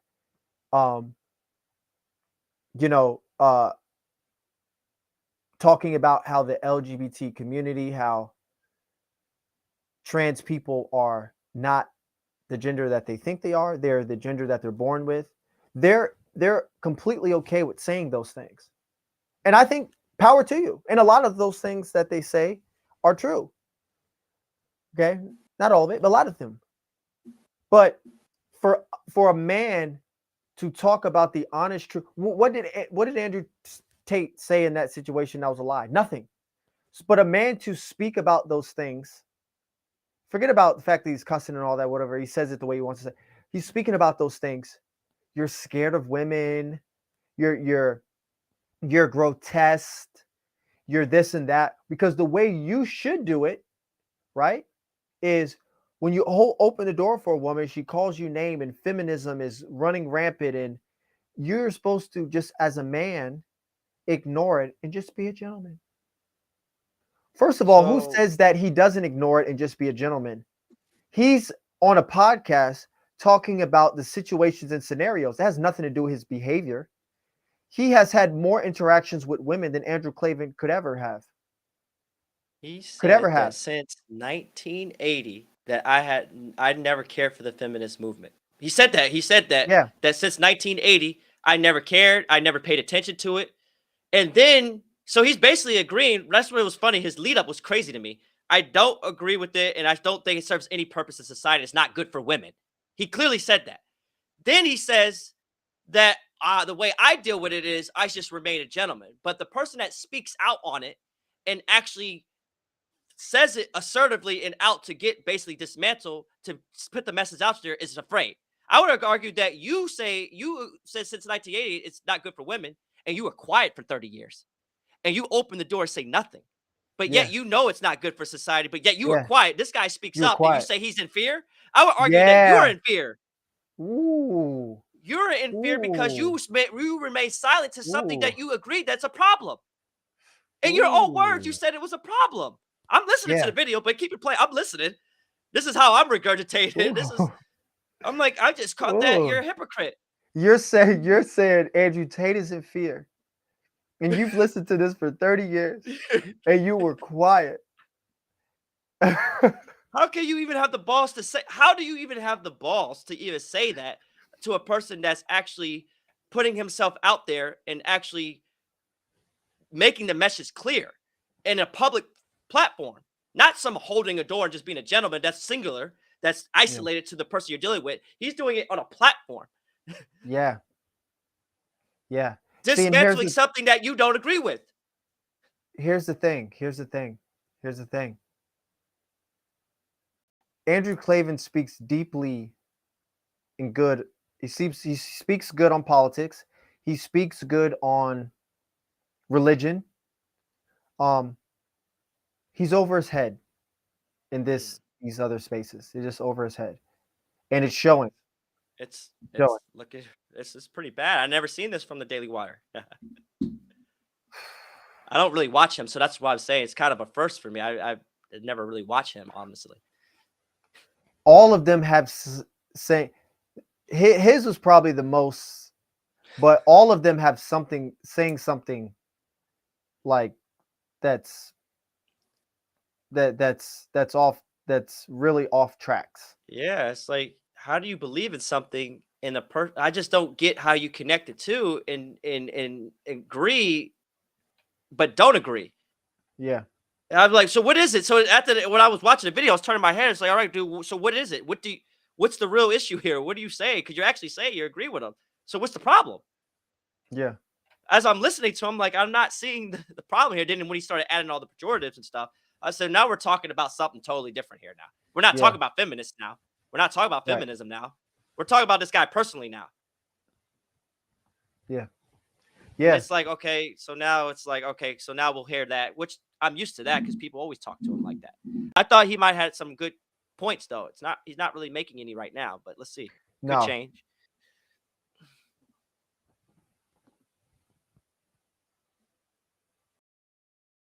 To me, allowing feminism to define you. And when you react to something rather than living out your own code, I try to live out my own code. Do I fail sometimes? Yeah. Do I, but I try very hard to live out my code of ethics and my code of behavior and be an example of that to myself. I try to represent that to myself.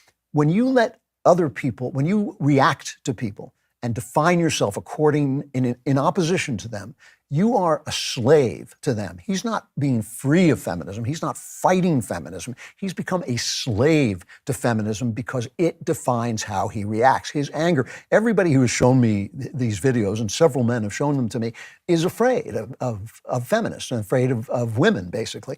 And now, I know that I grew up before feminism, and a lot of people who grew up during feminism. Hold on, I'm sorry. Sorry, we just gotta pause that real quick.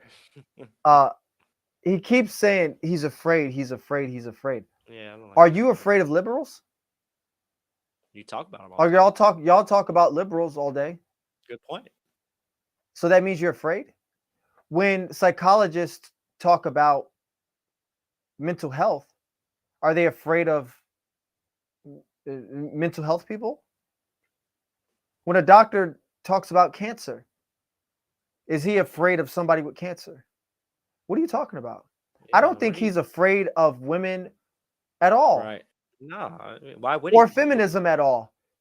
He has $300 million. He's not afraid of anything. Where are we? He's a boxer. He's a kickboxer who will fight anybody. One of the most masculine things you can do. Exactly. He has $300 million. He travels all around the world. He's lived in all different places around the world. I'm pretty sure if it was time to go to war, okay, the person who would be least afraid to go to war is him versus Andrew Klavan. Now, Andrew Klavan might be a tough guy, warrior, whatever, but I'd rather go to war with Tate than Klavan. 100%. So 100%. It's not about being afraid. Yeah. Like at the end of the day, what is one of the main reasons why we don't try to, like we always say, I don't compete with women because I don't think men and women should be competing. I don't like that. I don't think it's healthy. No, We don't I share, and agree. especially in a relationship. I'm not going to compete with you. We're different. Yeah, yeah, Let's use our strengths to help each other. I don't want a competition. You want a 100%. competition, you're fussing, you're fighting, you're trying to argue with me, and you're trying to one up me in the I'm not we're not competing. Stop. So, in a conversation, and Andrew Tate is high energy. He's just high energy. That's what I'm starting to see. That is what you don't like is Yeah, that's what you his don't way of like. approach. Because what the question to be is, if you disagree with feminists, what's your solution and your approach to dismantle it? Apparently to just ignore it. Oh, So why that don't really you works. so why don't you take that strategy with leftists and liberals too? Just ignore And them. just ignore it and don't talk about them. Why talk about it? Because apparently it's giving you a reaction. What are you talking about? You keep saying, well, he's just, see how he reacts to it. It's controlling him. Well, as a person that he says lives by a code, well, that means you're defining his code. Well, I have my code and it could be wrong sometimes, but I live by my code. Well, what about Andrew Tate's code? So you're trying to, he can't have his own code of how he goes about things as well? It's weird because it's like Listen, you could use things that you're saying and use it in another sense. the guy, Andrew Tate, has a lot of women, gets women all the time. He's Oh, around he women never all is the going to be a time. shortage. It's like, so, and hundreds and hundreds of women have come out and said he's a great guy, he's excellent. All this stuff, he hates women. I mean, stop. It's just stop. It's Yeah, just yeah. he has the balls to speak up to women, in front of women, in light of women, and most guys do not. Most guys are And these they're not. conversations are intense, but outside of him being on a podcast and in person, he might not have he's not going to have that intense aura all the time. He's No, not like no, this 24/7. no. He's just passionate about what he's saying. That's and leave it at that. I'm sure outside the guy is calm, respectable. You can actually argue that you would want your son to kind of idol of what he's been able to accomplish. I mean, come on, a great athlete. Think about the discipline just to be that. And you know what? And you know what else? Here's the thing. On these different podcasts, especially women who've been on them more often than none, every now and then you get a girl who pops into one of these podcasts who've never talked about relationship, never talked about these issues. They get triggered. But no doubt. most of these women, especially the two that were in there, Oh, they're in they're that show, agreeing. they're listening, and whatever point they don't agree to, they give their answer, and it's a discussion and it's debate. And at the end of the day, they actually said, "Yeah, I like Tate. It was cool. It's nice meeting him." You're saying this. You're bent out of shape. More than the women. You're bent up out of shape into a contortionist. You're bent to the your mind is bent into a contortionist right now, and you're not comfortable like a contortionist would I just be. want to see a male like that have that conversation with Tate in the room, one-on-one on the podcast. Hey, would you have Yeah. that same energy and that same tenacity if you were able to have him right in front of you? Listen, Pierce Morgan did it. The first conversation was contentious. By the second or third conversation that they had, Pierce was shaking hands with him, playing chess with him, saying that, you know what, actually, you're actually a pretty good guy. Thank you. To the point where a few episodes later, Pierce was talking about Tate to someone else and would say, honestly, he says things in a harsh way, but I actually don't think he hates women. But in the first episode, he says, why do you hate women? But many episodes later, he had two more conversations with Andrew Tate, like a month or so later. Then a month or so later, he had a conversation with some other women, to where the first conversation was, why are you misogynist? You hate women. Then months later, he has a conversation with women saying, he speaks in a certain way, but I don't think he hates women at all. But why does it take you months? Why does it take you meeting him? Why does it take multiple conversations? Why don't you just get it now? Why don't you get it now? Why don't you get it now? Yeah, why can't you back to your And really, smart and honestly, it might take you months and months and months. But then you should know that about yourself and not speak about it. Because now I have to hold you accountable, and now I have to say this. Okay, yeah, when Andrew Clavin talks about stuff now, now I can't just take his word for it. Now I actually I have to check his work.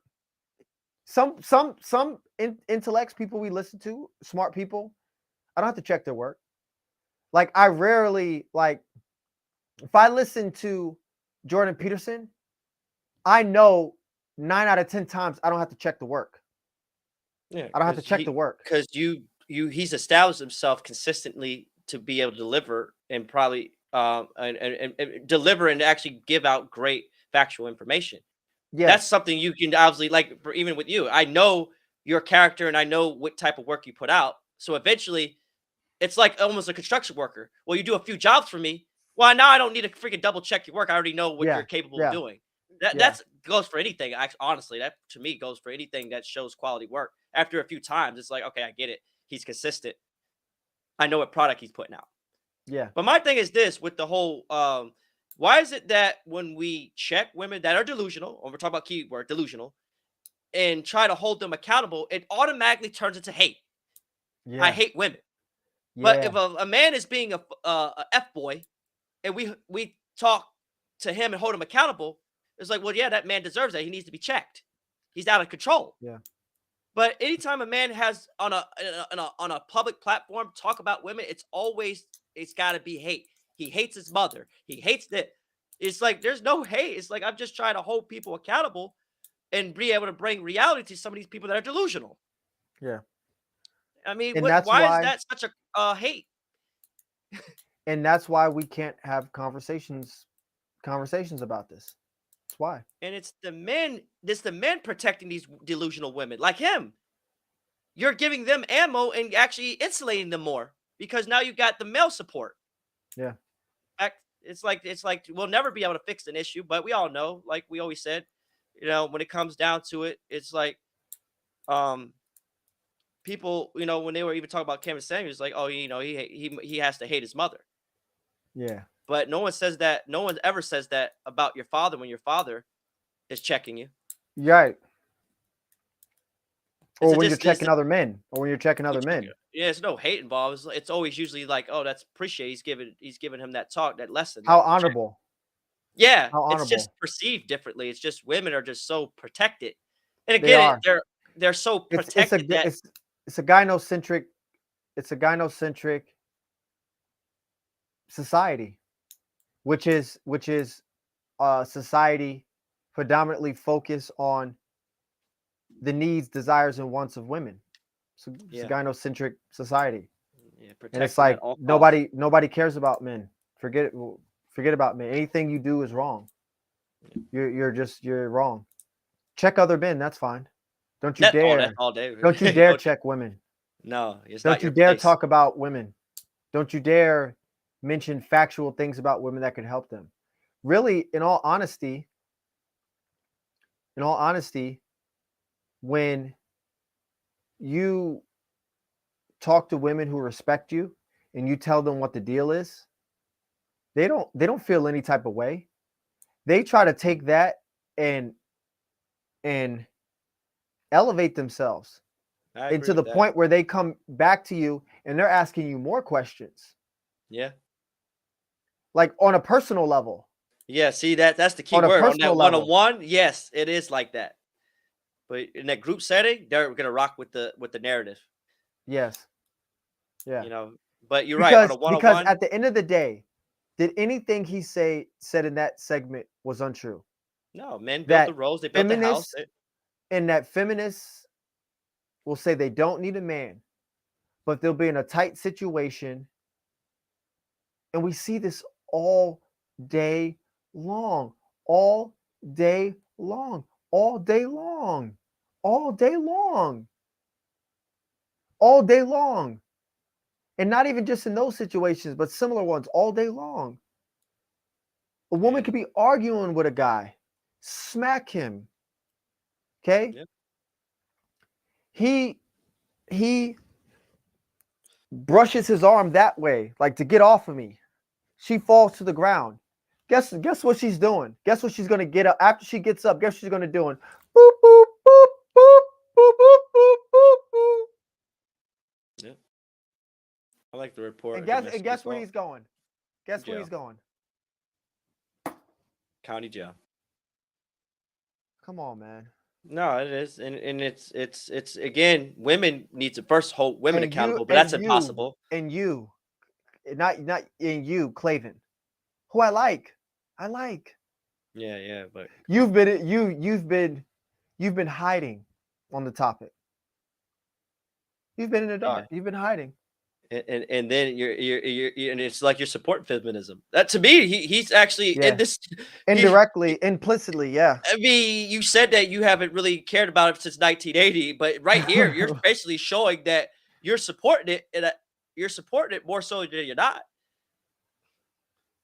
I mean, I followed his video. I watched a few of his videos, and you picked the most sound clipped one that kind of creates Right. the narrative that you want, which I guess you do that in content. You have that leverage to do that. That's the interesting thing about content creation. You can do that. You can snip it. Have a lot of guys who grew up during feminism are very angry about it and very eager to show that it's not true because they grew up in a world in which to say it wasn't true was not allowed. I did not grow up in that world, so I don't feel that way. And I understand that. It's one of the things that feminism has accomplished. It has accomplished making men hate women so that women then feel abused by men. There have always been abusive men, but now even nice men want to abuse women because they identify feminists with women. But I always say to them, what about the women in your life? What about your mom? What about your sister? What about your girlfriend? Are they giving you this stuff? Are they saying these things to you? Are they saying that women don't need men? Are they saying men are toxic because they have... Bro, he has women in his life that he loves. One of the number one people that he loves in his life is his mom. Yeah, that's a fact. He talks about that. He talks about that all day long. Loves his mom to death. What are you talking about? It's when he went on the Value Entertainment podcast, one thing Sosnak said is he introduced a young lady to us as his wife. Very nice young lady, very respectful. And he, and the way he was with her was just, it was excellent. What are you talking about? I mean, obviously Clavin doesn't know all this stuff. I know. He doesn't know all this stuff. So, but yeah, but he'll never will. The way he started his first first points with him, he'll never get to that point. He's deep into this. I don't think so. I don't think he'll ever get to that point. Yeah. Maybe he would. Maybe he would. 'Cause he's a smart guy. But yeah, it's kind of. Yeah, let's continue. They are, you shouldn't be associating with them. You should still associate with your mom. But other than that, you shouldn't be associating with them. You should be finding women who don't behave like that, which is most women. Most women are not like that at all. And this is the thing I get about these guys. This is my reaction to a lot of these guys who are the guys. I know there's a movement for it, Men Without Women. I can't remember what it's called. I think it's called Men Without Women. Where they sit around and say, I don't need a partner. And maybe I have a girl in my life, but she's not important to me. And my feeling about that is, you're not actually establishing your independence and your strength and your manhood. You're actually chaining yourself. Again, I'm sorry. This is why I couldn't get through the whole video before, because it's like, it's called MGTOW, MGTOW, men going their own way, MGTOW. What makes do you think men are choosing to go their own way more? Or are women choosing to go their own way more? Because I don't know any men, nor have I ever heard a guy say that I've met, that I know personally, that says, nah, man, I never want to get married. I never want to date. I never want to be in a relationship. I don't care about none of that. I don't ever want to do that. I never met a man. I never met a guy who ever said anything like that. Have I met women and know women today, right now, who say, I don't need a man. And unfortunately, if I never find one, I'll be fine. Are you kidding me? You have to be clueless. Yeah. You're clueless. But to Andrew Clavin's defense, this is still somewhat of a new space for a lot of people. A lot of people don't know this. A lot of people don't know this. But more women than men. And that's the point. That's the actual point of what he's saying. You put 10 women in a room, 10 random women in a room.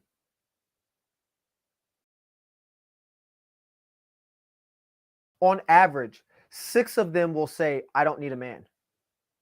If you ask them, hey, do you think you need a man? 6 out of 10 of them will say, I don't need a man. 6 out of 10 of them. Mm. If you put 10 men in a room and ask them, hey, do you need a woman in your life?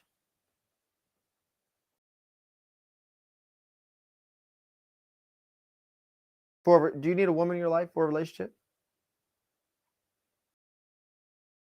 I bet you that number will be less for men. Probably 1 or 2 might say, no, I don't need a woman. But I do want to have kids. I do want to have a relationship. So you know what? Yeah, I need a woman. Are you God? Yeah, God. it is interesting because it goes back to why is a woman saying she doesn't need a man when clearly everything around her is a need for it? And you know what the That's the reason is? argument. I know what the That's reason the is. argument because it's Because like, what's the number one thing they always allude to? Why they don't need a man. If you ask a woman and they say, I "Oh, I can don't make need a my own man," money. Yeah, I yeah, can make they alluded to my money. own money. It's That's always one alluded to money. facet of work, and then that money does not do everything else around you. That's No, so it every time a doesn't. woman says she's a bit of a man, I just gonna start saying you're obviously delusional to actually how reality works. Yeah, Forget what you feel like. That means you're blinded to the normal operating systems that are happening daily. yeah, And that's what he tries to point out is that these women say these things but don't actually connect dots. Your income is your income. That's it. It stops there. So yeah, yeah, you could pay for things, but it stops right there. It doesn't you don't do anything else. Remember I told you when all those linemen lined up for that storm? 10,000 linemen lined up for that storm in Florida when that hurricane came through.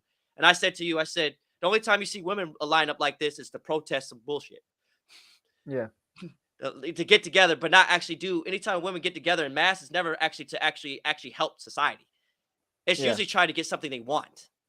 It's yeah, not like those men did that have no reason to just go out there and risk their lives to just try to make sure that there's electricity for all the homes and heat yeah, for when the storm comes through and make sure that people have normal utilities. yeah. I mean, but They we know come. this happens all the day. We know this happens all the time on Yeah, we any know type of this. natural disaster. Yeah, but you're not allowed to talk about it. Men put their hard hats on and they get out there and they do the nasty work. And that's why Yeah, these guys like Andrew Tate and these others, men, try to give those guys respect because they don't get the respect they deserve. yeah. No, they don't. They do this every day. They strap their boots on and do it to make sure that you have all the things that make life easy and comfortable for you.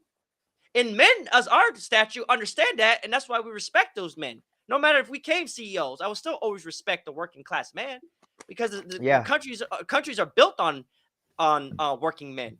there they are. Societies are operating off of freaking men, blue collar jobs all day long. So even if you do become a high paid white collar executive, you can't forget how you're able to reap the benefits because of average guys. I mean, we understand it, but I just don't like that women don't give men the respect. Yeah, You know, and that a lot of women like that can't get married. That's why a lot of feminists, I think, I don't know the statistic, but I would argue that it's pretty difficult for them to sustain a normal relationship where you don't even have respect for men, period. yeah, You can almost say feminist is almost synonymous with disrespect for men. yeah. It's no longer about freedom of choice, just having choice. It's really just about I hate men. Misandry. It is. It is. Now, maybe someone would disagree, but I don't think it's more misandry now. It is. It is more misandry. Oh, I'm not talking about choice now and having the right to work and all these things and having the options, man. I'm more just I just don't like men and what they do and what they. I mean, it Yeah, is what it is. Like you said, it's like you said, it's third, fourth wave generation feminism. yeah, To feminism and kind of limping along behind it, swaggering and acting tough. In my world, in my code of ethics, in the code that I live by, a real man does not speak to women the way that guy just spoke to those women, even if he's angry at them. Now, listen, sometimes you're attacked, you have to fight back, but this guy puts himself in that position. So here's the thing. What did he say to them that was so wrong? He didn't call them names. Nope. He didn't call them pejoratives. Nope. He didn't. See, I don't know what kind of family he's from or what type of experience he's had in life. But if you come from the minority community, there are millions of moments where you have to speak up. Whether it's a man or a woman, you have to speak up. No doubt. You have to speak 100%. up. You have to speak up. And there's nothing he said to those young ladies that is not being said by hundreds of millions of families all day long. Please. He didn't call them names. He didn't call them, and really, he explained the situation. He's not even talking to them. He says you should never talk to women like that. God. He's talking about women. He's actually not even God. talking to them. God. He's not even talking to them. He's talking God. about he's talking about a generalized topic as you should never talk to women like that. That's not how I talk to women, and that's not how Rembrandt talks to women. He's not even talking to them to actually get with them or have any type of relation. He's just talking. It's almost like Eric. Remember I told you when Eric Thomas talks about, and I made that good point. I said, well, no one cares about when Eric Thomas talks about a message because it's about energizing and promoting motivational talk. But no one says that, oh, Eric Thomas's delivery is messed up. So let's not talk about delivery because coaches yell, motivational speakers yell, your pastor yells. I talked about this months ago. Yeah. And I said that no one actually and they yell at women. And they yell at women and no one says anything. But when he does it, now it's like, you don't talk to women like that. What are you talking about? And he's not even yelling at them he's not even saying you need to do this, you need to do that. He's describing a situation in a podcast where he's excited. What are you talking about? Yeah. It's I don't even know if I can finish this. But I'm gonna try to finish it. Yeah, it's a few minutes. Try to finish it. It's kind of nauseating. A real man doesn't actually spew those kinds of obscenities when he's around women. A real man doesn't make fun of women for their needs. He should honor those needs because women bring something to the table that he can't bring, which is womanhood, which is feminine. He's not making fun of their needs. He's speaking about it. As far as the women are concerned, they have no needs. I know. What are you talking? And when women turn to you and say, I need your help or I need your protection, you should be honored at some level to deliver it, not dismissive and not derogatory about it. You need a man. We need each other. This is part of the world. And I think that I blame feminists for this, but I blame feminists for creating men like this. But the kind of men they have created is Andrew Tate. Andrew Tate is a creation of feminism. He is not an opposition to feminism. You follow guys like that, you're not being free of feminism, you're not defeating feminism, you're not destroying feminism, as they say on YouTube. You are becoming it. You are becoming its product. You are what it has made you to be. I understand, we were talking earlier in the show about feminist reactions to White Lotus saying, oh, this is toxic, it's toxic masculinity, which is a disgusting phrase, by the way. I mean, masculinity is never toxic. True masculinity is never toxic, as true femininity is never, degraded. I mean, that's the truth. That is what we are looking for, is masculinity and in our men and femininity in our women. But it is something you achieve. It is something you walk uphill to get to, not downhill. And so I just feel like reactions like to this, like the reaction of intolerance to racial activists or to gay activists, like reacting to those things with Oh, but it's okay intolerance to talk and about that. cruelty and brutality and unkindness. It's one thing to react to the activist that way, but to react to the person that the activist pretends to represent, namely women or gays or whatever, or even liberals, I think is making a big mistake. It's not only ruining your okay to life. It's talk like to the the old joke about activists taking like that, poison but it's and not waiting okay for your to- enemies to die. It's not just doing that. It's enslaving yourself to them. If you react to something, you are secondary. First, they have to be there in order for you to be there. I don't believe in that. I want to be a creator. I want to create the life that I live. I want to create the code I live by. And if feminists come along and tell me that I'm toxic or I'm bad or I'm evil, I'm just going to keep walking that road. I'm going to keep walking the road of that code because I know that code is right because I've thought it through. And that's what I think about Andrew Tate. I'm not saying he's guilty or not guilty. I certainly, you know, I certainly don't think it's a conspiracy to silence him. He's not that important that he needs to be silenced. Yeah, of course. Gee, that was so great. Why don't you like and subscribe? And while you're at it, subscribe. No, that's it. Oh, no doubt. I mean, it's pretty much cut and dry. You know, obviously his whole feelings on that. Which again, you know, you're entitled to your opinion. You know, you're not entitled to your facts, but you're entitled to your opinion. You know, that's one of those you have to agree to disagree. If I was really with him, it's like because I would hold my stance on what he was saying. It's like, no, he's not a product of feminism. He's trying. The women got so bad that they actually created a person like him to try to actually ramp it down. People like this are created because it's got it under control. You never look at it that way, that something got out of control, that it's like, okay, well, now enough is enough. We gotta get this back to some type of normalcy.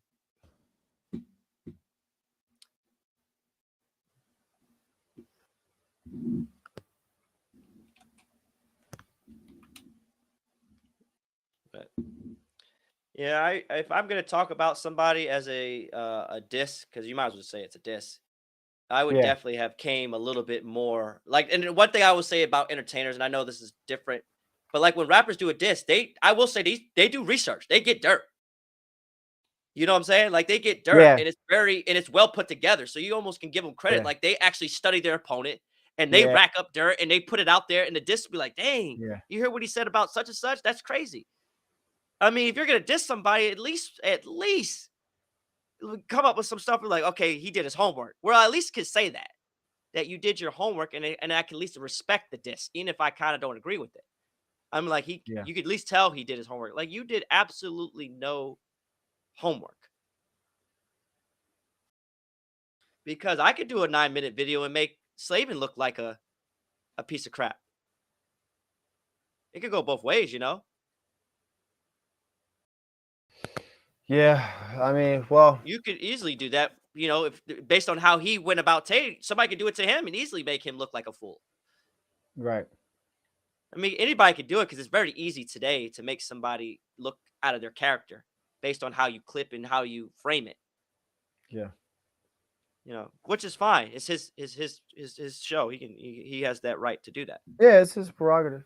It sure You know, is. he has that right to do it. And again, that's the good thing about this country. You know, people have freedom to, you know, say what they want, how they say it, and then we can talk about it because we all have opinions. Yeah, well,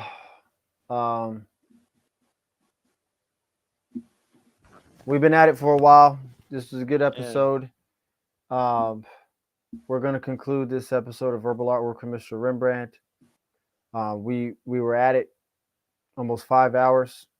For people just first time hearing, if they made it this far, thanks for listening.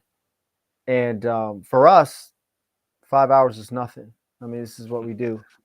You know, I mean, it is what it is. For us, this 5 hours is nothing. I do this. I do this. We do this. Brain is still fresh right now. Come on now. We just You know started. what? You know. Once we're done with this, we're getting ready to talk for another 3 or 4 hours. And I Come know on, man. people can't even believe this, that we do this. No. And it's like now it's actually documented. It's like actually proven Yeah, it's that we did documented this. now. It'll be that we've been doing this. Like, y'all don't talk that long. Like, Come on, man. It's on video. Watch the 5 hours. And think about it, it's not mindless talk either. Yeah, this we burned a It's, lot of calories and glucose yeah. right now. But like Warren Buffett and Bill Gates said, a lot of people out there, like athletes, they've trained their body to be able to do these different things. Me and Warren were mental athletes. We've trained our minds. Yeah, that's a good. Yeah, Yeah, still a muscle. It's a muscle that needs to get exercised or it gets weak. it does. Yeah, I you don't mean, want he's your mind to 90 get plus weak. years old, still drinking a Coke and a English muffin from McDonald's every day, and he's sharp as a tack. And you know what? People don't understand that. People, I told some people the other day that, because they said something to me. Somebody was saying the other day, "Now you eat the same thing every day." I said, "You know why? Because I don't have time." And they said, "Whoa." I said, I'm not going to be thinking about what different meals I can make all the time every day. I don't have time like that. That's there's no I was like, even the clothes I wear, I have like 50 shirts, probably more than that, probably like 100 different shirts lined up in the closet. I pick one, I throw it on, and they're all button ups. And I have different pairs of jeans that I wear. I just grab one, put it on. Every shirt can match every different pair of pants. Every different pair of pants can match every different shirt. I throw on a pair of jeans, throw on a shirt, and I have 3 different pairs of sneakers or shoes that I wear 90% of the time. That's it. I'm not thinking about nothing. Okay? I grab the Peacemaker, I tuck it in the belt. I grab a shirt, throw on the pants, tuck the Peacemaker, put sneakers on, I'm out the door. Okay? Now, if I'm going somewhere a little bit more special, I throw the suit on. But I even have suits. I have all my suits set up. White shirt, button it down, slacks already pressed and ready to go, belt's already in it. Slack the belt on, ties are already tied. Throw it over the neck, pull it through, jacket on. I'm out. I'm not wasting time. I'm not wasting time. and just hold your stop right. I'm eating the same thing Yeah. every day. You best believe it. You know why? Because it's simple, it's easy. And guess what else? Other rich people, other smart people, other busy people are eating the same thing every day. I told them, I said, Warren Buffett gets up. They even joke Donald Trump for eating McDonald's all the time. You know why he eats McDonald's all the time? Because somebody said, when you eat the same thing every day, it's not healthy. I said, listen to me. Listen to me. When I get some more finances, I'm going to be eating more healthier when I have somebody to pay it and prepare it and give it to me. But right now I'm on the grind. I don't have time. And a lot of successful people don't have time. Oh, listen, you know what? We got a meeting right now. They're looking at the Rolex watch, right? And they're saying, you know what? We got a meeting to go to. Listen, we got to grab something right now. Let's grab that. McDonald's is fast, but we'll grab the food. We got to eat on the run. Listen, we got this meeting. We made it just in time for the meeting. Great. 5-hour meeting. The meeting's over. Bro, what's open right now? Let's go get a sub. We need to get something to eat because we got to get some sleep. We got to be back at it tomorrow. Are you kidding me? Are you kidding me?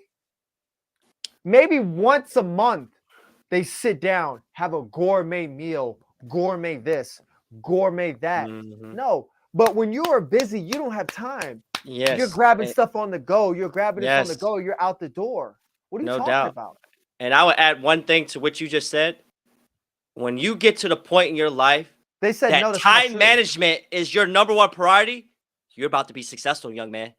When you start thinking about it, when you start talking about time, you have now passed money and everything. That time is your now more, because I never, you don't think like that when you're young, but when you start getting time, and time is more important management than anything else, you are now on the path of success. Because I just thought about you saying that. I was like, he's right. You start making, like, if I was a wise guy, I would go, you're talking about time, young man? That's all you think about is how you manage your time? Yeah. You're in the right trajectory. Yeah. Because that means there's not enough time in the day for you to get everything, and you want to be as efficient as possible. Yeah. There's no way you can't be successful with that mind frame, because that's not normal. That is not a normal thing for a kid or young man to start talking about time management at a high level. More than anything. More than food, partying, anything. You just talk about your time management. Oh, come on. So to me, to add to that fifth thing about success is, how much do you focus on time? Yeah. that would be another element we can add to the success that all successful people have in common, is that they value their time at a high level and they actually Yeah. manage it at a high level and they talk about it a lot. Yeah. Because you Time. mentioned it so many times, like, damn, I do it too. And I was like, damn, I don't got enough time because it's got so much shit going on. Yes. So it's a good point that we can actually use that as a way to say, like, well, how do we know you're successful? What do you think about time? What do you think about time? Yeah. And if it's highly important to you, where you say, like, yeah, I got one shirt, I got this, then I would actually argue that I don't even need to know much about you. You're on the right path. I don't even know too much about you. I could just ask you about your time management and cut and corner. Yeah, and they didn't understand that. What one person who's in that situation was incredibly smart was like, yeah, I know better than to open my mouth against something Rembrandt says. And actually, he's right. He was quiet though, while the other guy's like, no, Warren Buffett doesn't eat McDonald's all day. Trump does that. That's not true. These guys are eating gourmet deals every day. I said, you, yeah. I mean, when have I been proven wrong? You know, that's the thing. After you being right so many times, you actually should just give me that benefit of the doubt. Yeah, It's like, but it's like, some know, people, they're not even right with themselves. So how I can they know. be right Yeah. with others? You know what I'm saying? They're I mean, so far behind, they start thinking they're yeah. ahead. Yeah, that's where you said, dude, I've already lapped you. Oh, I'm ahead of you. Yeah. What J.R. Ryder No. says, like, come on, man, 2 words, catch up. I mean, Yeah. Yeah, one word, catch up. oh, yeah. 1 word, catch up. Hey, no, our Oh, Wilkes, yeah. it's 2 words. I know. So you missed that's the whole point. You just missed the whole point, because you broke it down elegantly and said that actually what Reg was talking about, you said some funny word, you whatever, is that Yeah. he's so far ahead that instead of saying 2 words to catch up, it's actually included unanimously in one, because that's how far he is, that he's able to just tie the word together and say it in unison. Because that's how far ahead he is of you, dread yellow teeth Blakes. Yeah. Yeah. It's like, yeah, it is 2 words, but when you're so far ahead, it's 1. Yeah. And I had to put it that way to him. And because that's the other meaning. And he didn't even get the direct meaning, which is tomato sauce. Yeah. So I just said, forget It's a that. metaphor. I'm just gonna. Yeah. Yeah, it's a metaphor. Yeah, and that's the difference to being But he literal. thought that we like, oh, these guys are so dumb, I'm gonna destroy them. Yeah, No, and that's the thing. I hate that. see, that's being the thing. Yeah, confidently ignorant. confidently ignorant. It's one of the worst thing. It's like one of the worst things to have as a individual in society, is to be super confident and then be completely wrong, and then don't even get offended when you are wrong and do it again. Yeah, And that's what kills. And did do it again, and actually, like, dude, you and just not got even be checked. offended when you are wrong. Yeah, like, I get grossly upset when I'm wrong, to the point where I'm actually researching and trying to correct myself at a high level. I was like, what's wrong with these guys? And I said, I guess you can't fix that. Isn't that the worst? It is the worst. Isn't that It's the like, worst? When you you see can't even somebody, hold them. You can't even hold this individual accountable. You can't even insult them because Yeah, they're insulated by their stupidity that they're actually oh my protected. god, oh my god, and they just do it again because they And they do it again. It's like it never happened. Like, it is. It's unreal. Oh my god, yeah. It's actually just, it's Oh. almost not, it's funny, but it's not. Avatar movie is never gonna. Avatar movies, come on, this is Blue People movie. Avatar movie happened 10 years ago. It's not going to do that well. It won't even get $2 billion. It probably won't even get $1.5 billion. It's not that good of a movie. It won't do that well. It's Blue People. It's Dancing with Wolves with Blue People. It's like It's like Pocahontas, right? I'd be surprised if they even get $1 billion. It's not even that good. $1 billion in 13 days. Yeah. It just hit $2 billion. It's right now, the second Avatar movie is number 6 all time. Number 6 all time. It passed. It will never pass Spider-Man. It passed Spider-Man. Oh, it will never pass Maverick. It passed Maverick. Destroyed Maverick. Destroyed Maverick. What are we talking about? Yeah. So number 6 all time. It's number 6 all time. They were afraid. They said, "Listen, we can't make another one unless we get 2 billion or more. It's done 2 billion. We'll see the next Avatar. Yeah, get ready for the next one. Come on." Loser. Yeah. And I had to tell these people, "You guys are wrong. Trust me, you're wrong. You And don't it know what I'm hasn't talking about. You're even wrong. Trust me, you're I wrong." mean, it still has a And lot it's of growth. only been and it's only been a month and 5 days. It's been a 6 month and all 5 days. time. And 6 what I mean, In a come month, on, man. a month and a few days. Unreal. Yeah. Yeah. I mean, That's why you can't. I don't listen to people. I yeah. listen Yeah, to no, myself. you just I mean, just say that I just don't prefer that movie, but don't try to knock it. It's If you said, "Listen, honestly, I just don't prefer that movie," dude, we're the you're simplest now people. you're now saying something objective. You just went from being objective to being a class A absolute moron. You went from being a class A moron Yeah, yeah. to being grossly incorrect. And again, you're not even gonna learn. You're gonna do it again. You're just gonna Yeah. tomorrow. You're gonna do it Yeah, again. it is. You're It's just gonna do it again. yeah, You're there's no not gonna corrective listen to. here. Oh, that guy Rembrandt. You know, I should have kept my mouth closed because he was right. Yeah, it's called corrective behavior, but you can't Yeah. correct. No, it's not. No. It's yeah. But yeah, that would be just say that it's just a more of it's a fair answer to give somebody. It's like, listen, I do see that statistically it's a high grossing movies, but it's just not I'm just not into that type of those type of production movie. I'm just I'm not not into into those that type of genre. movies. Yeah, that genre. Whatever. Me, Yeah, exactly. Like horror. I'm not me, really a fan of horror movies. me neither. But I can't knock some of the movies that are probably really good horror movies. I just not a horror guy. I just don't Yeah, find I'm them. into all other genres. I'm not really into horror, and my weakest genre of them all is comedy.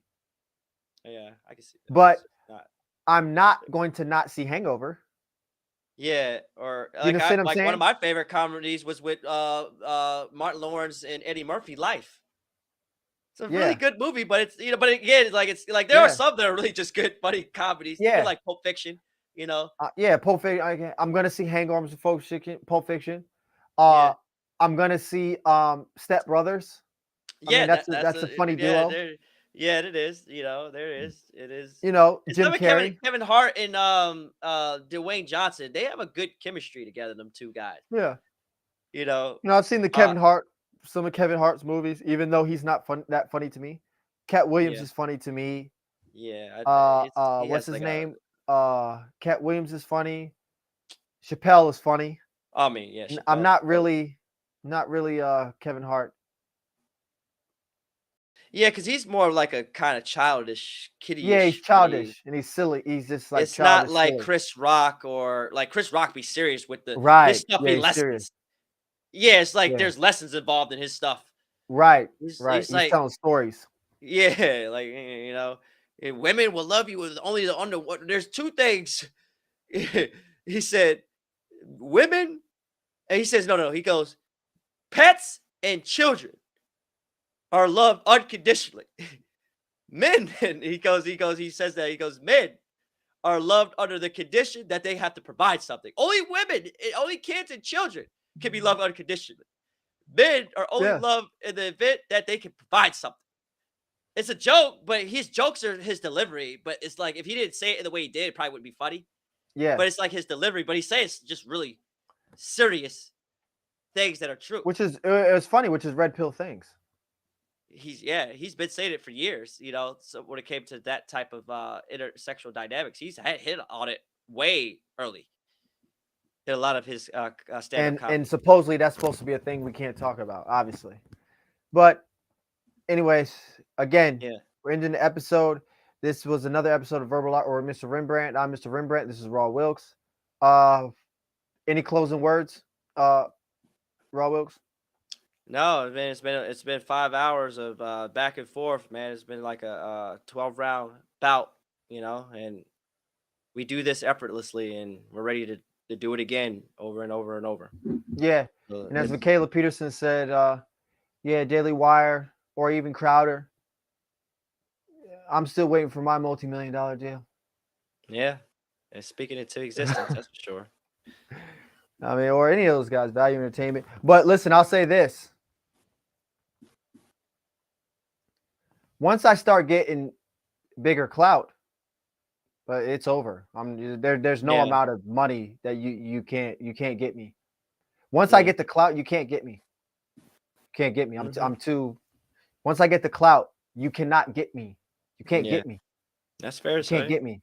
That's fair to say. You can't get Because me. why capitalize on the fact that I did it without you? Now you want to capitalize off of it. Yeah, and you know That's how how I I am look with at it. that. And you Yeah, know that's how I am with that. yeah. It's personal. It's I don't like, like fair well, weathered. I don't like fair weather people. I don't like fair weather situations. Not that that actually is one, but right. um, but I'm just saying by the time I get the clout, and I get the right resources, I get the right connects, I get the right whatever. I don't need a production company to help me.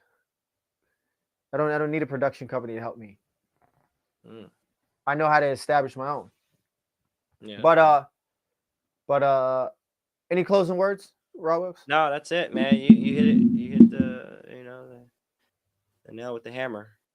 So Well, that's great. So it's a great episode. And remember, when it comes to verbal artwork, the podcast, and you're dealing with Mr. Rembrandt, remember, words paint pictures and conversation is art. Verbal artwork. I'm Mr. Rembrandt. It's Raw Wilkes, signing out.